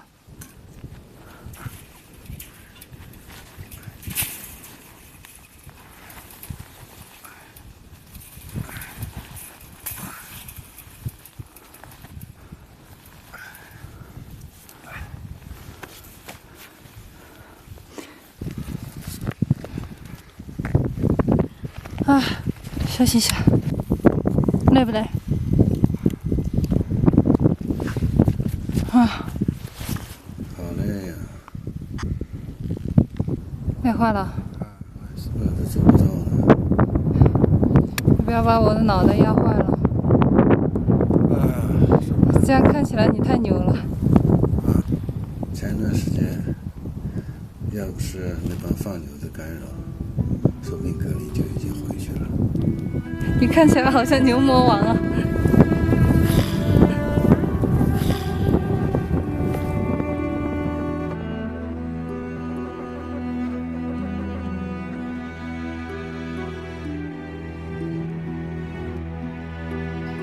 快点起来了吧，牛人！咱们的坚持牛到底。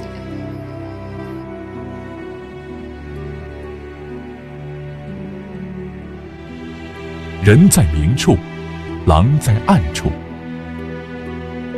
越是找狼，狼越跑得远。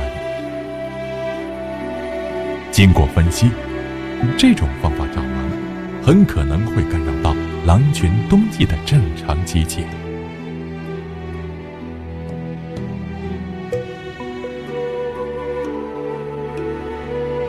为了不让野狼再产生怀疑，能顺利接纳格林，唯一和易峰决定转变策略，不再带领或跟随格林，而是让格林独自巡山狩猎，从而增加格林遇见野狼的可能性，也可以锻炼和提高格林的独立性。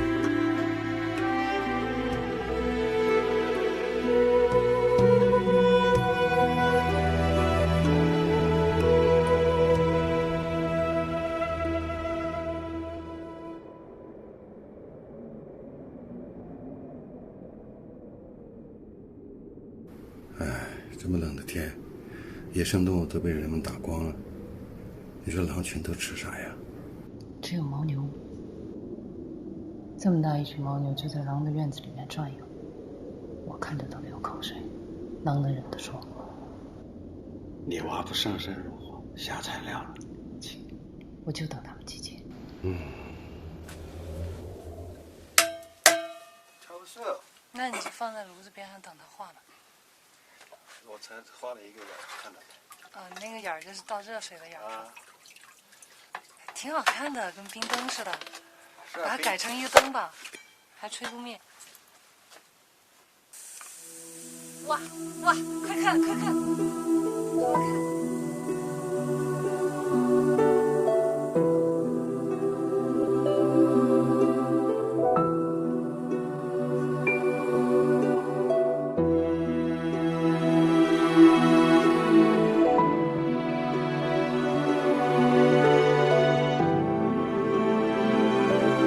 越是看不到希望的时候，越要让自己保持乐观的心态。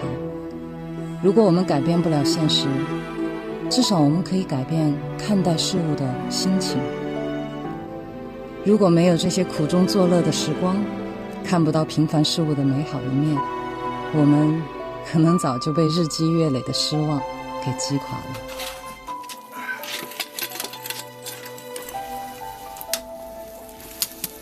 是最后2个了，稍微有点冻了哈。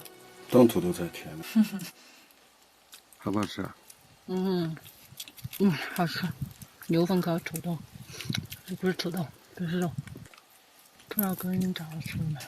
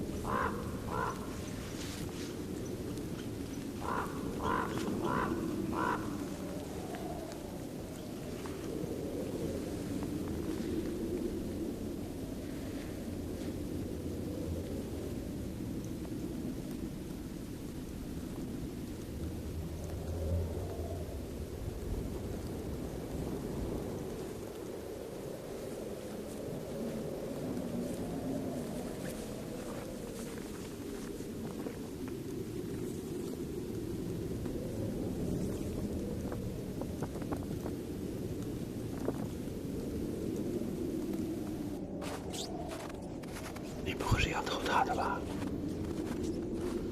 这样不行，真的不行。被他发现怎么办？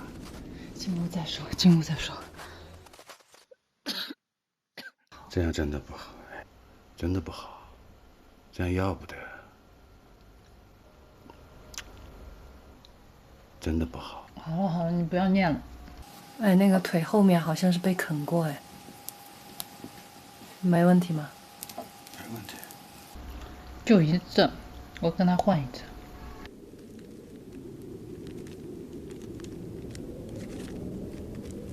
2块够不够？马上。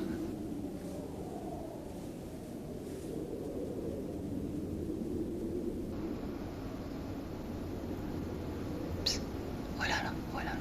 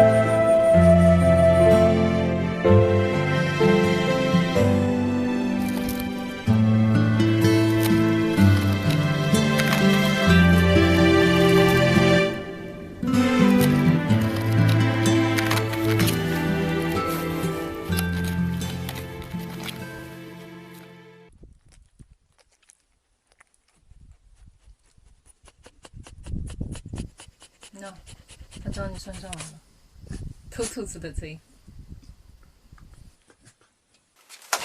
哎呦，我只有一个压缩饼干，这个可不是我干的啊，都是你妈的主意啊。别那么没担当哈。以后换你一只更大的。把老爸的衣服穿走了。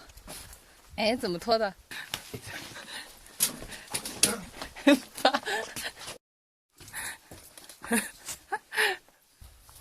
好，咱俩换。那个，全草。把你老爸的狼皮拿走了，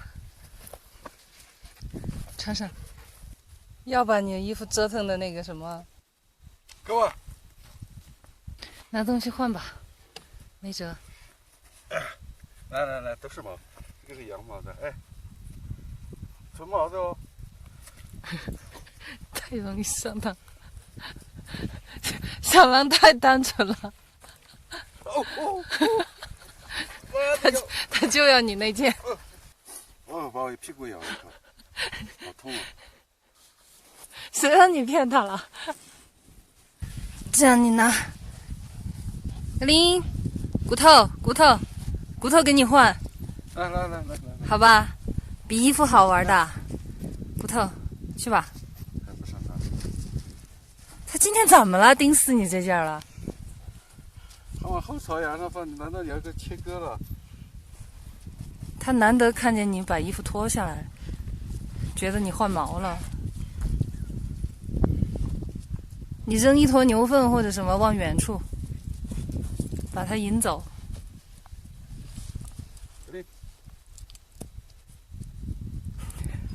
他不干，他不上当，因为你刚才骗了他。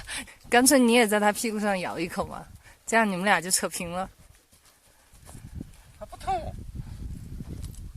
打屁股。不干。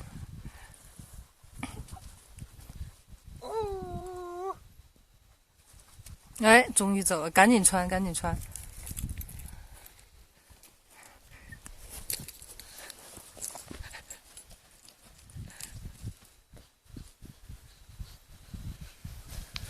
哇，力量之大！小时候我钓过狼，用老鼠钓狼。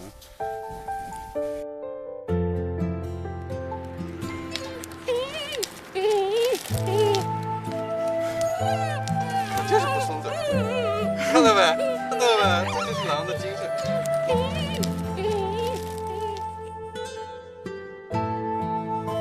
孙子长大了，带不动了。长得真快啊！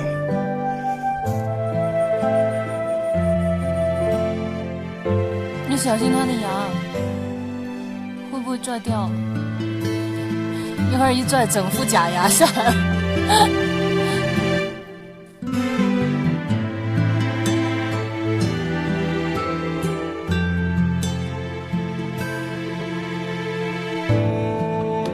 天刚刚亮，格林就已经出猎了。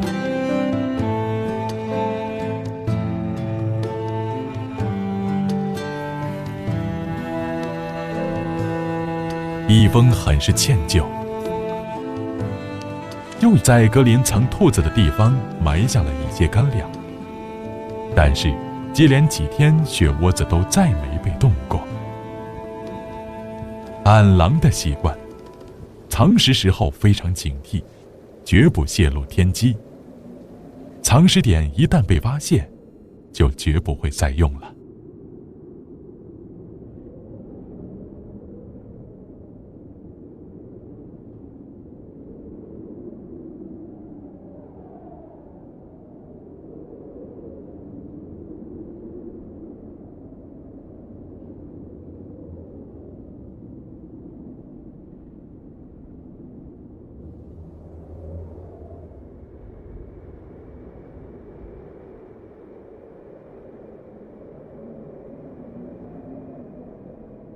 他还埋在老地方啊！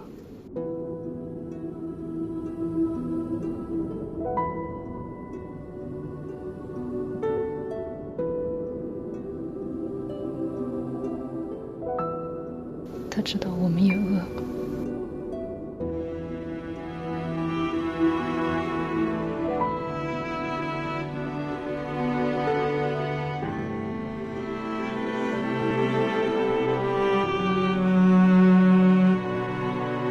小时候他护食，你说他六亲不认，现在他自己都吃不饱，还要送食回来。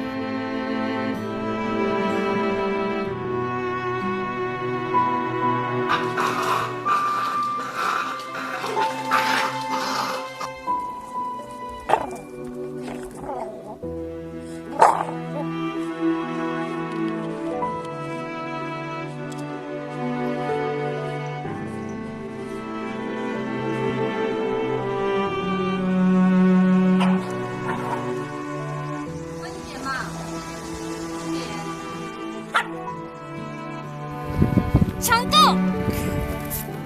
强斗！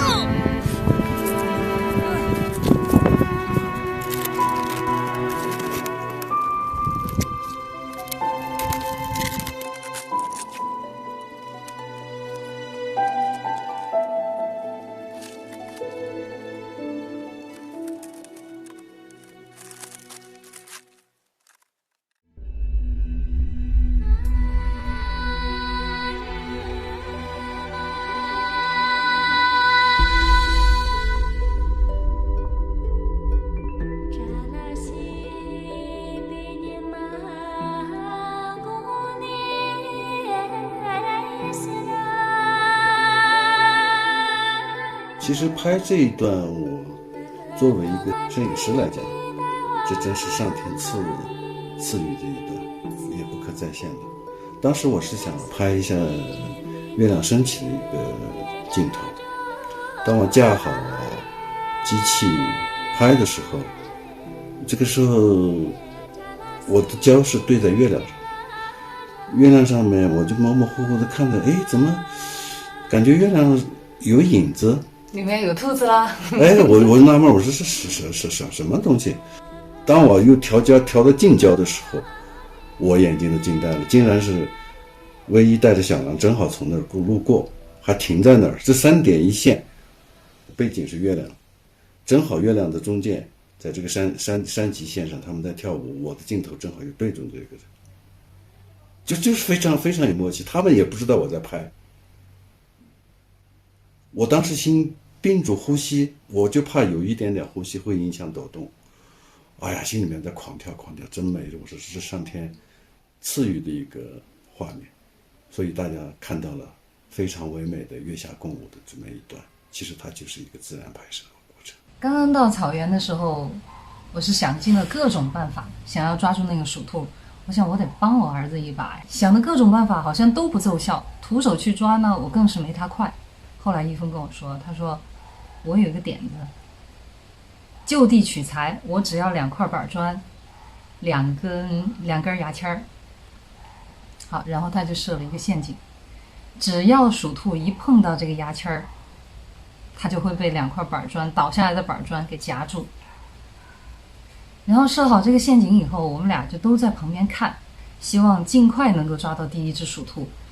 结果我就看那些鼠兔远远的对这个面包根本就不感兴趣，然后我才看到一只鼠兔就这样盯着我们，好像那个表情就是在说，给你科普一下，我叫鼠兔，我是兔子，我吃草的，你把我当耗子呀。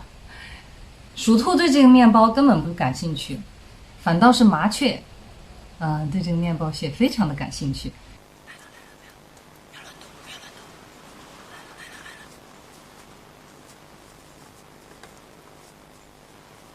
我们常说鸟为食亡，但是我发现我低估它们了，刚到草原就被麻雀给秒杀了。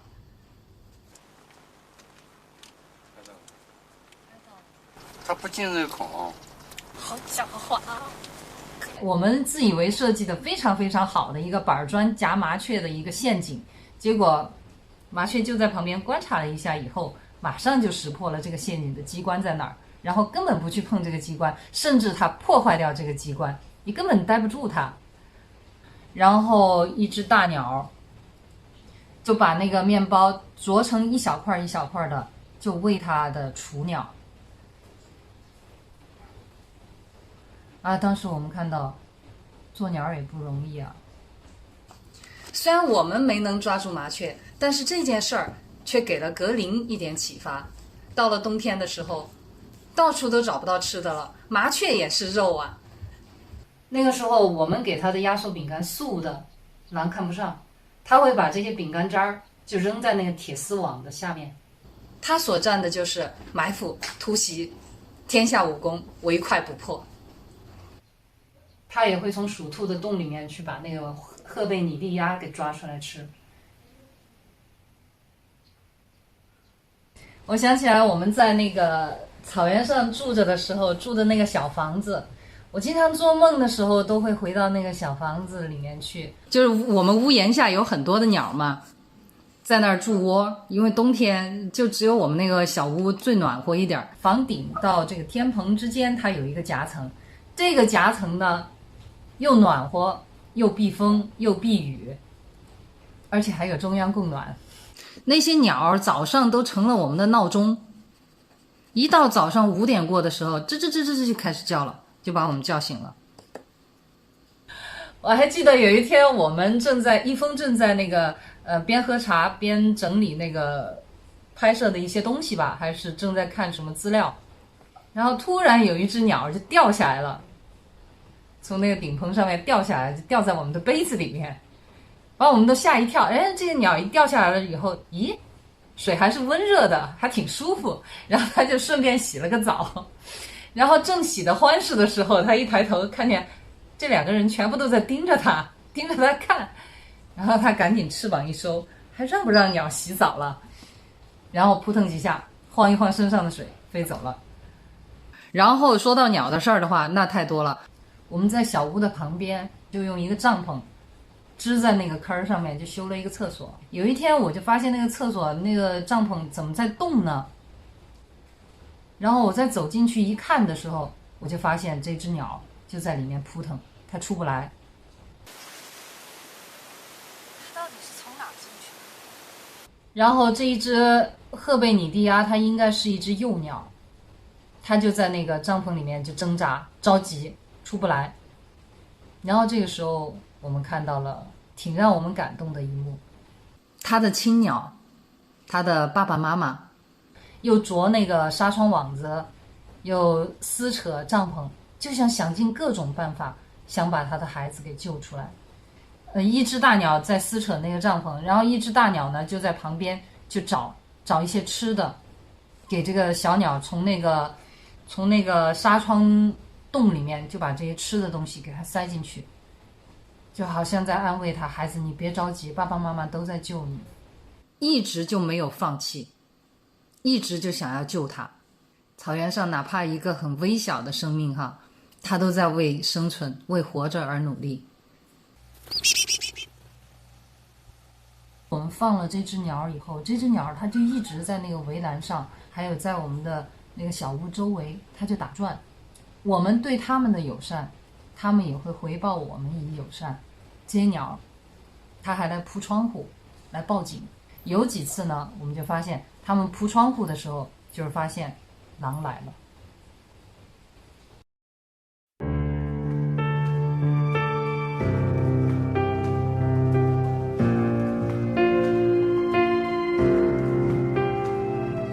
有人终将离开，雪花终将覆盖，遇见的那刻也是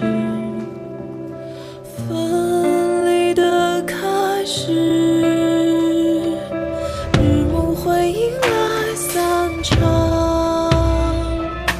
昙花会终将绽放，盛开那刻是消失的开始，遗憾堆积成莫忘。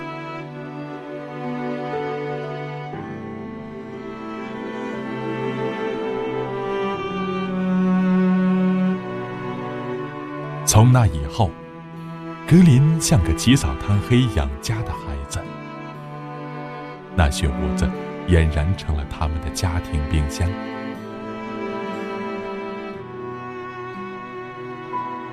唯一往里面埋饼干，格林往里面埋肉。虽然格林的肉食也并不多，有时好多天也没有一只完整的猎物能埋下，但这已足够了。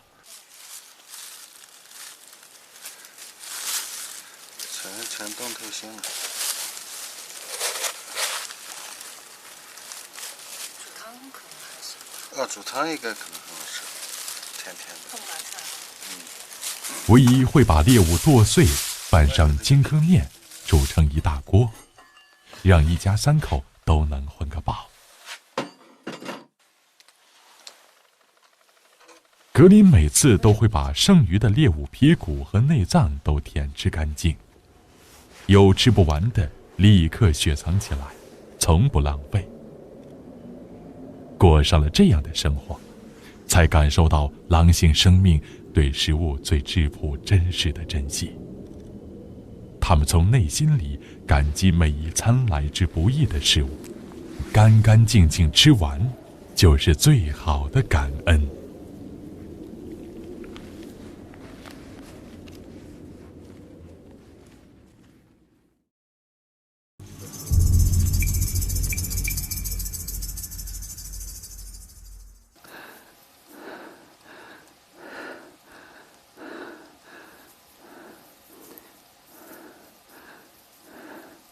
唯一和易峰成了困在蛮荒和现代夹缝中的人，拥有着诸多现代设备，却延续着一种人们早已摒弃的狩猎生活方式。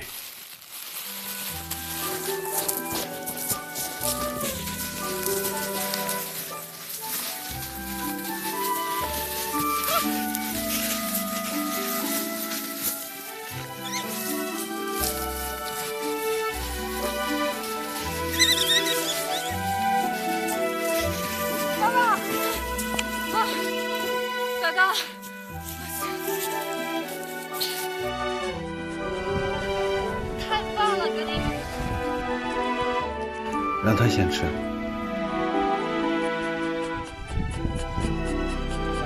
已经具有独立生存能力的格林，完全可以浪迹远走，独享事物。但格林总会回到唯一和一峰的身边。在狼山上的日子里，已经弄不清是他们在野化格林，还是格林在野化他们。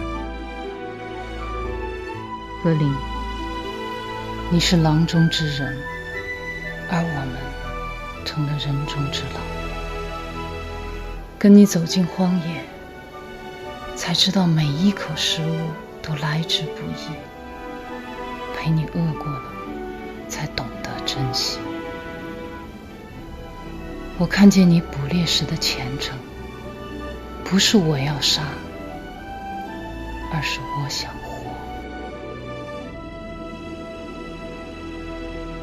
走进格林的狼性世界，才体味到为什么格林从小到大，每次见到唯一回来，都会报以激情决堤似的欢迎仪式。因为对狼而言，生存不易，觅食艰难，亲人的每一次外出都有可能面临着殊死搏杀、猎人、陷阱、天敌，无数的未知与危险。能带着食物回家何其艰难！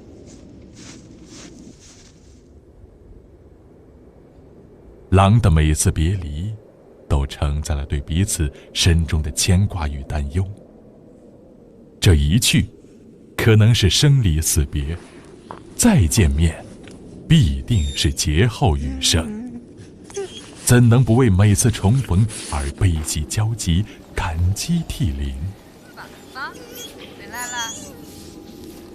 此后，每当格林出猎归来，唯一和一峰也会用最激烈热情的拥抱迎接格林的凯旋。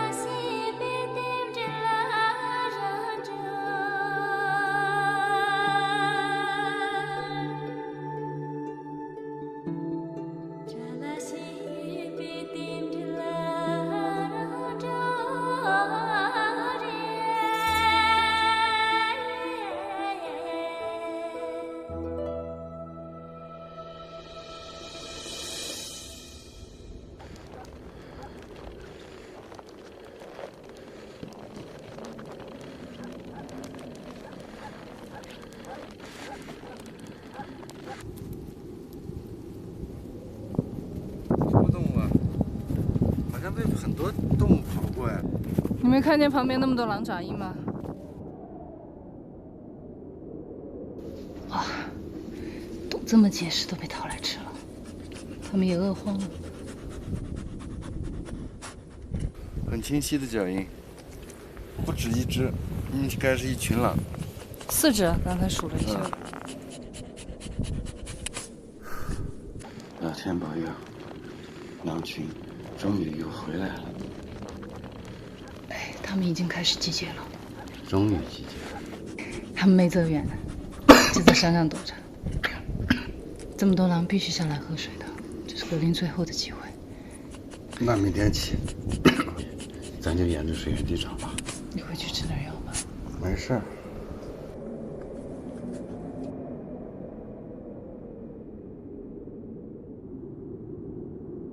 狼群回来了，苦等了几个月，终于等到了狼群集结，这也是格林重返狼群的最佳时机。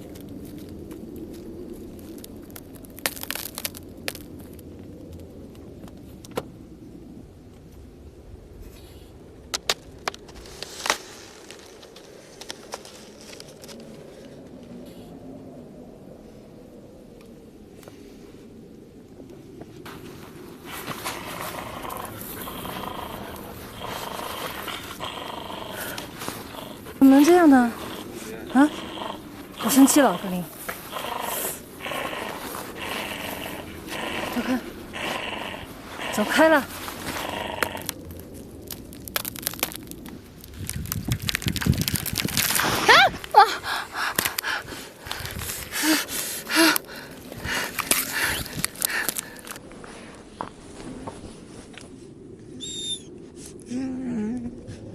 我把脚崴了，脚崴了。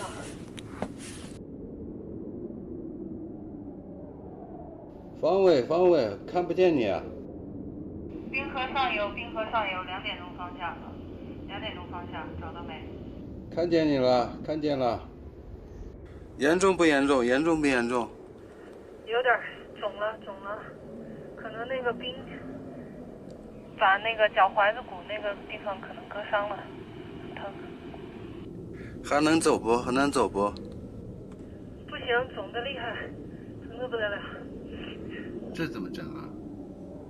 能找到根棍子都行，拐着走，还能走回来吧？你等一下，我赶过来。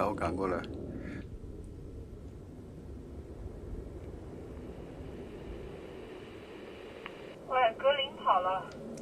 我忘了一会儿，突然就跑了。你看着他，不用管我。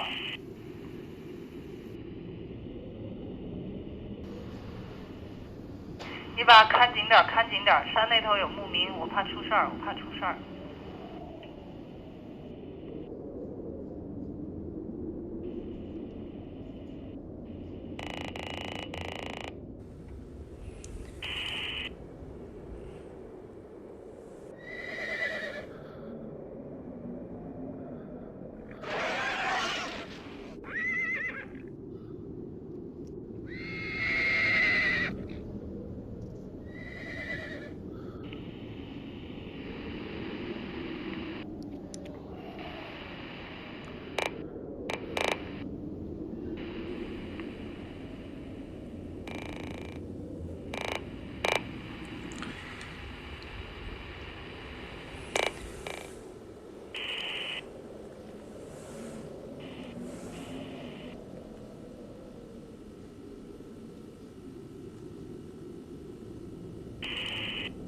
呼叫一峰，你那边什么情况？听到回答，怎么半天没回应了？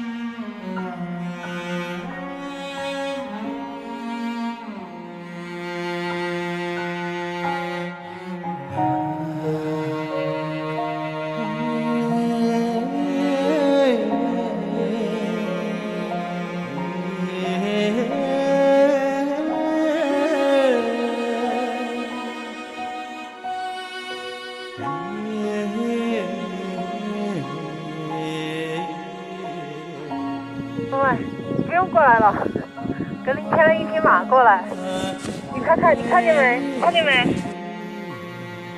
我一直看着他，他是从山那头给你牵来的。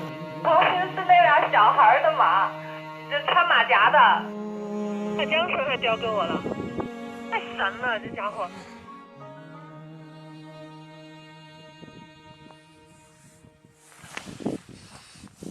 他在给你帮忙啊，好像。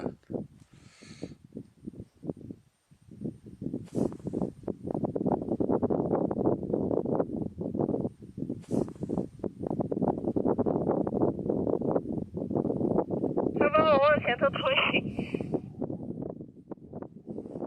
当我眼看着他牵着一匹马向我走来的时候，我都不敢相信这是真的。狼还有多少我们意想不到的智慧和解决问题的能力？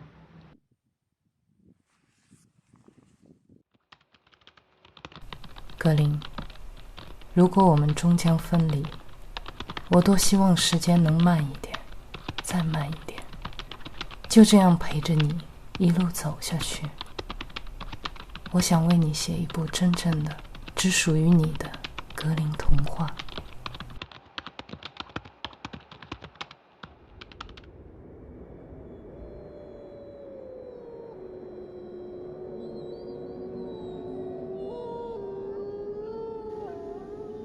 这群狼都熬了几天了，光吊嗓子吧2下。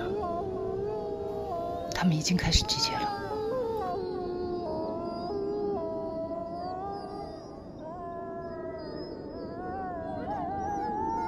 我想知道有多少狼。明天早上一早起来，到那批山上去看一下。好。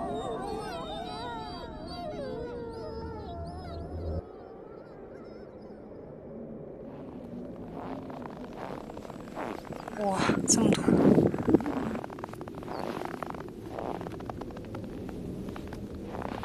那你说准了，狼真的在这集结。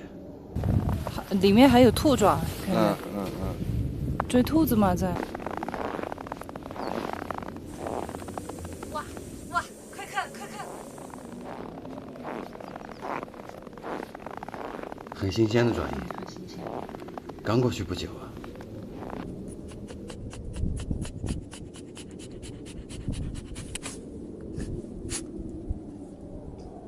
所以说，刚才的那些兀鹫，在这儿停着的，就是他们看见狼在那个地方，他们看见狼在那儿休息，所以想看看狼到底要在哪儿打猎。一群狼，这样，往那个方向走了。这是入冬以来最大的一群了吧？我刚才判断正确吧？我说他们肯定在山上。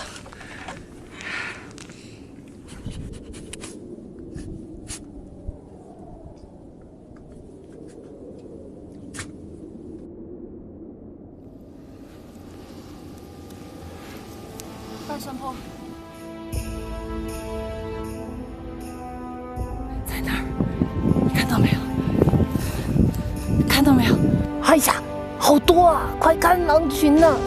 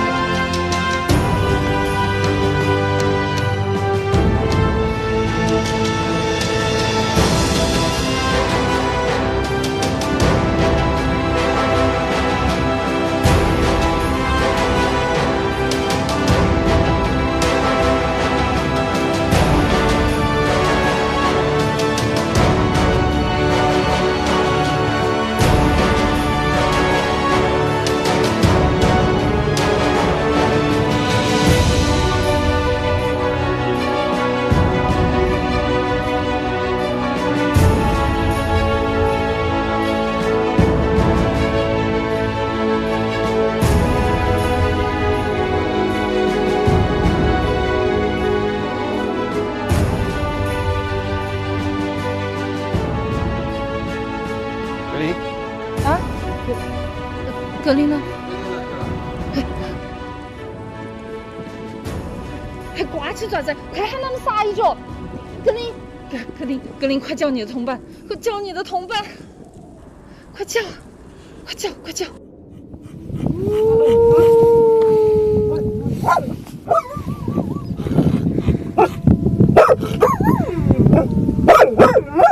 啊！不是狗叫，是狼嚎啊！格林，你不是跟我开玩笑吧？要狼嚎不是狗叫，狼嚎啊！天哪！别着急，他也紧张。狼群要走了。一起喊。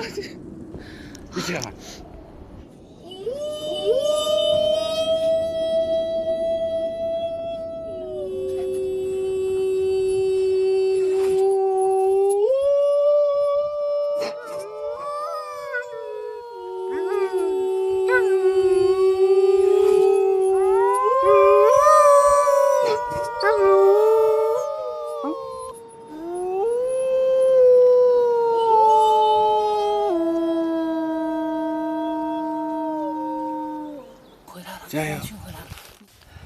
但现在在山上犹豫。反正没走，机会太好了，快去呀！快去！加油，格林！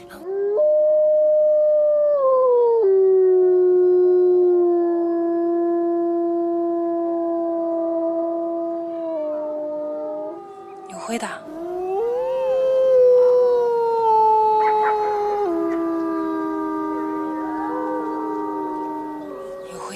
再加油，格林！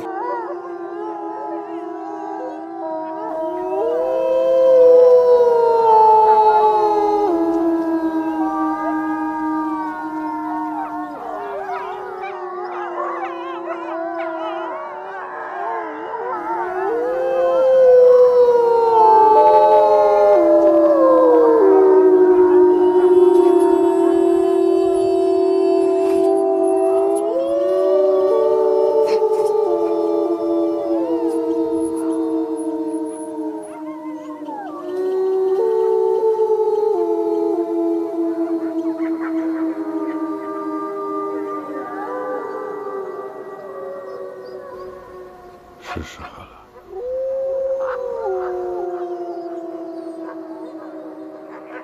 格林，你要走了吗？妈妈再也看不到你了，是吗？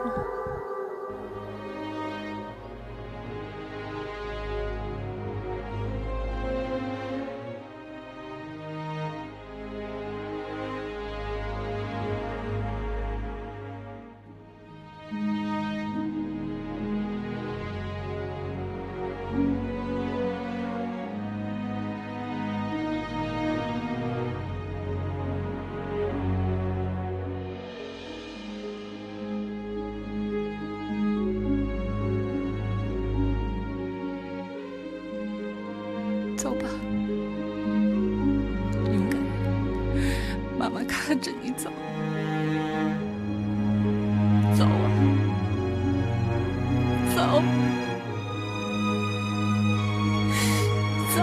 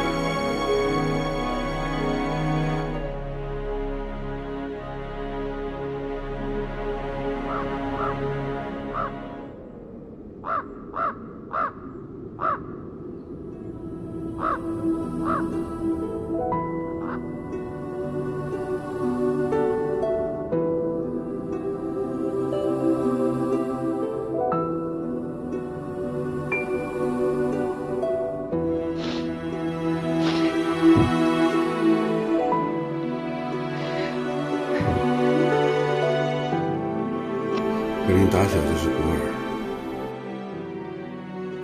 枉费了好大劲，不就是盼着这一天吗？不哭了，不哭了啊！此后，唯一和一峰再也没有见到过格林。在弹尽粮绝之后，他们依依不舍地告别了狼山，告别了狼肚滩。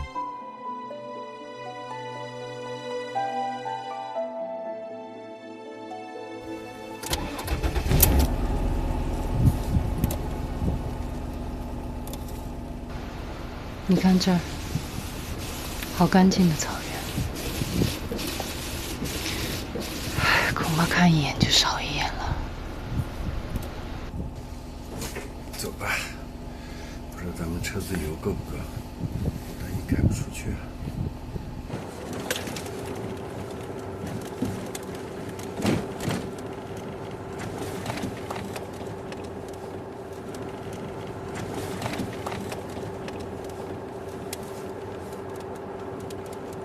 这儿连着滚下去，这个长坡你就别想停了，小心点儿。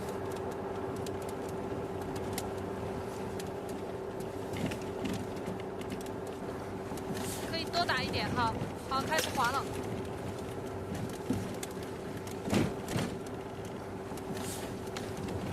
糟糕，赶紧刹！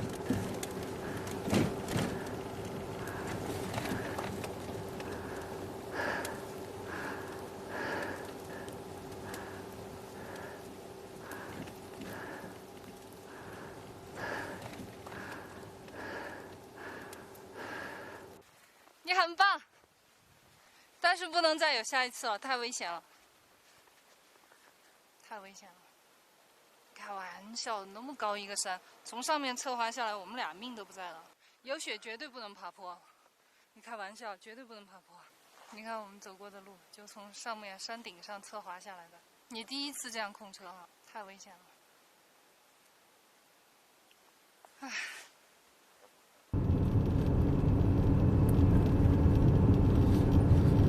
这一次他回去有10多天了，狼群肯定接手了，你就别担心了，放心吧。我不担心狼群，我还是担心格林，他不怕人吗？人不会再伤害他了吧？他有活佛庇佑呢。那只对有信仰的人管用。马上就进县城了。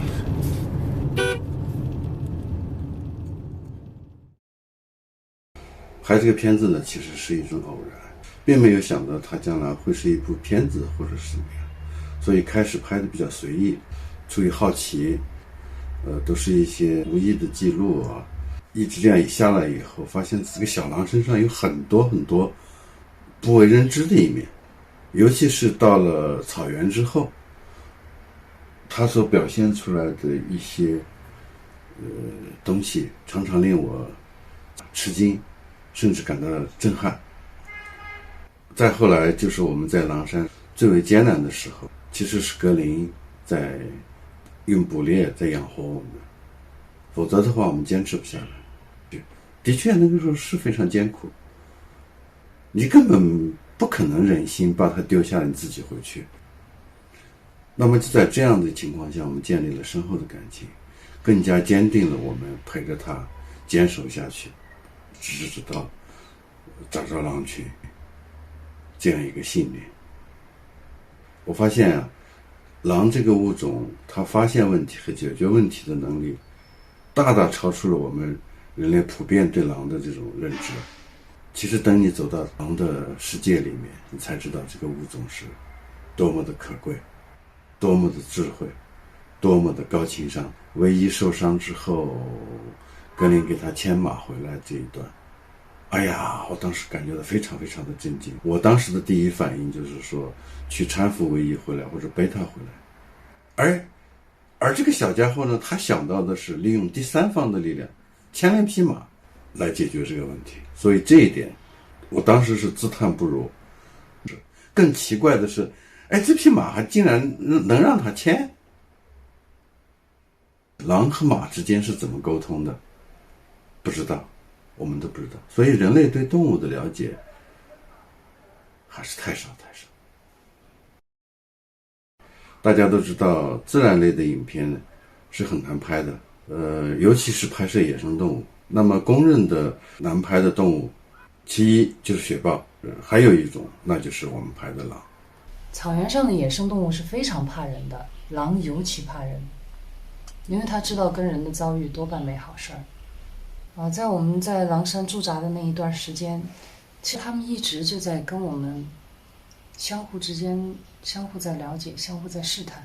他们对这个小格林肯定是舍不下的。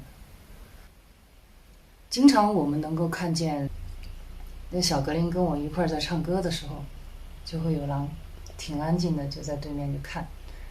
但是我就是拍不到，因为距离比较远，你必须要架设长焦，长焦必须要使用三脚架。等你准备好这些工作，架好机器准备对焦的时候，它嗖的一下早都没影子了，不知道跑哪去了，所以很难拍得到。那么我们后来就想到一个办法，就是你收购了牧民的一些死亡的牛啊、羊啊之类的，投到狼的领地里面去，相当于跟他搞好关系吧。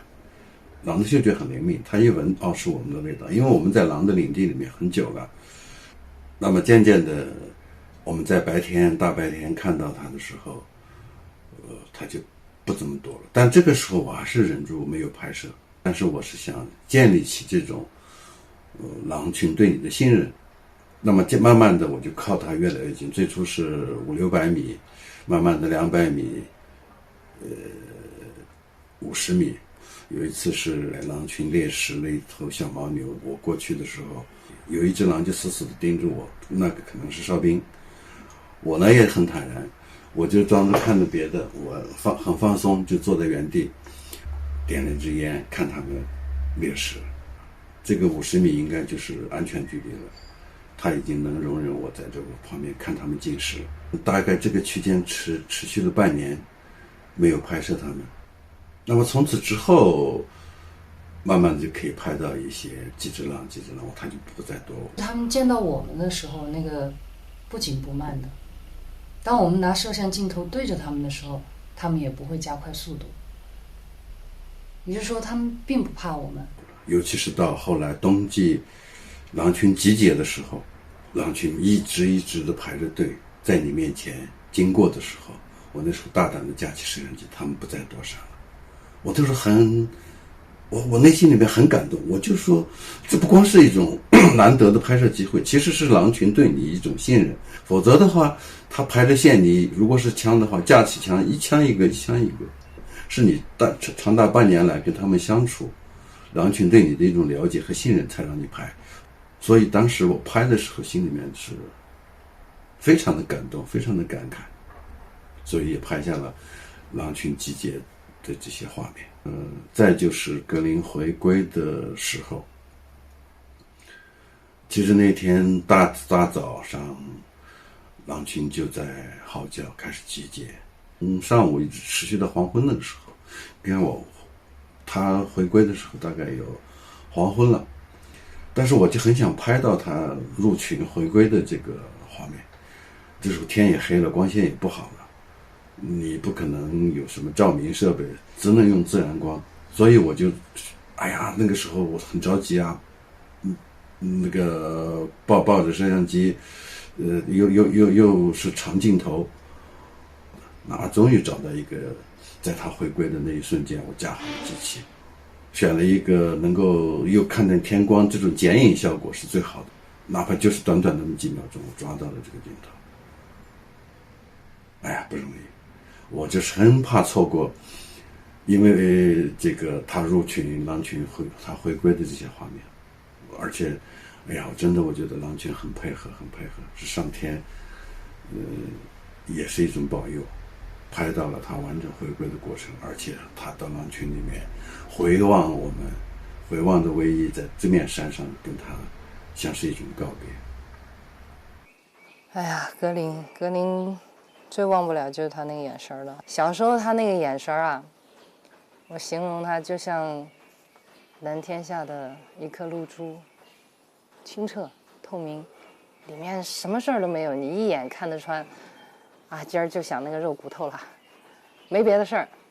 然后到后来越来越多、越来越复杂的感情在那个眼睛里面。到后来，我送他回狼群的时候，我捧着他的脸，我说：“格林，你要走了吗？”他的那双眼睛就一直看着我。那个时候看到他的眼神就很复杂了，既留恋、舍不得，然后呢，又很向往自由。他又看我，然后又看看他的同伴，他不知道该何去何从。然后我就看见他那个眼睛里面突然就涌出一层泪。无论人们以前怎么评价这个狼，忘恩负义也好，或者是什么形容词也好，我只相信我看到的，我只看到我眼里的这个狼，他的眼里面渗出了泪水，因为他要离开自己的亲人了。那么格林回归了，按道理他的故事应该就是讲完了，但是后来又发生了什么事呢？我们还能再次见到格林吗？请看大结局，再见格林。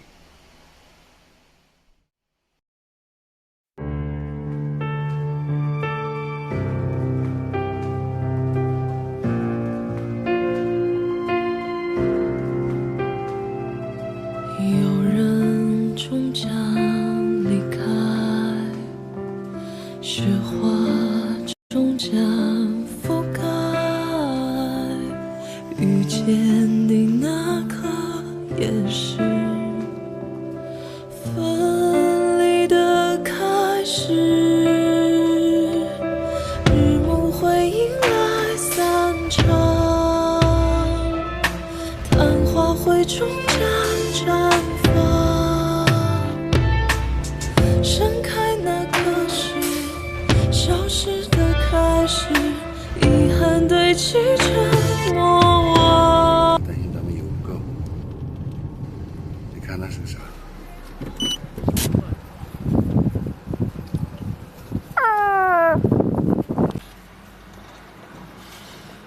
他是一点都不怕人的那种。嗯，那当然，他享有特权的，他戴了领巾的，抓你的耳朵，来嘛。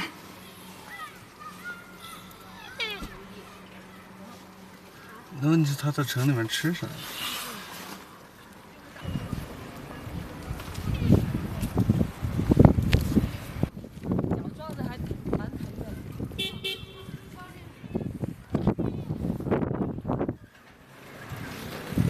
脾气不小啊！你来摸一摸它。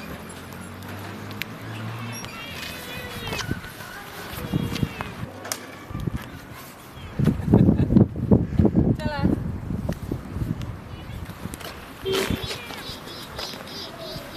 走了走了，身上还有没有钱？能去好好吃一顿。嗯。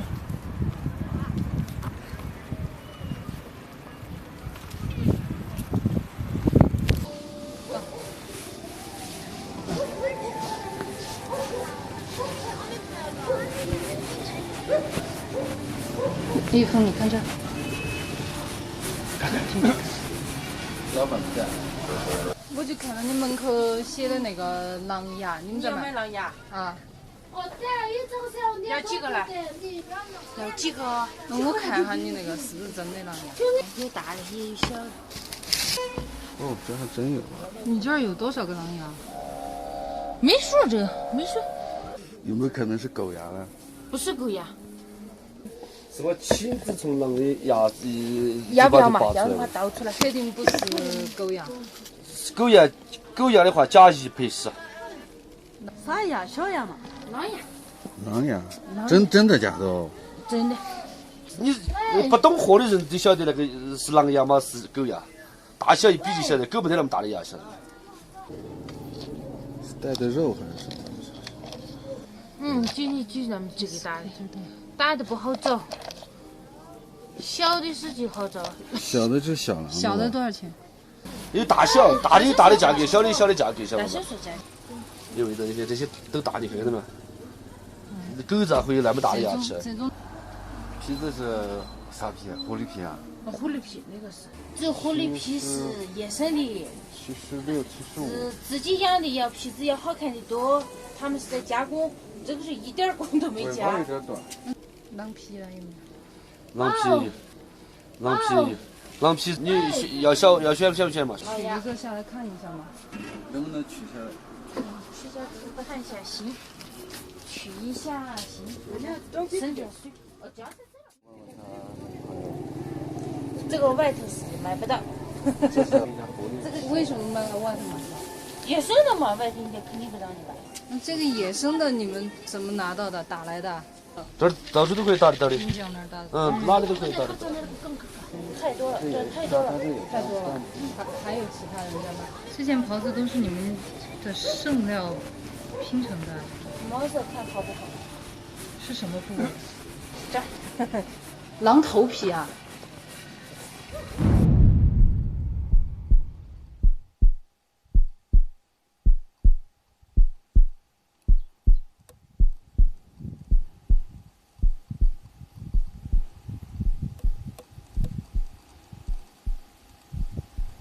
这得多少皮了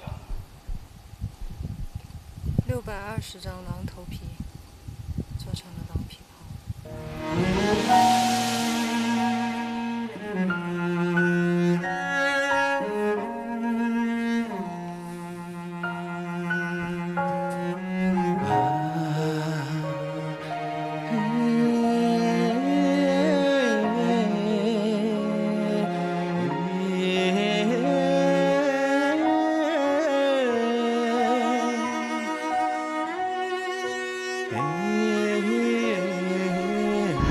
一双狼眼再也不会睁开了。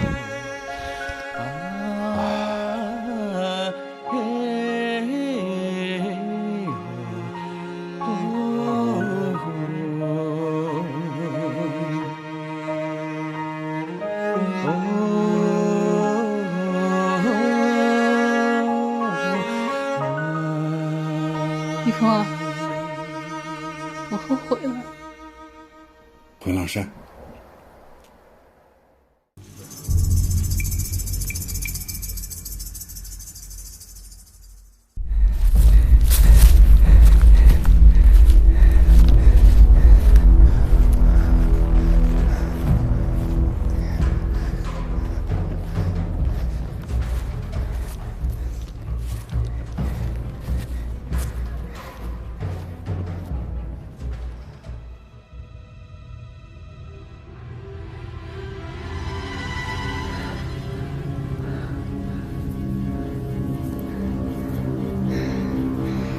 被拔了，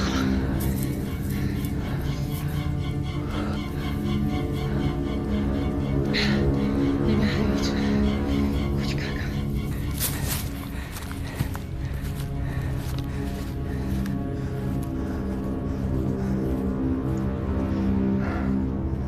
连狗都遭殃了，这就狗帮爆头。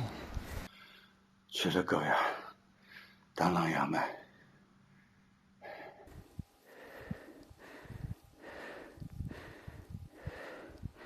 从前一直以为，只要格林回到狼群，他就能自由自在地生存。我们历经艰辛送他重返狼群，而现在却更加担忧了。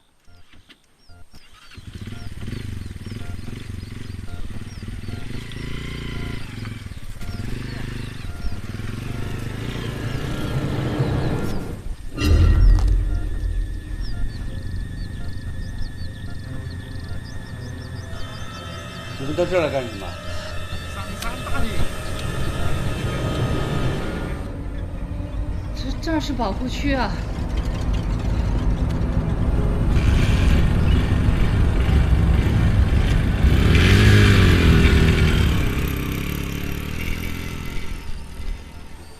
这两个是盗猎加打劫的话。对。你看那个没蒙面的那个，说两句话他就跑。他们人还不少。夹子就是对付狼的。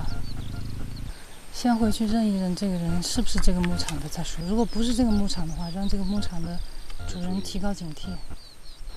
好像有枪。我知道这地方有人盗猎，但没想到这么公开。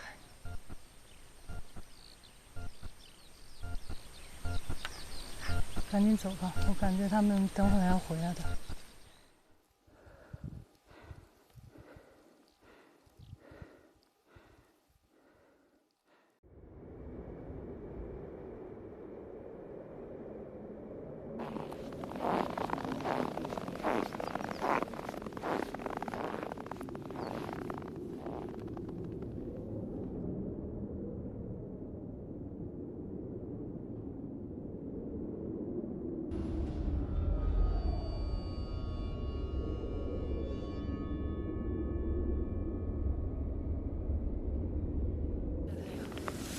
乌鹫一般不会这样集体在某一个地方的，它们边晒太阳边等吃的。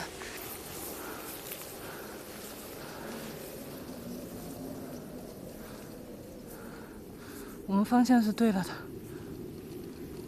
我们现在说话小声一点，可能附近就有了。那个往上爬的也是乌鹫吗？现在有多少只？1、2、3、4、5，6只，6只乌鹫，可以是一个大餐。看他们往哪个方向跑，往哪儿飞？往山背后，全是乌鹫。那乌鹫在那儿聚集，绝对有东西。好大的乌鹫。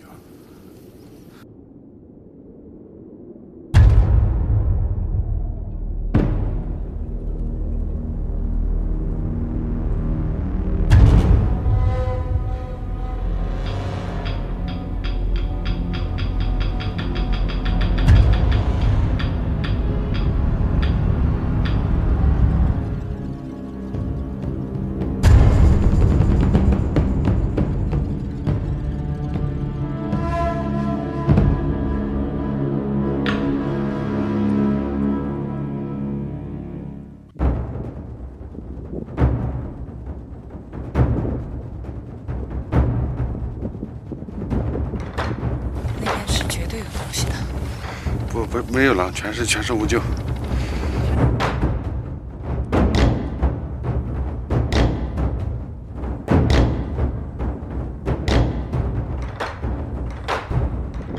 我想带 DV 过去。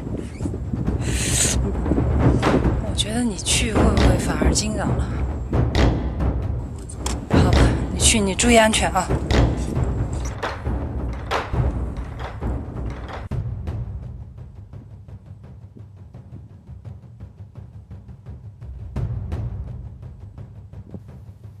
打了一只牛，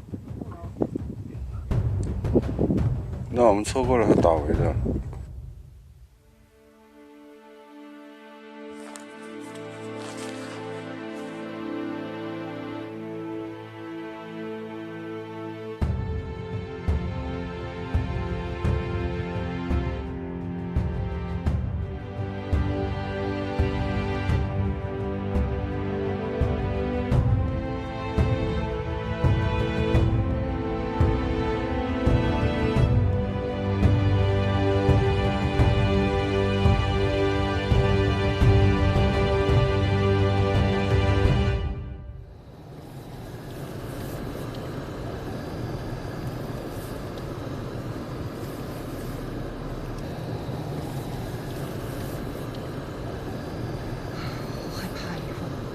格林到底在哪儿啊？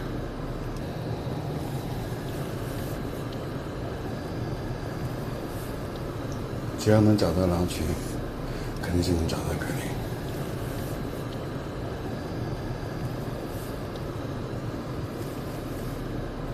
停！我们停下。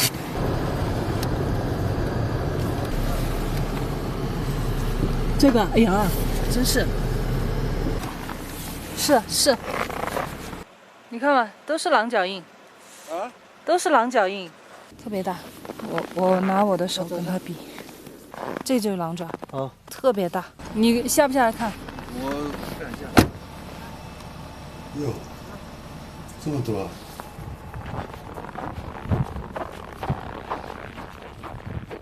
他们往哪个方向去了？是跟着我们车在跑吗？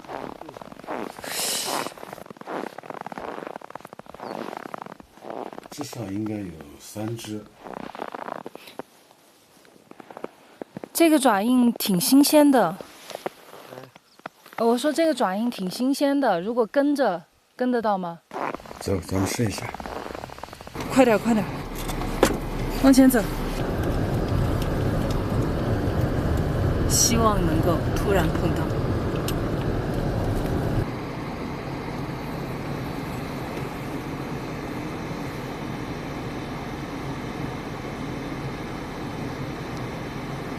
这呀！哎呀，在哪儿？快哪儿？往前开。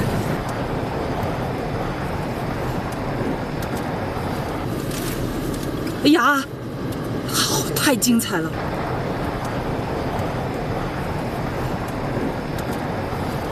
鸭口3只，停下，停下，我们停下。跟住，跟住，跟住。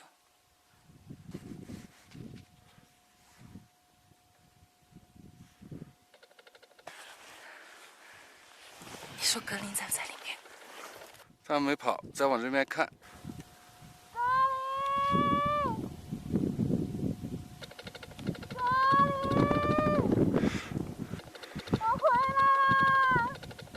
哎，再望，他再往这边望。我能看到他们了。那有一只明显的是在往这边回头。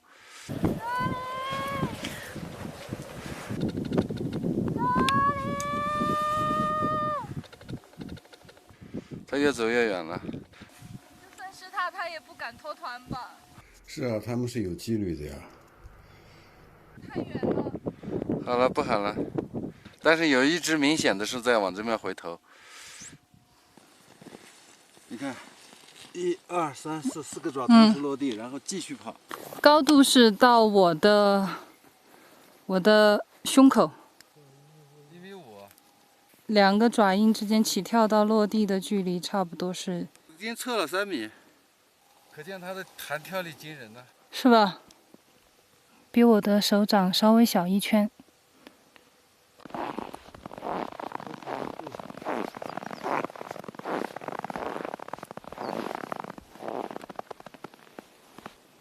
他们往哪个方向去了？走上山去看看。从这儿钻过围栏，这样往那方向走。钻过去，马上又跟那2只钻过去的狼汇合。停！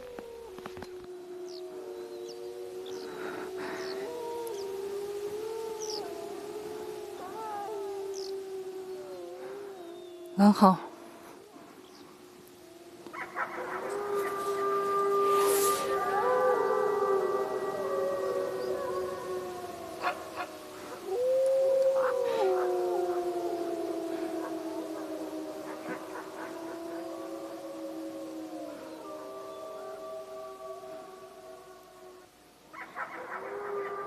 在正对面。停了。知道他们在这儿就放心了。我们看他们要干什么。你不是说他们集结了要打围吗？对。那边有牦牛。别动！那边草丛里埋了2只。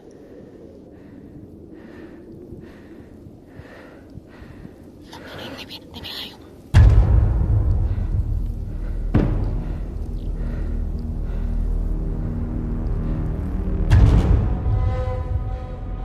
还是那群狼。对。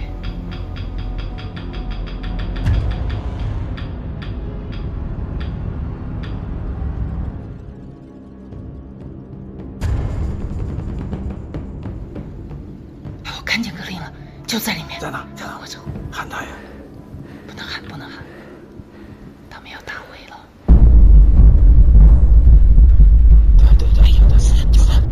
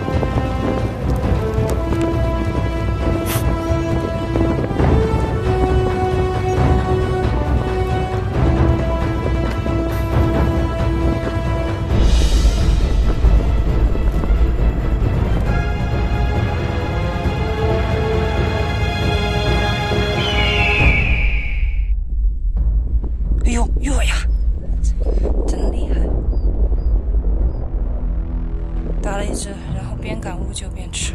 现在我能喊他一声吗？别喊，让我儿子吃顿饱饭吧。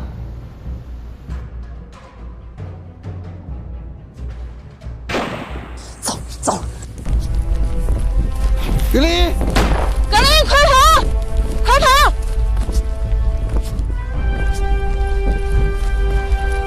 快跑！快跑！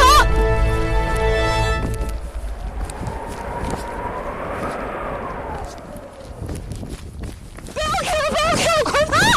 跑！格林跑！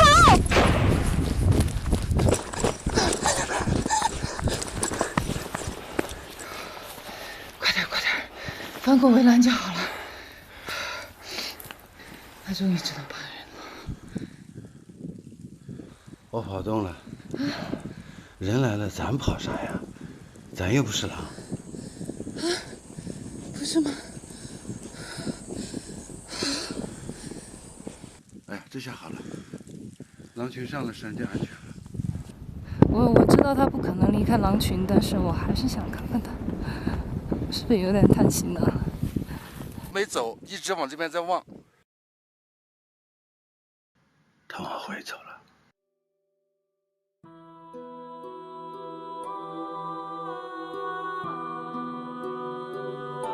他在等你。你快去吧，狼群也在看着他。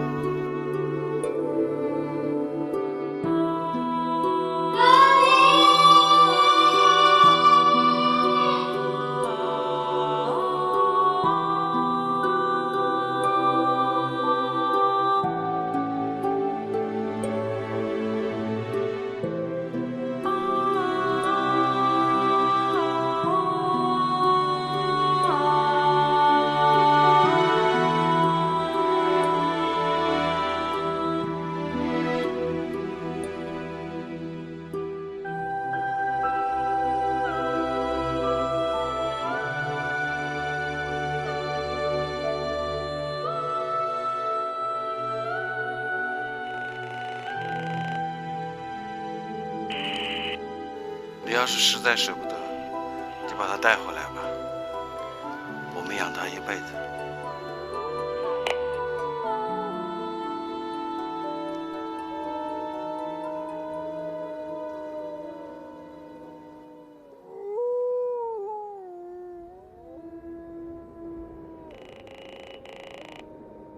把它带回来，把它带回来，外面太危险了。还有什么比活命更重要？自由。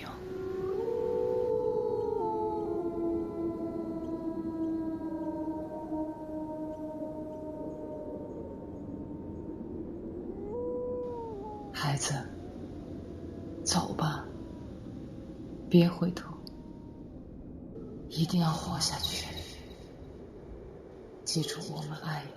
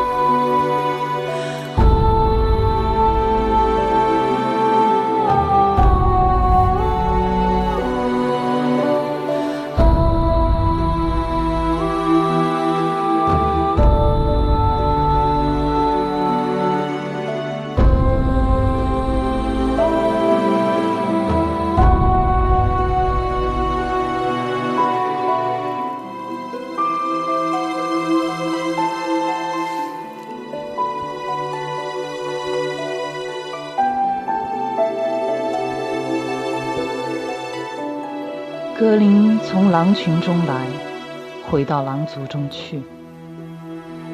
我们曾经相依为命，共度患难。狼是不屑于被人豢养的。格林的命运与这片大草原相连，他要在本应属于狼的大草原有自由、有尊严地活着。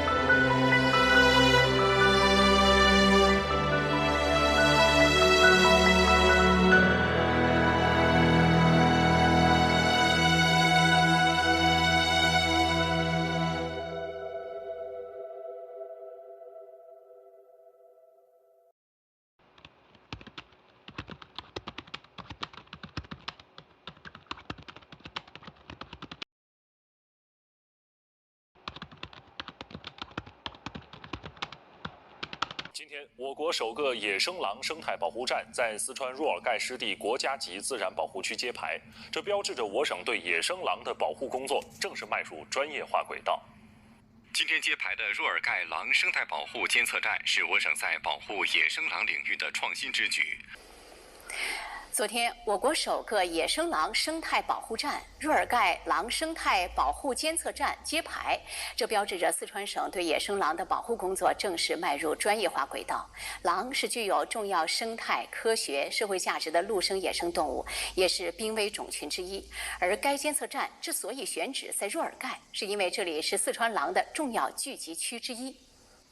昨天，我国首个野生狼生态保护站若尔盖狼生态保护监测站在四川若尔盖湿地国家级自然保护区揭牌，初步统计境内约有野生狼200只。我会跟格林说一声，跟所有的狼群说一声，也跟这么多年支持我们的读者，跟你们都说一声，10年了，这条路走得好难，我们做到了，不容易啊，是吧？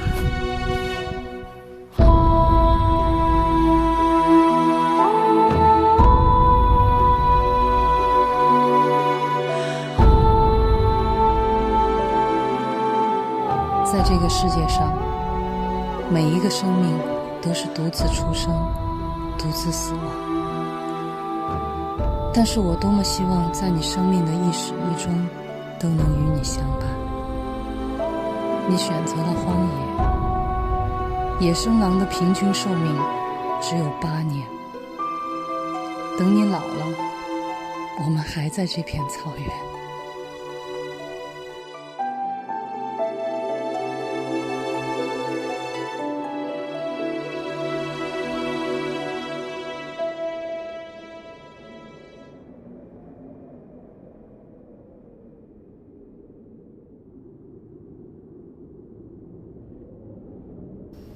我不知道这会不会是我们最后一次见面了，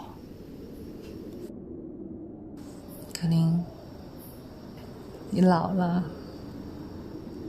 我也老了。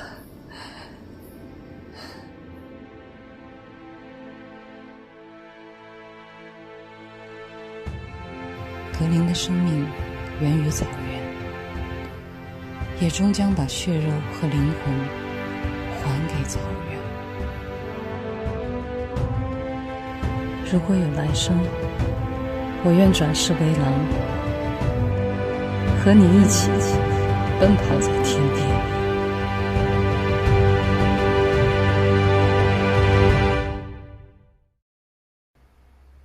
那么格林回归以后的这些年，我们也不光关注格林，那么更多的其实是我们在关注整个狼群。唯一出版写了重返狼群的系列小说，我就开始制作影片，希望更多的人能够关注草原，保护狼这个物种不被灭绝。那么保护一个物种，不光要保护这个物种本身，还要保护它的栖息地，尤其是它的食物链，也相当于把整个生态系统就完整的保护下来了。生态好了，狼群能活下去，格林也就活下去了。重返狼群电影上映之后，引起了还是比较大的反响。关注狼群、关注格林的读者、观众、网友越来越多，那么也引起了各地职能部门的这种关注。那10年前，当我们看到那个狼皮袍的时候，600多只狼的狼头皮，那个时候我们就说，现在整个草原上的狼都不足以做一件这样的袍子了。但是现在呢，狼群已经从濒危恢复到了200只。之前像10年前拍摄到的那个盗猎啊、野生动物贩卖这种情况，基本得到了遏制。当然，电影上映之后，我还是有很多遗憾，因为篇幅很有限，只有90分钟，还有大量的故事没有讲。2020年，格林正好10岁，我就想重新制作一个剧集版的《重返狼群》，以此来纪念格林重返狼群10周年。那么，其实，在制作过程当中，好像重新又回到了跟他当初一起生活、一起共患难、一起寻找狼群的那个艰难的岁月。但是重返狼群的故事终将成为过去，格林只是这片大草原上一个微小的生灵。如果一定要问起他现在怎么样了，那么在我们心目当中，这片草原上的每一匹狼都叫做格林。作为导演，我很想让格林的故事继续下去，因为随着格林的故事要制作结束了，我很舍不得跟格林分开。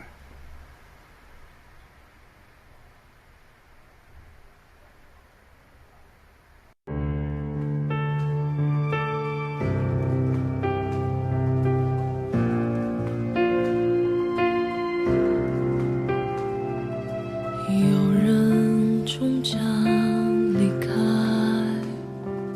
雪花终将覆盖，遇见你那刻也是分离的开始，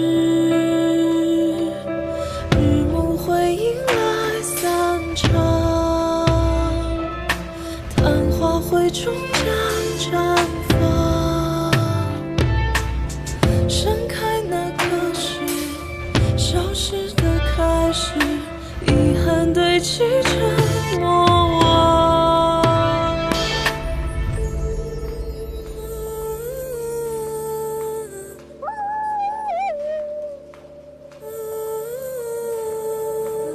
你看到了没有吗？看到了。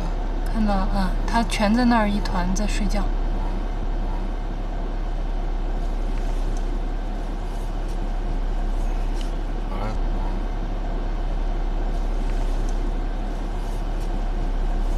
你喊一声呢？格林，没反应，耳朵动了一下。我都走了。走。来车了。走。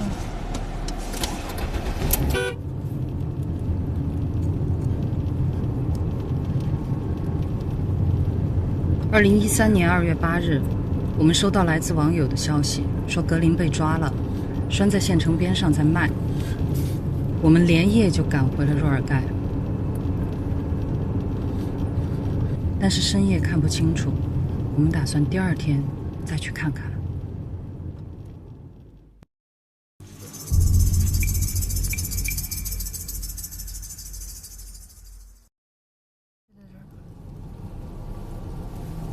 好，你往前走吧，狼就拴在这个位置。好了好了，行。它尾巴比格林短，这只狼不大点，也就可能1岁多吧，顶多1岁多。眼睛颜色要深一些。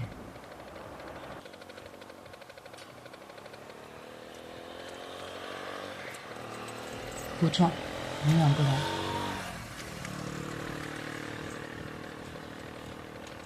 你把那块饼干拿着，那块，小心点。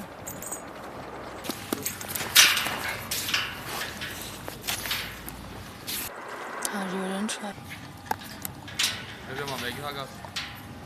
啊，买点啊，买点好，我身上带这个。买不买嘛？卖给你们。 真的卖啊！啊，真的卖！你们开个价。虽然它不是格林，可是当它把爪子搭在我的手上的时候，我还是觉得心疼。我们联系有关部门，救下了这只狼。若尔盖的狼死一只，就少一只了。那之后又有消息告诉我们。 格林被抓去松潘一个农家乐，供人参观。他不怕人，叫他的名字，他就会过来。我们开车100多公里，终于在那个农家乐找到了格林。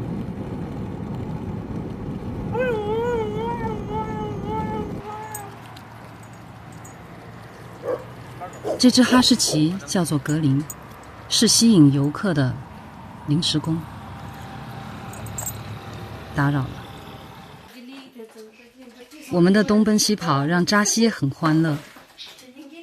他说：“你们为什么老觉得他会被抓呢？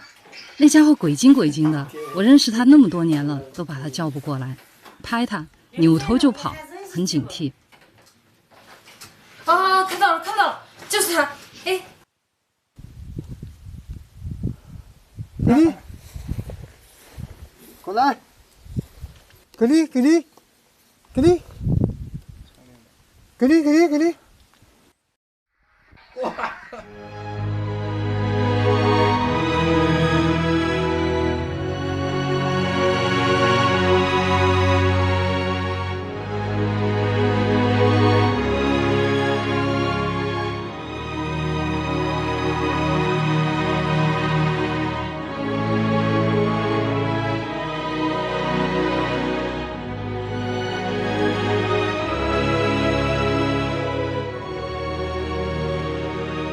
在格林回归的头1年，他时常去扎西牧场转一转，远远张望帐篷里有什么人。扎西发现了就会告诉我：“我看到你们格林了。”我很激动，真的真的，他在做什么？走路。还有呢，还有呢，跑步。消息很简单，但我们已经很满足了。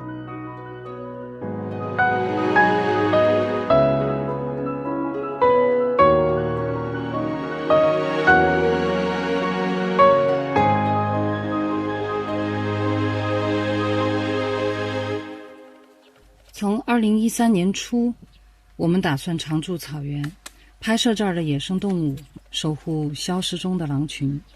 我心里也想着，如果能够再见到格林，那该有多好。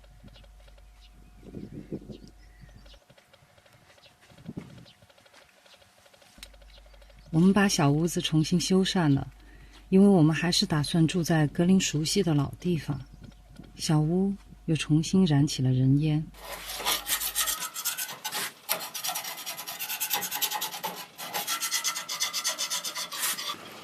这是我们的小屋，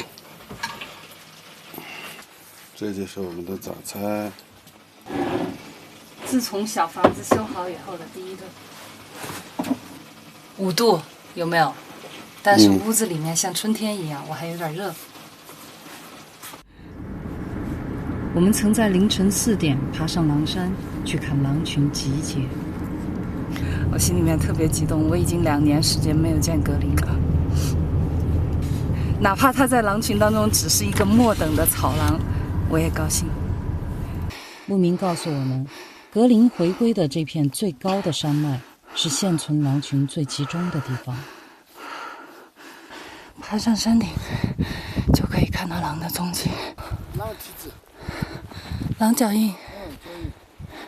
他们在这个地方打滚，翻过围栏，到山那边去。原来这儿下面一片应该是湿地吧？哦，有个湿地。对，现在这个湿地已经干掉了，湿地退化了。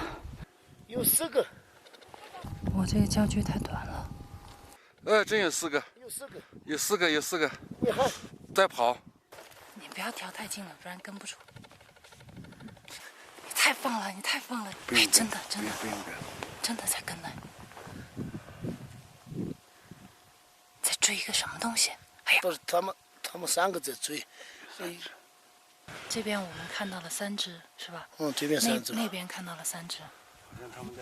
一共6只。这6只现在要汇合，那应该还有1只，一共7匹狼啊！你说格林在不在里面？哦，你后看嘛，这个格林是不是这个后头这个了？快看我！那个有4个狼嘛？看。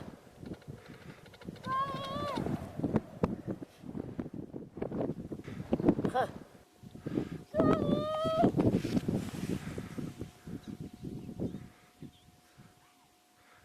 不得跑，你看。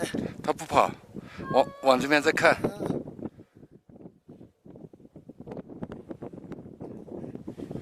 不哭，不哭，不哭，不哭。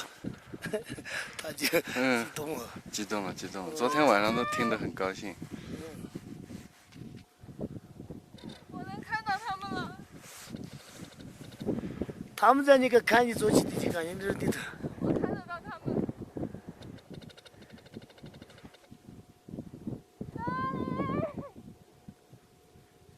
他们没跑，在往这边看。他们听不到我们说话。有反应，他们在往这边看。太远了。格林。格林。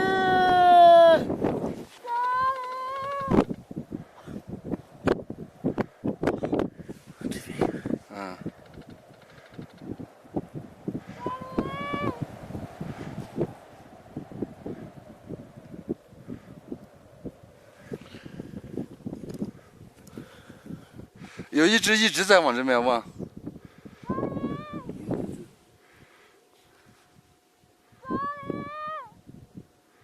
不到的，太远了。好了，不喊了，它越走越远了。但是有一只明显的是在往这边回头。哎，太遗憾了，没有带长焦。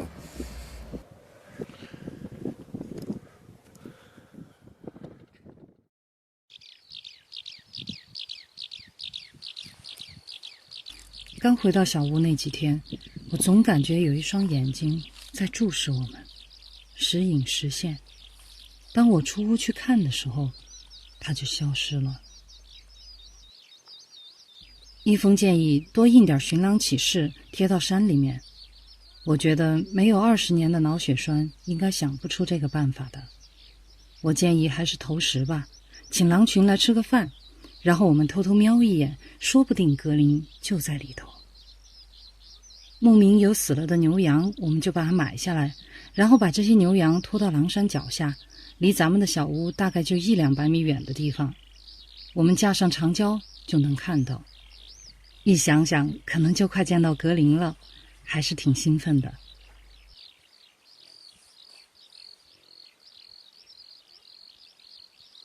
我们看见天空中有盘旋的兀鹫，不敢下来。对面狼山脚下也有很多的兀鹫，就停在那儿，远远地望着死羊伸脖子，也不敢过来，离人的房子太近了。中国的野生动物是最怕人的。我把羊又拖远了一点，拖到了大概500米之外。当人走开了以后，兀鹫一拥而上。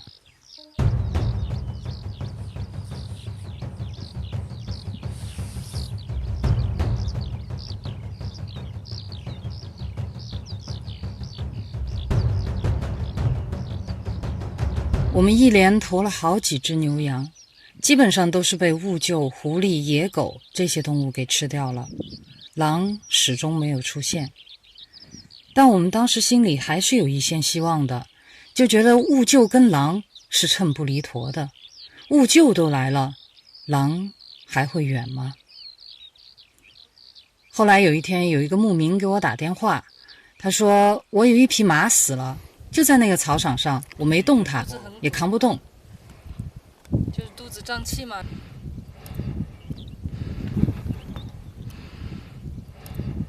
一峰买下了这匹死马，当时我们想，也许羊是小菜，但是马绝对是大菜。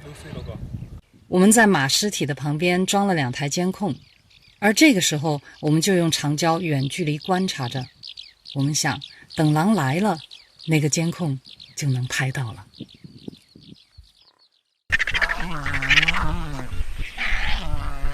但是这个马皮太厚了，兀鹫下不了嘴，有的兀鹫就往后山飞过去。不多久，居然被他们招来了一个包打开。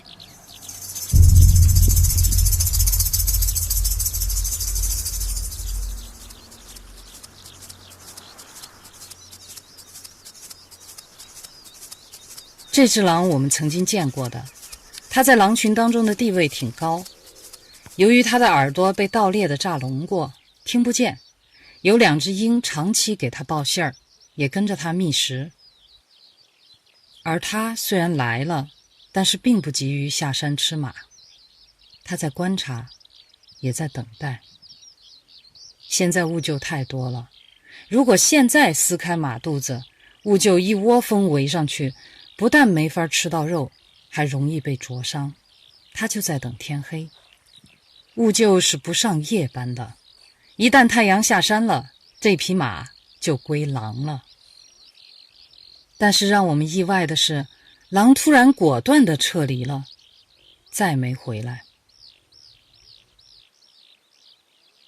后来又来了一只座山雕，它的嘴勉强能够开膛。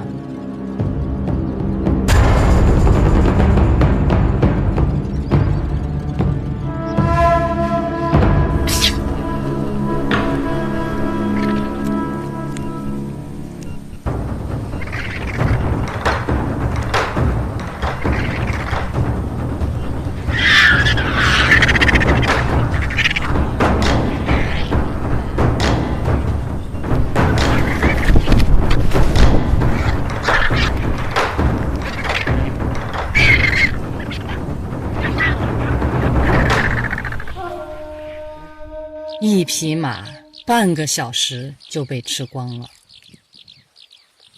这个狼为什么放弃了死马？我们回放视频分析，兀鹫在争抢当中碰到了我们的监控，应该是被狼发现了。人动过手脚的东西，狼就不吃。看来狼比人更注重食品安全问题。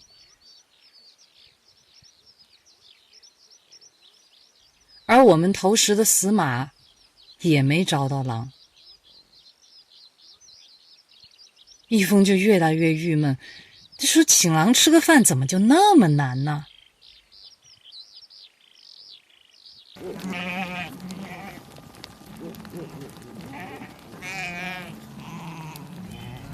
开春，公羊跟公羊之间为了争夺配偶，他们会打，相互顶。扎西扛来了一只垂死的羊，说是前几天顶架中了九阳神功，腿和肋骨都断了，活不成了，干脆宰了炖一锅，尝尝我们的手艺。一峰，你会不会宰羊？我去。好，就你去。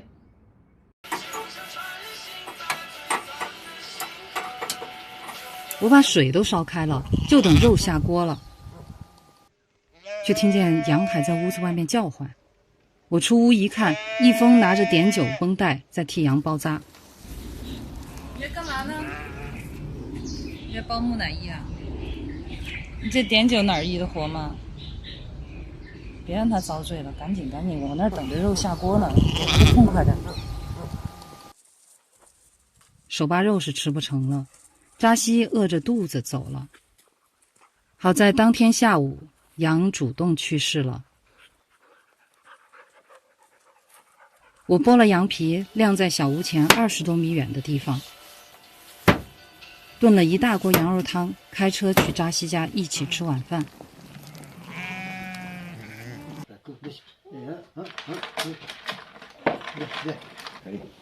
手扒肉和羊肉汤。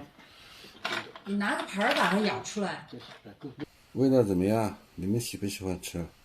喜欢，他煮的好得很。哦。吃完晚饭回来的时候，天已经黑了，车刚冲上小屋的山坡，就在晒羊皮的地方。哎，那个是什么东西？不像是狗，不是狗，狗噻。不是狗，狼。格林，格林，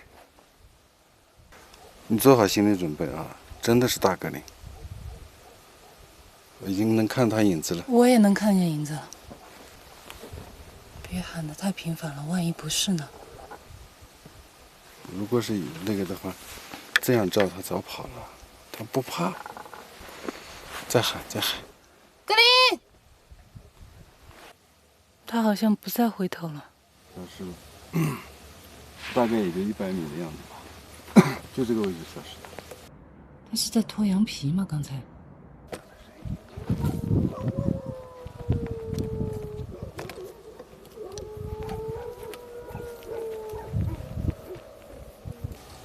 狼嚎是不是？有点像。掉头，请在适当位置掉头。你已经到家了，你想掉头去哪儿？心虚啊？我不敢下。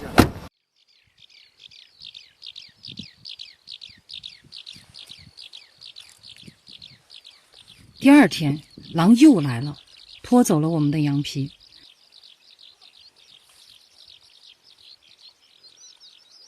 我跟狼匆忙打了个照面，它是只母狼。既然它不是格林，我也就没追了。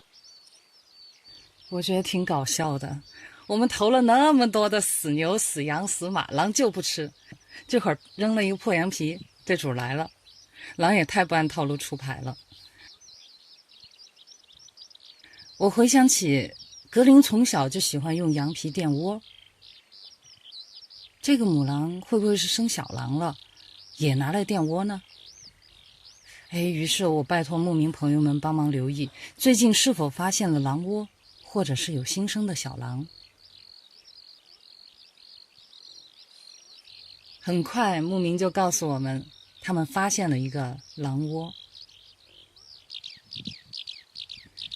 我记得那天我去狼窝附近装监控的时候，为了抄近道，2个人在草地上迷路了。天越来越黑，看不见脚底下，我掉进了沼泽里。就在淤泥已经没过腰部的时候，我踩到了一个比我更倒霉的牦牛，它已经先一步死在了沼泽里。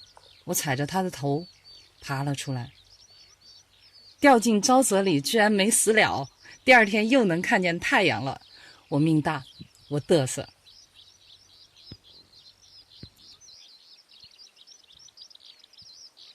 然而我们费了牛劲去观察到的这个平原洞穴却并不是狼窝，应该就是那一窝的狐狸，小狐狸出窝了。正有点小失望的时候，牧民告诉我，有一只狼披着羊皮混入巴老头的牧场中，把一只羊给吃了。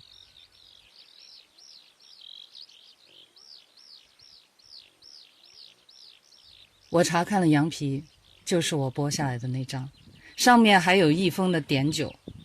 终于知道这张羊皮的下落了。我一直以为披着羊皮的狼是民间调侃的形容，没想到还真有这么干的。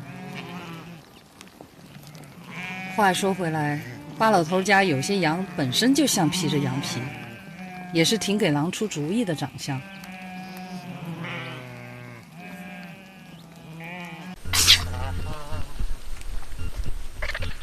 我们投食了几个月，引来的只有秃鹫、狐狸和野狗。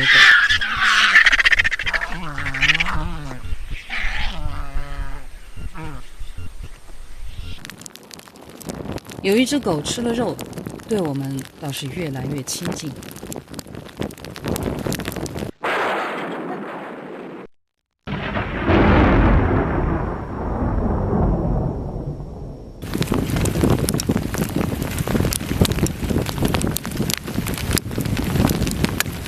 I don't ever slow up, no I don't take shit. I got no love for the fakeness. If you wanna play tough and wanna hate this, I'll always show up. I don't ever slow up, no I don't take shit. I got no love for the fakeness. If you wanna play tough and wanna hate this, I'll always show up and make a statement. I don't ever slow up, no I don't take shit. I got no love for the fakeness. If you wanna play tough and wanna hate this, I'll always show up and make a statement. Everything I do so instinctive and so passionate. Every word I move so descriptive like an adjective. I got a vendetta against people who patented being negative when you should be getting after it. I got facts over tracks, isn't that spitting slow, spitting fast? I could roast, I could gas, think I'm okay at last, but I don't know if that can erase all the past and the pettiness. A reflection of the emptiness, hilarious. You think you're worth my time, you're delirious, mysterious, because you hide behind a fake exterior, inferior. You know I'll always be a bit superior. Get off of me, this ain't no humble brag. I want you to hear words, you can say them back. I want you to feel free from the chains at last, and to believe in what you got, it was built to last, yeah.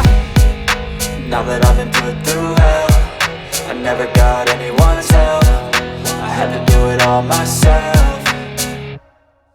I don't ever slow up, no I don't take shit. I got no love for the fakeness. If you wanna play tough and wanna hate this, I'll always show up and make a statement. I don't ever slow up, no I don't take shit. I got no love for the fakeness. If you wanna play tough and wanna hate this, I'll always show up and make a statement. Gonna learn the consequence of being incompetent. Mental health is confidence, dreams and some honestness. I'm not here to save the day, that's for you to take away. I could play a million mind games, but instead I say something not illogical, something that is topical. Rub it on and watch it go, make yourself unstoppable. Dreams are irresponsible, but they're always possible. If you just believe, you could be so remarkable. Thoughts in my head, a collage and they spread. I'll be great one day, going off of my meds. No, I'm not giving up, no, I'm not giving in. I will make it to the top, taking off in the wind. I gotta make it, I'm saving every day to taste it. I'm patient, but my mind, it can hardly take it. I'm chasing a dream that I've had for several ages. A vacant, modern kingdom for the taking. Now that I've been put through hell, I never got anyone's help, I had to do it all myself.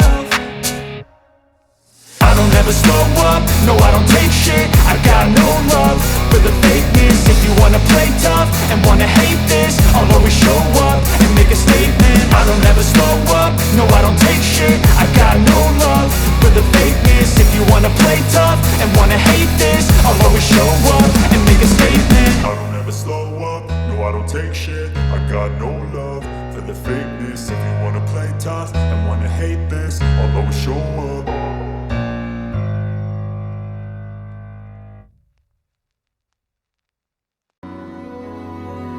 我们决定转换策略，在狼山的水源地布控。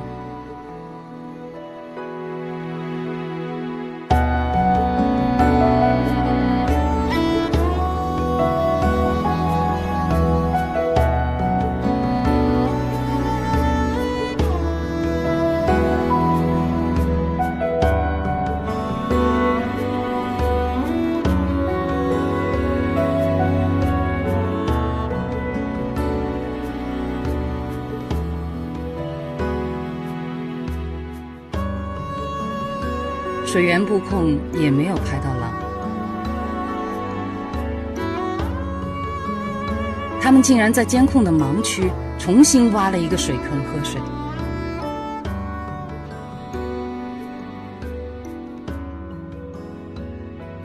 水坑边有狼爪印，还有一个奇怪的压痕。这个印子肯定不是鞋印，如果是脚印，周边都会有。后来经我们比对，这是一个矿泉水瓶子的压痕。狼来过，除了爪印，什么影像也没留下。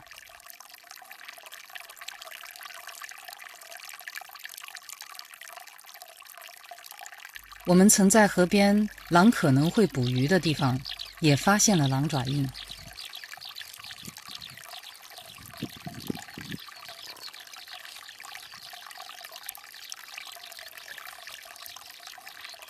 其中还有格林的标志性爪印。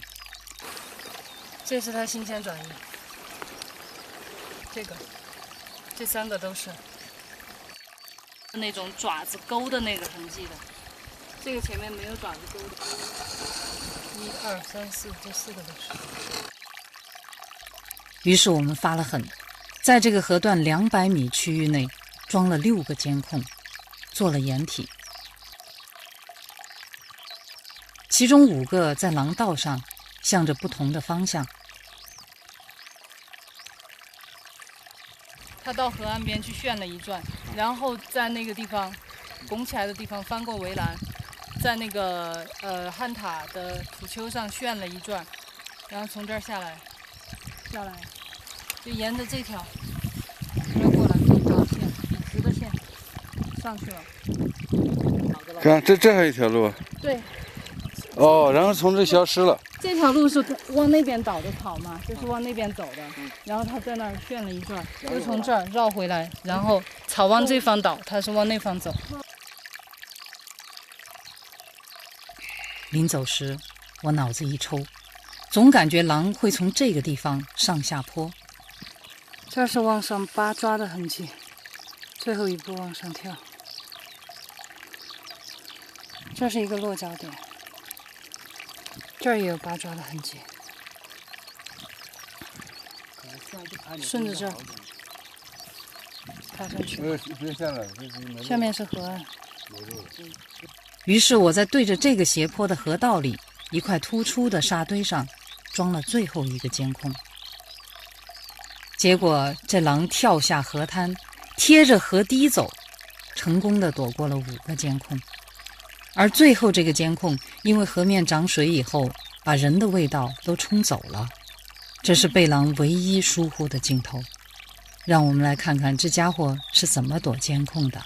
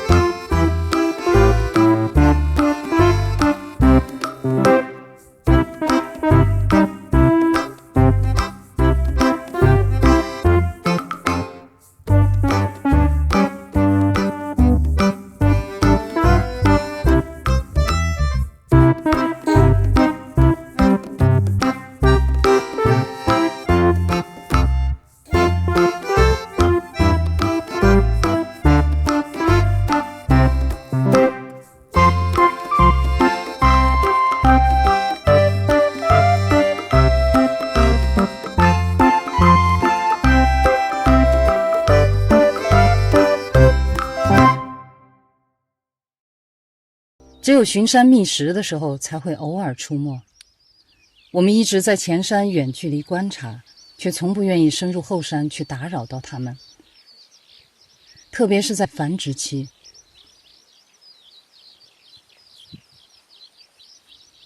但是保护区的人员告诉我们一个消息，有盗猎的偷偷进山了，山里发现不少捕兽陷阱，狐狸洞被盗猎了，狐狸妈妈被毒杀。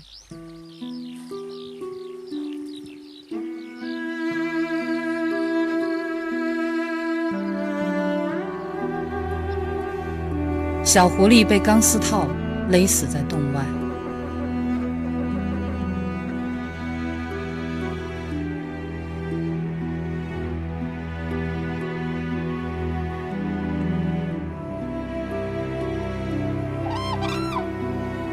同时，我们一直在观察的黑颈鹤，它们正在孵的蛋被人拿了。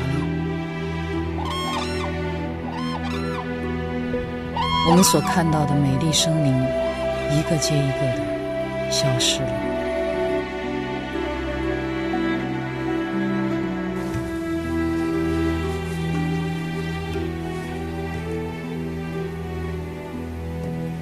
我坐不住了，巡山、拆捕兽夹，这是我们每天必做的事儿，包括后山。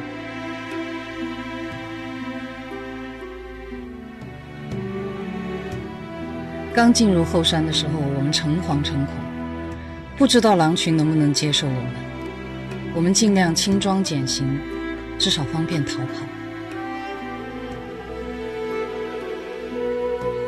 在山里遇见过很多次狼，但是让我们意外的是，狼看见我们的表现反而很平静，大家各走各的路。我不知道他们是不是认识我们，但是我们逐渐熟悉了他们。我们在进山的路上装了监控，这样如果有盗猎者来过，至少能留下影像。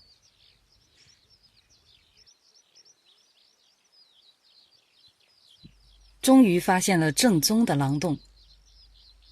狼洞并不像通常人们想象的那么阴森可怕，虽然附近会有一些他们的生活垃圾，但并不影响它的好景。背山面水的地段，沙土的观景平台，高层视野，私家花园，翻身可见绿，出门可踏青。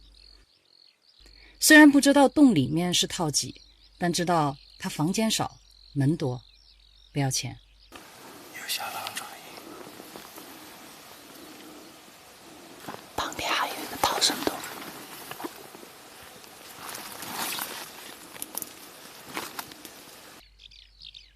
还有这个猎手们午休的小别墅，标间。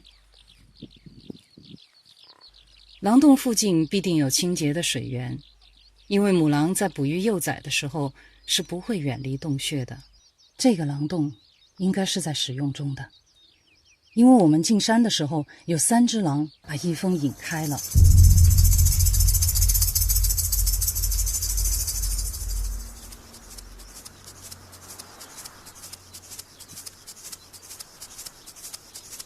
我察觉异样，循着反方向去找，才发现了它。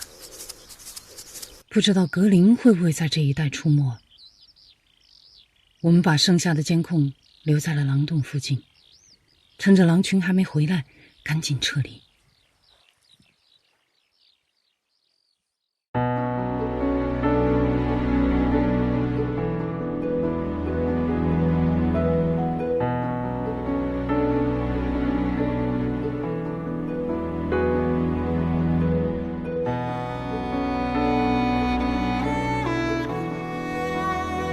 10天了，我们提心吊胆，既盼望那洞里面有小狼，又担心盗猎的比我们动作快。我们能发现狼洞，盗猎的也能。这是狼最脆弱的时期，最怕的就是被掏窝。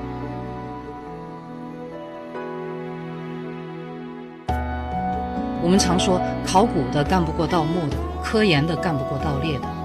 这些土贼总能找到机会，但究其根本，都源于人们的消费。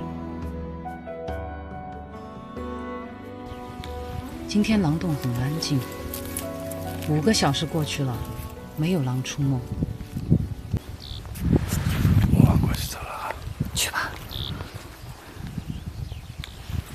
我们来到狼洞前，发现狼不在了，监控也不在了，很紧张，怕是我们最担心的事情发生了。结果我们在一个洞里面找到了已经被损坏的监控，万幸它的内存卡还能读取。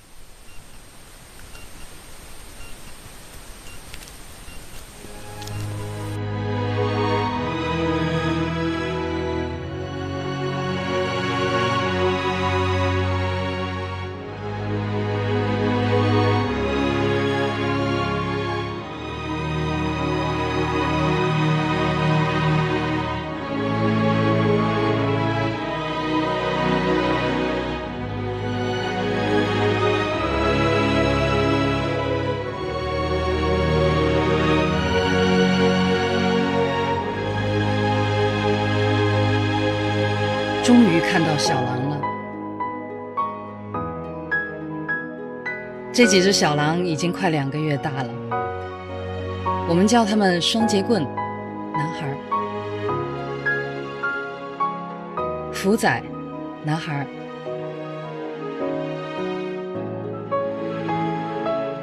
飞毛腿妹妹，还有一个最胆小的小不点儿在这儿，因为他一直躲在角落里，我看不清楚他的性别，直到后来我才知道他也是个小男孩。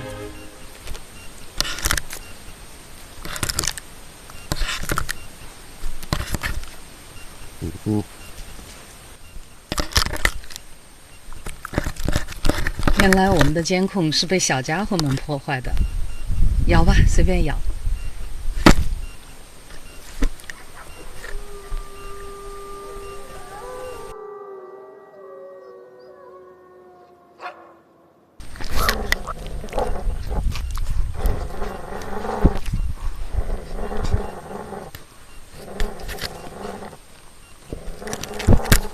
而母狼回家后则把它扔进了洞里，似乎它并不喜欢孩子们玩人类的东西。它带着小狼挪窝了。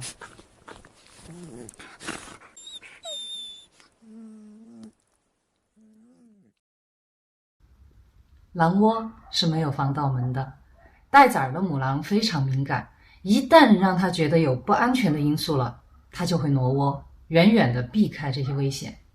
当然，母狼挪窝呢，还有其他的原因。在通常情况下，它都不会在一个洞穴里面住太长时间，因为它们的生活垃圾会腐败，小狼的粪便呢，会慢慢的留下更多的味道，会吸引天敌，所以它不会让一个洞穴留下太重的味道，所以它会定期的挪窝喘喘气儿。但是让我们费解的是，我们发现的新的狼窝居然在离我们的帐篷直线距离更近一点的山坡上。他是觉得灯下黑我们发现不了吗？还是觉得这2个人人畜无害呢？更让我们觉得稀奇的是，在老狼窝边留下的影像当中，玩累了的小狼居然用一个矿泉水瓶子在喝水，而这个瓶子是我们的。后来我们捡回了瓶子一比对，发现瓶子里面的水已经不是原装的矿泉水了，而是山间的溪水。我突然就想起了我们曾经在狼挖的那个水坑边发现了奇怪的压痕。这是人类的用品，居然成了他们的用品。我那时候也想到，格林倒是挺熟悉这些瓶子的用法的。从前每一次外出的时候，我都会给格林带一瓶水。说到水瓶，我想起有一次我在扎西牧场在河边上洗手的时候，那个水瓶就不小心掉在河里面了。当时格林一看，赶紧跳下河去追，去捞那个水瓶。就那个时候乔莫还在啊，乔莫一看格林都跳下去了，于是他也跳下去，他以为好玩，跳下水以后就把格林往水里面摁，结果后来格林呛了一肚子的水，气鼓鼓的上来了，水瓶也丢了。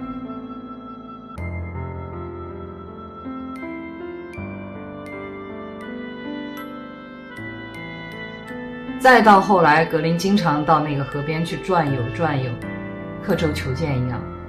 水瓶是捡不回来了，他找了一个替代品，管他呢，老妈能用就行。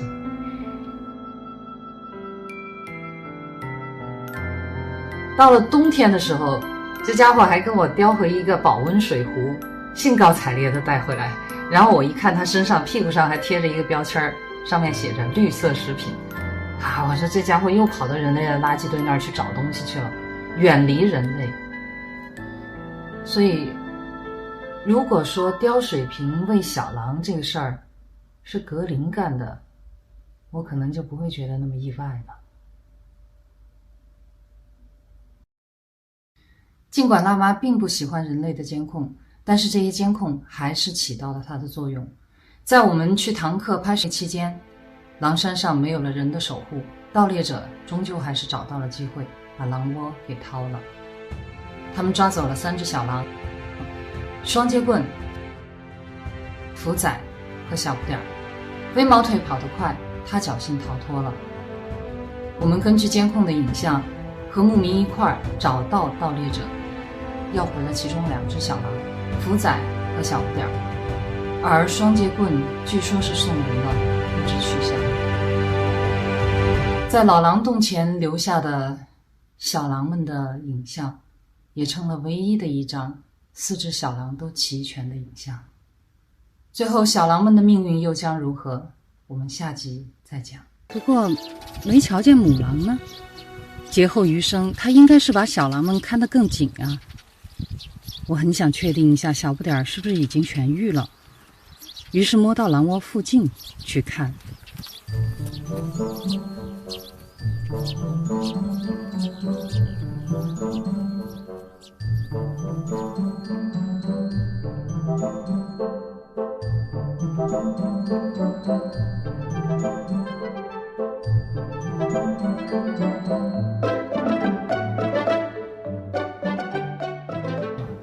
过去了之后呢，小家伙们还在那儿玩，而这个福仔和小不点儿，因为跟我们是打过交道的，不是特别的回避我们。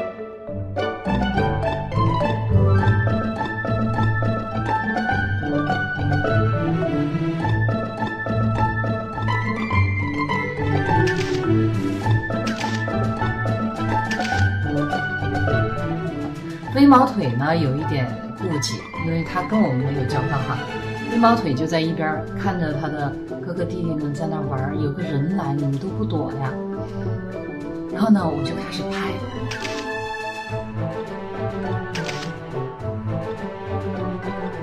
正在这个时候呢，辣妈回来了，叼着一只毯子。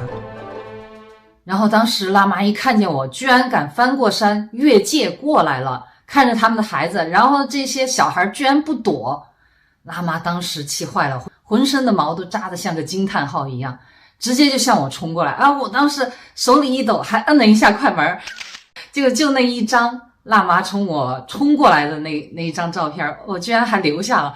然后接着就是我很狼狈的翻滚下山了。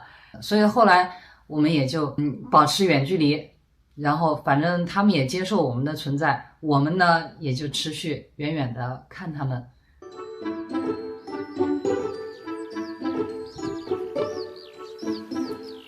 小狼们的食量越来越大，猎手们每天忙于外出捕猎，即使留守在狼窝边的辣妈和元老也不得不抽空觅食。我只有趁元老值班的时候才敢靠近一点。这只老狼比较好通融，它看见我过去时就会离开去喝水或者找点吃的，给我和小狼们留下相处的空间。但是只能看不能碰。我一直觉得辣妈就是想弄死我，不过后来看见另一只狼被辣妈咬得夹着尾巴逃跑，我心里就舒服了。我们记录下了狼群几乎所有的成员，但头狼始终不出现。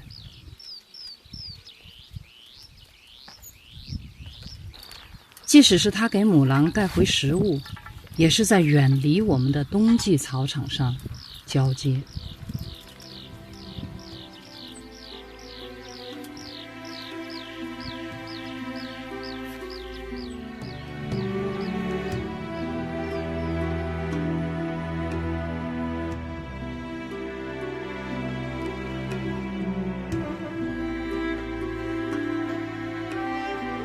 小狼出窝了，我们也感觉完成了一件事儿，剩下未了的心愿就是寻找格林了。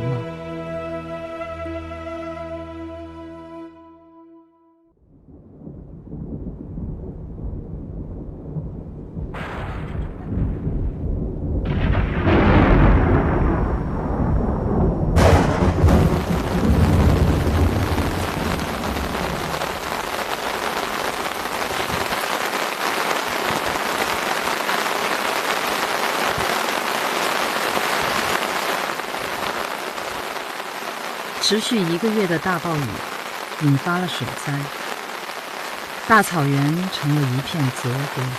你看，海都我远把头，你看水进了，这前头的这个水呢？房屋进水，车辆抛锚，草木腐荒。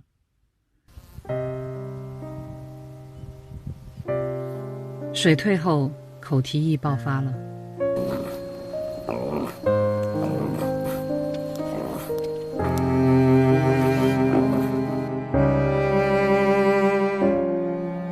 草原上到处可见病死的牛羊。疫情期间的牛羊肉，人是不敢吃的。食物短缺，对人和动物都是一场灾劫。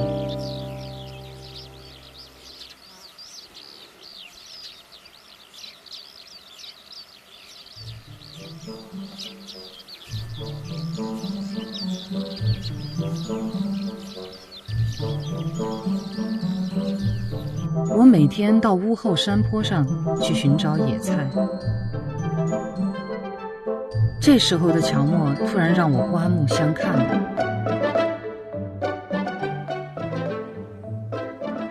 他总能奇迹般的在我挖野菜的后山坡找到猎物来打牙祭，我们也只有羡慕的份儿。有一次，我眼看着乔默叼回来一只挺新鲜的野兔，很眼馋，刚走过去想跟他商量一下，他立刻把兔子从头到尾舔了一遍。好吧，算了。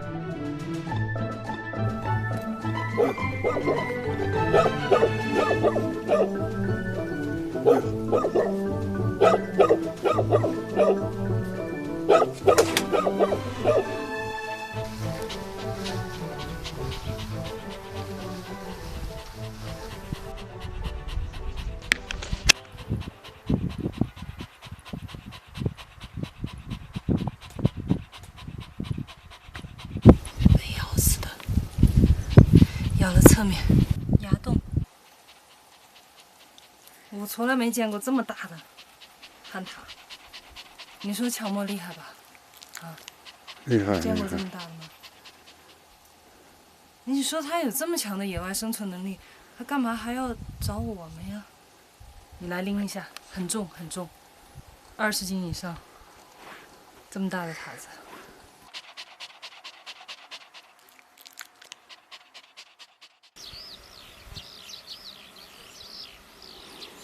大量病死的牛羊无法掩埋，急需食腐动物来清洁草原。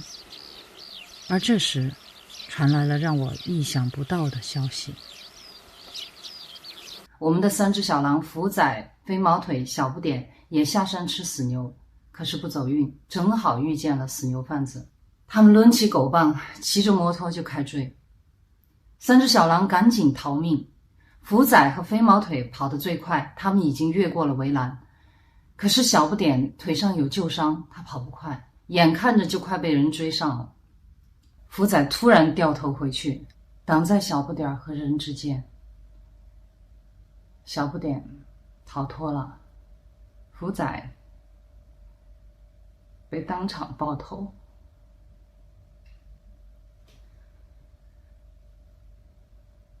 后来有关部门查处了死牛贩子，牧民托人把福仔的躯体带回了狼山。我们在狼山的山谷里挖开1尺净土，把福仔放回草原的怀里。他的眼睛闭不上，有2行粉红色的血泪就顺着他的眼角一直流到鼻尖，最后滴落在我们曾经一起玩耍的草地上。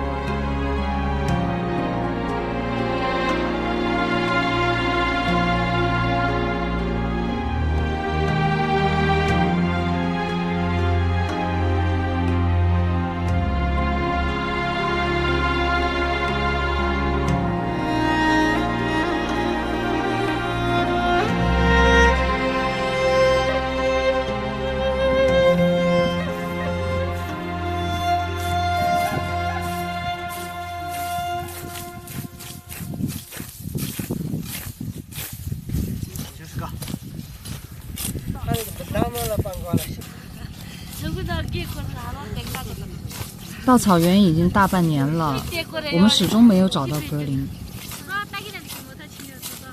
但却意外地得到了双截棍的下落。他被送到了几10公里外。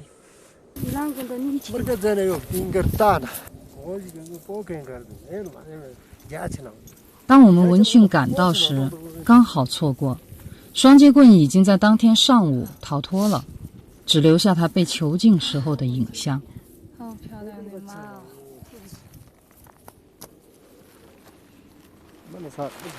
饲主说，双截棍被抓来几个月，只做了一件事情：越狱。刚开始他不吃不喝，把自己饿瘦，从龙缝里钻出去逃跑。后来人们就用铁丝捆住他的脖子，把他拴在院子里当狗养。好嘛，我给你留个电话。没想到双截棍终究还是找到机会，挣断铁丝逃跑了。哦，这儿是不是这儿？这儿有个洞，这个地方应该大的。跑了就好，这是最好的结果。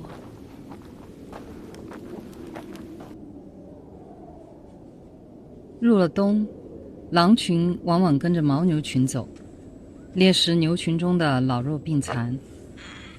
牧民朋友动员我们也跟着牛群前去他们的牧场，或许遇见格林的机会更大一些。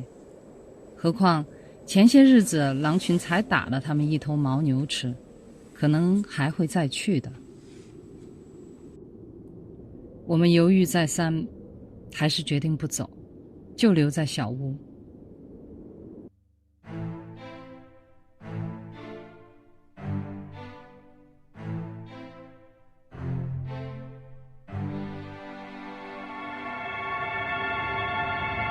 结果牧民刚牵场的当晚，狼群就来了，一共4只狼。奇怪的是，我们的看家狗居然没报警，是易峰发现的。我们不敢开灯，黑夜里也看不清他们在做什么。直到狼群离开了，我们大着胆子出去看时，乔默才开始叫了起来。一峰，拿手电筒。你把那个灯光举到乔木这儿，我看看。好，跟着乔木走吧。你刚才出来就看见狼了？对。害怕吧？你才害怕呢你。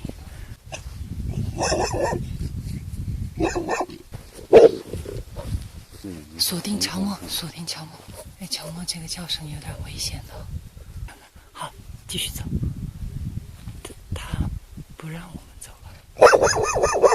嗯。肯定觉得危险，他不让我们走了。回去吧，相信他的直觉。乔木不敢追。我们收回被狼拆掉的监控来看，原来乔木事先已经被辣妈警告过了。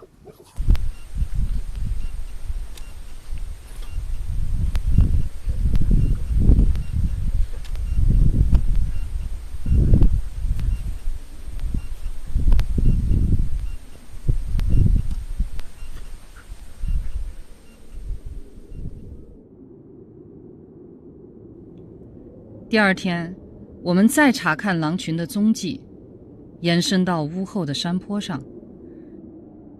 在它们逗留的地方，撒着很多揉碎了的马脖，这是狼的伤药。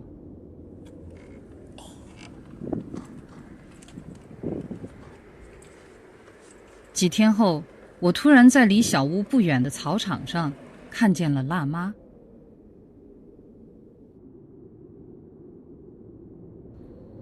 他是不是盯着我们的？他在那儿守着一个什么死东西啊？那么多乌鸦，但是他又没吃，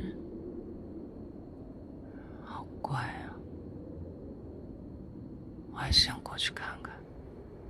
直到下午，辣妈仍然在原地守着，边赶乌鸦，边望着我们。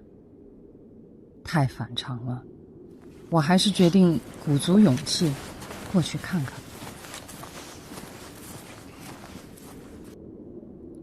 我在离辣妈100多米远的地方跟她对视了大概20分钟，而她看我始终不敢过去，于是缓慢地离开了。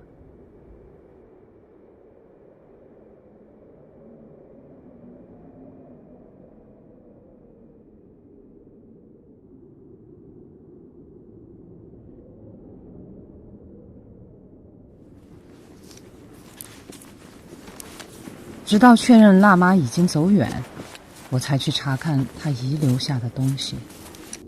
呼叫一峰，发现一匹死狼，就在这儿。怎么可能啊？是一匹狼，确实是一匹狼。快，你快过来看一下。好的，马上赶到。等等，他还在喘气，好像是活的，还在喘气。小心一点。哦，飞毛腿啊！那肚子上有个洞，你记不记得上一次那个牦牛，他去单挑那个牦牛，被牦牛顶了一下的那只？大狼呢？大狼撤了，我在这儿已经有点久了。你看看他眼睛有没有事儿？刚才渡鸦啄他眼睛。没有知觉了，好像。有，他的眼睛在睁。哎呀，2、3年了，都没摸过狼了。好烫啊！好伤。我去把急救包拿回来吧，但没绷带了。你都拿去包羊了，有纱布就行，一会儿用我的腰带绑一下。去吧。死狼当活防衣了。飞毛腿的伤口周围裹着马脖的粉末，皮毛被母狼舔理得很整洁。从狼群打为牦牛时，飞毛腿被牛角挑伤，到现在已经快20天了。恐怕也只有狼才能坚持得这么久。也许他是在跟随辣妈去寻找马脖疗伤的路上，再也走不动了。而辣妈，她把我们当做了拯救孩子的最后希望。消毒、缝合、消炎，保持体温，尽人力，听天命。野生幼狼成活率极低，一大半的小狼活不过头1年。他们从刚出生就要面对凶险的世界，狼的每次猎食都是在以命相搏，我们没法挪走它，也不敢离开，怕我们一走，乌鸦再来啄它的眼睛，兀鹫把它生吃活掏。它还是7个月大的孩子，就走到了生命的最后一天。我们只能这样抱着它，陪着它，怕它冷，怕它痛，怕它醒来哭着找妈妈。一直守到天黑，兀鹫飞走了，我们才回家。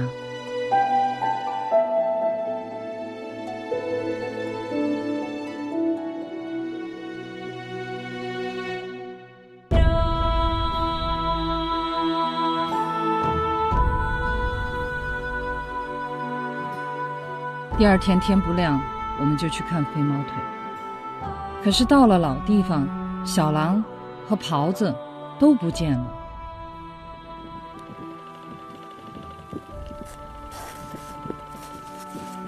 附近的积雪上留下了一串硕大的爪印。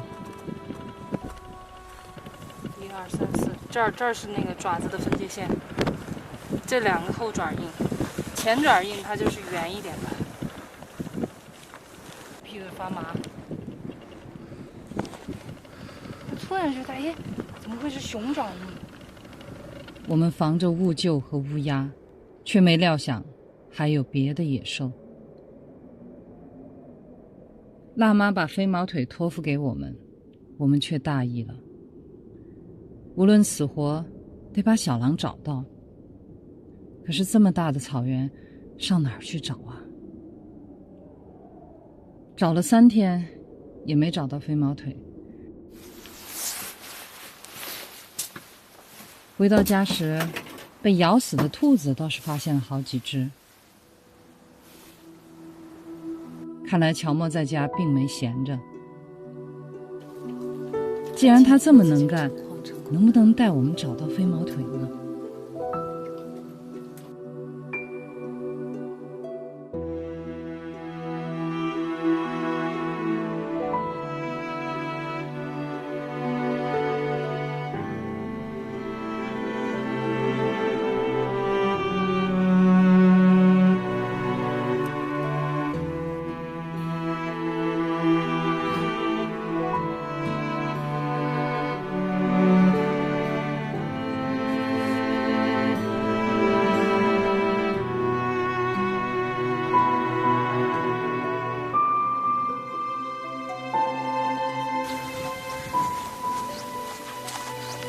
是什么？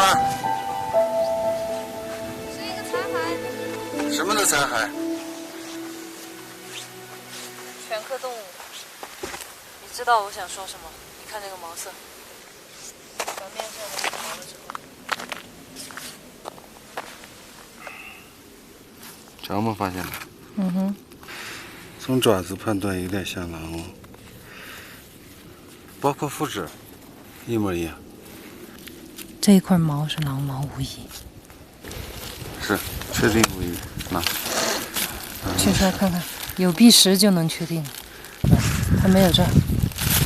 三角形，2个壁石都在。你看它前胛骨很小，肋骨也很小，应该是个小狼，4、5个月大的小狼。这是一具5个月大的小狼的残骸，死亡时间应该是在2个多月前。它肢体完整，虽然没有被动物啃食过，但也干枯得难以辨认。只是这尾巴看着很像双截棍的。但是它不是已经逃脱了吗？怎么会死在这儿？我揪着心继续清理，很快就在小狼的脖子上发现了人类的东西。这个是致命的，被勒死的。这个断头，我觉得这个断头是扭断的。那么也就是这个断头这个应该是扭断的，这个是在扭的过程当中缠上去的。穿进去以后，它挣扎，反复的扭，这么大的。你看这个套子上有没有那种血的那种凝固的残迹？这一块可能就是上面还沾了很多，这估计是血迹。缠的毛，这是后脖颈，应该是他自己磨，毛都磨掉了，然后自己拧断跑出来的。确定是他了。我们当初只知道他挣断铁丝逃跑了，却没想到铁丝圈还套在他的脖子上。好，去掉。死了就让他自由吧，别带着人类的这个。铁丝圈夺走了小狼的生命，绝不能再捆绑他的灵魂。我想让他站起来，想让他睁开眼，看看这片他从小就没来得及多看一眼的草原。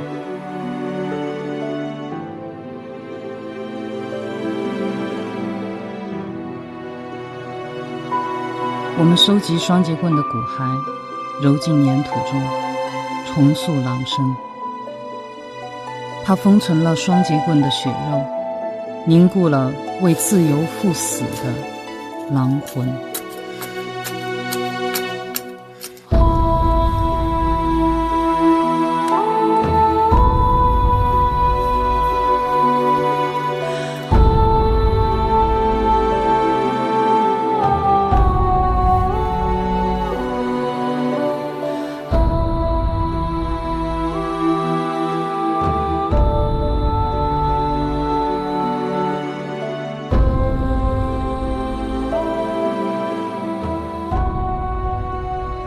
在这片草原上，曾经有一只小狼，带着铁丝圈，翻山越岭，奔跑在回家的路上。遥遥几十公里，经过人类的村庄、公路、黑河、草甸、沼泽、沙漠，属于它的时间不多了。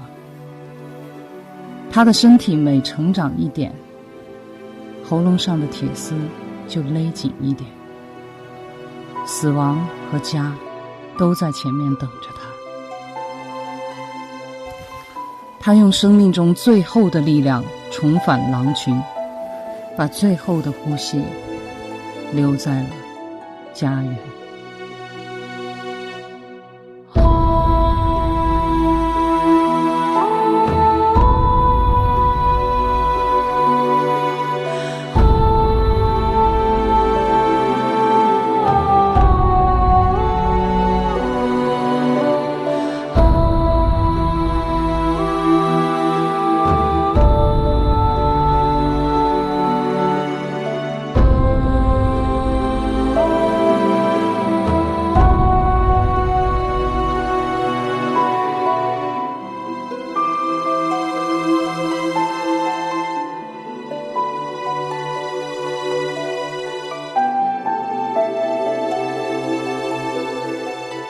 倒出来看有多少？7块钱1斤米。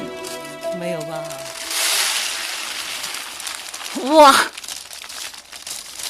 而且还很干净，一点土和沙子都没看，连耗子屎都没有哈。没有。我们的粮食被草原鼠给吃了，我们不得不冒着风雪出山备粮。在县城里，我听到了一个惊悚的传闻。狼群吃了一个人，这让我们很诧异。辗转打听了很多人，最后有知情者告诉我们，不久前他远远看见狼群拖了一个人上山去了。好，再见。好，拜拜。哎，谢谢了。拜拜。哎，好。后来还有人在山里发现了遇害者的衣服。我们问清了方位，去山里寻找。我觉得在那个山旮旯里吧。上来。啊？哦。好像你衣服啊，看这，把相机放下吧。来，过来看一下。你捡起来，里面有没有死狼？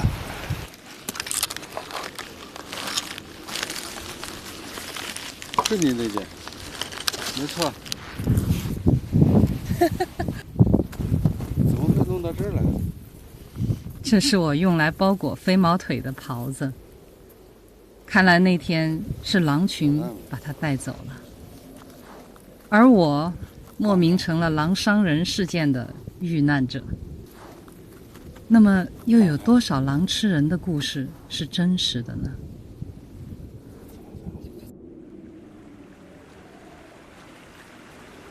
我们已经寻找格林1年了，如果他还活着的话，该4岁了。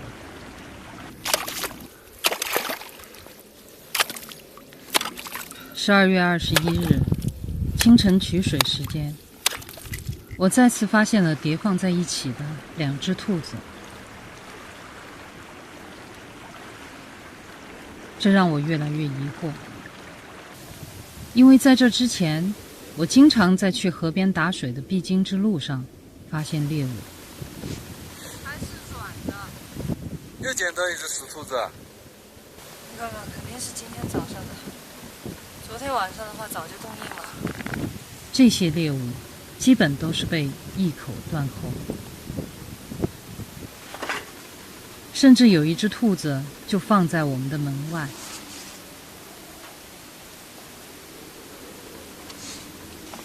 这儿，爪，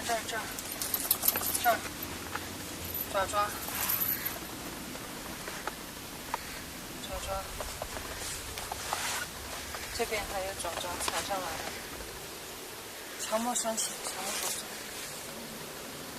应该是今天早上，后半夜落的雪吧，后半夜落的雪盖的吧，差不多。这是你带的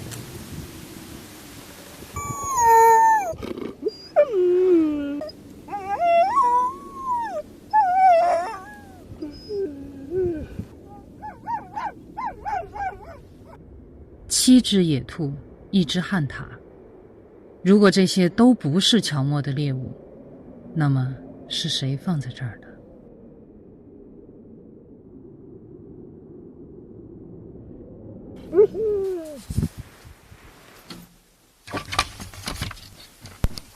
你看乔莫，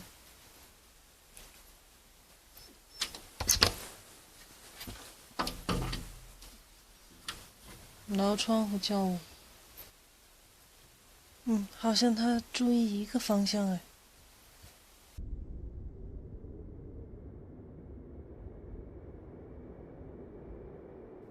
狼雕好像被什么动物动过，我们决定放一组遥控摄像机在狼雕周围观察一下。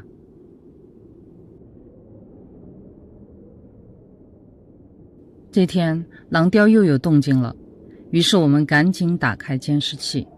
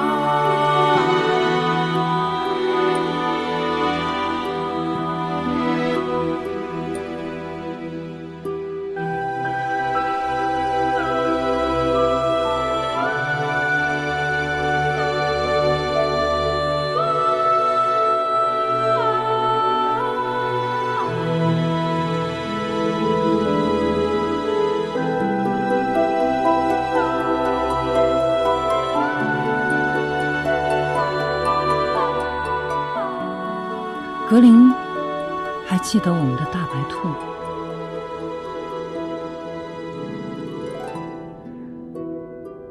分别3年了，我曾经幻想过无数次与格林再见面的场景，但绝不是在他孩子的墓前。福仔没了，小不点失踪，双截棍没了，只有飞毛腿死里逃生。格林的命是人救的，他的家也因人而散。这些年他们是怎么活下来的？他们又能如何看待人类？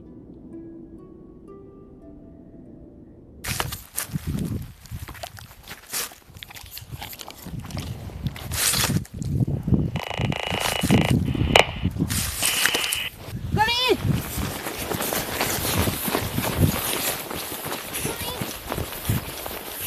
先别管，追格林，快！格林，格林，格林。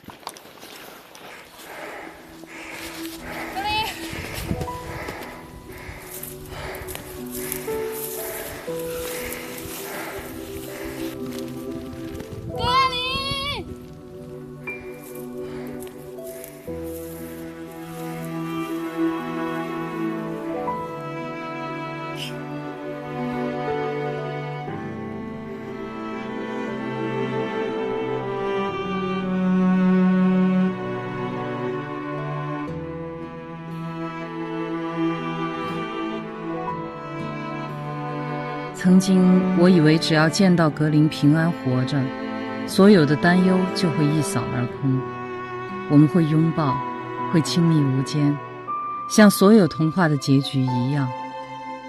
而今我终于看到他了，却发现随之翻开的是更加沉重的一页。那边好像有东西，去看一下走。叼过来的那个啊，我看他们放下的羊羔啊！啊，小羊羔。这是我打水的地方。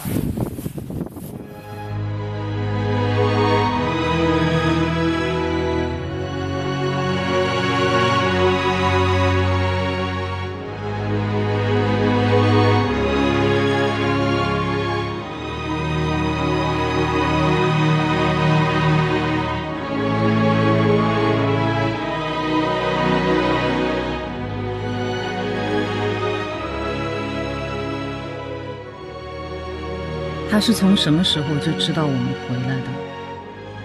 在山梁呼唤他的时候，再看我！在小屋升起人烟的时候，还是在狼窝前守护小狼的时候，我能感觉到他就在这儿去了。幸福原本就在身侧，我们却为求之不得而苦恼。狼还是原来的样子，人走得太快了。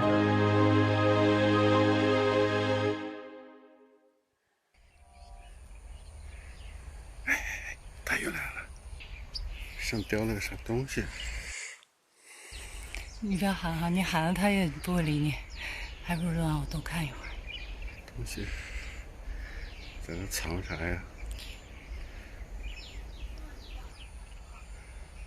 他在洗澡吗？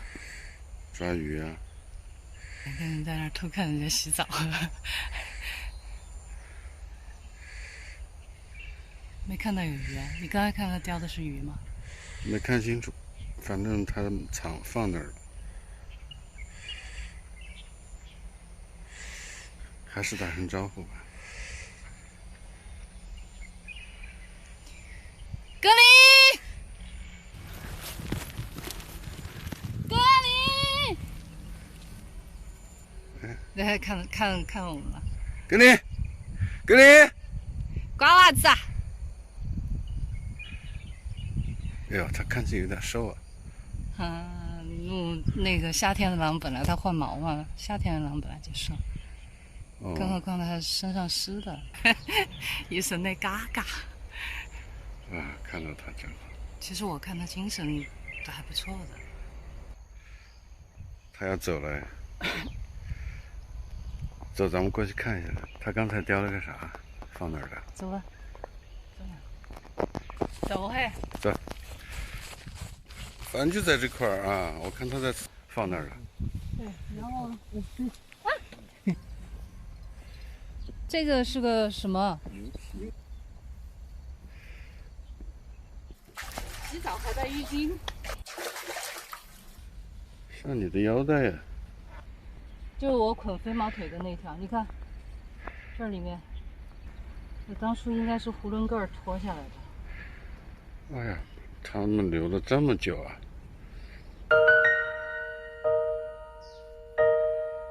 不知道这么多年的东西了，他还留着干嘛？哈臭臭的哈。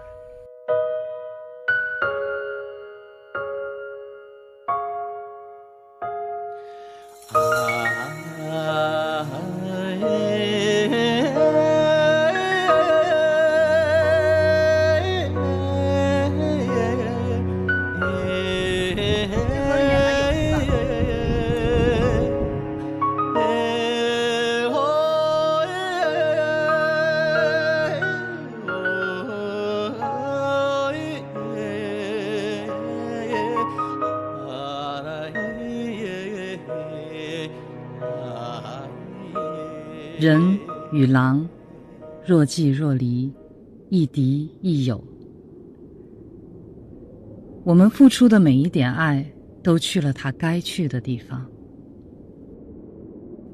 那些我们爱过的生灵，也在平行的时空里爱着我们。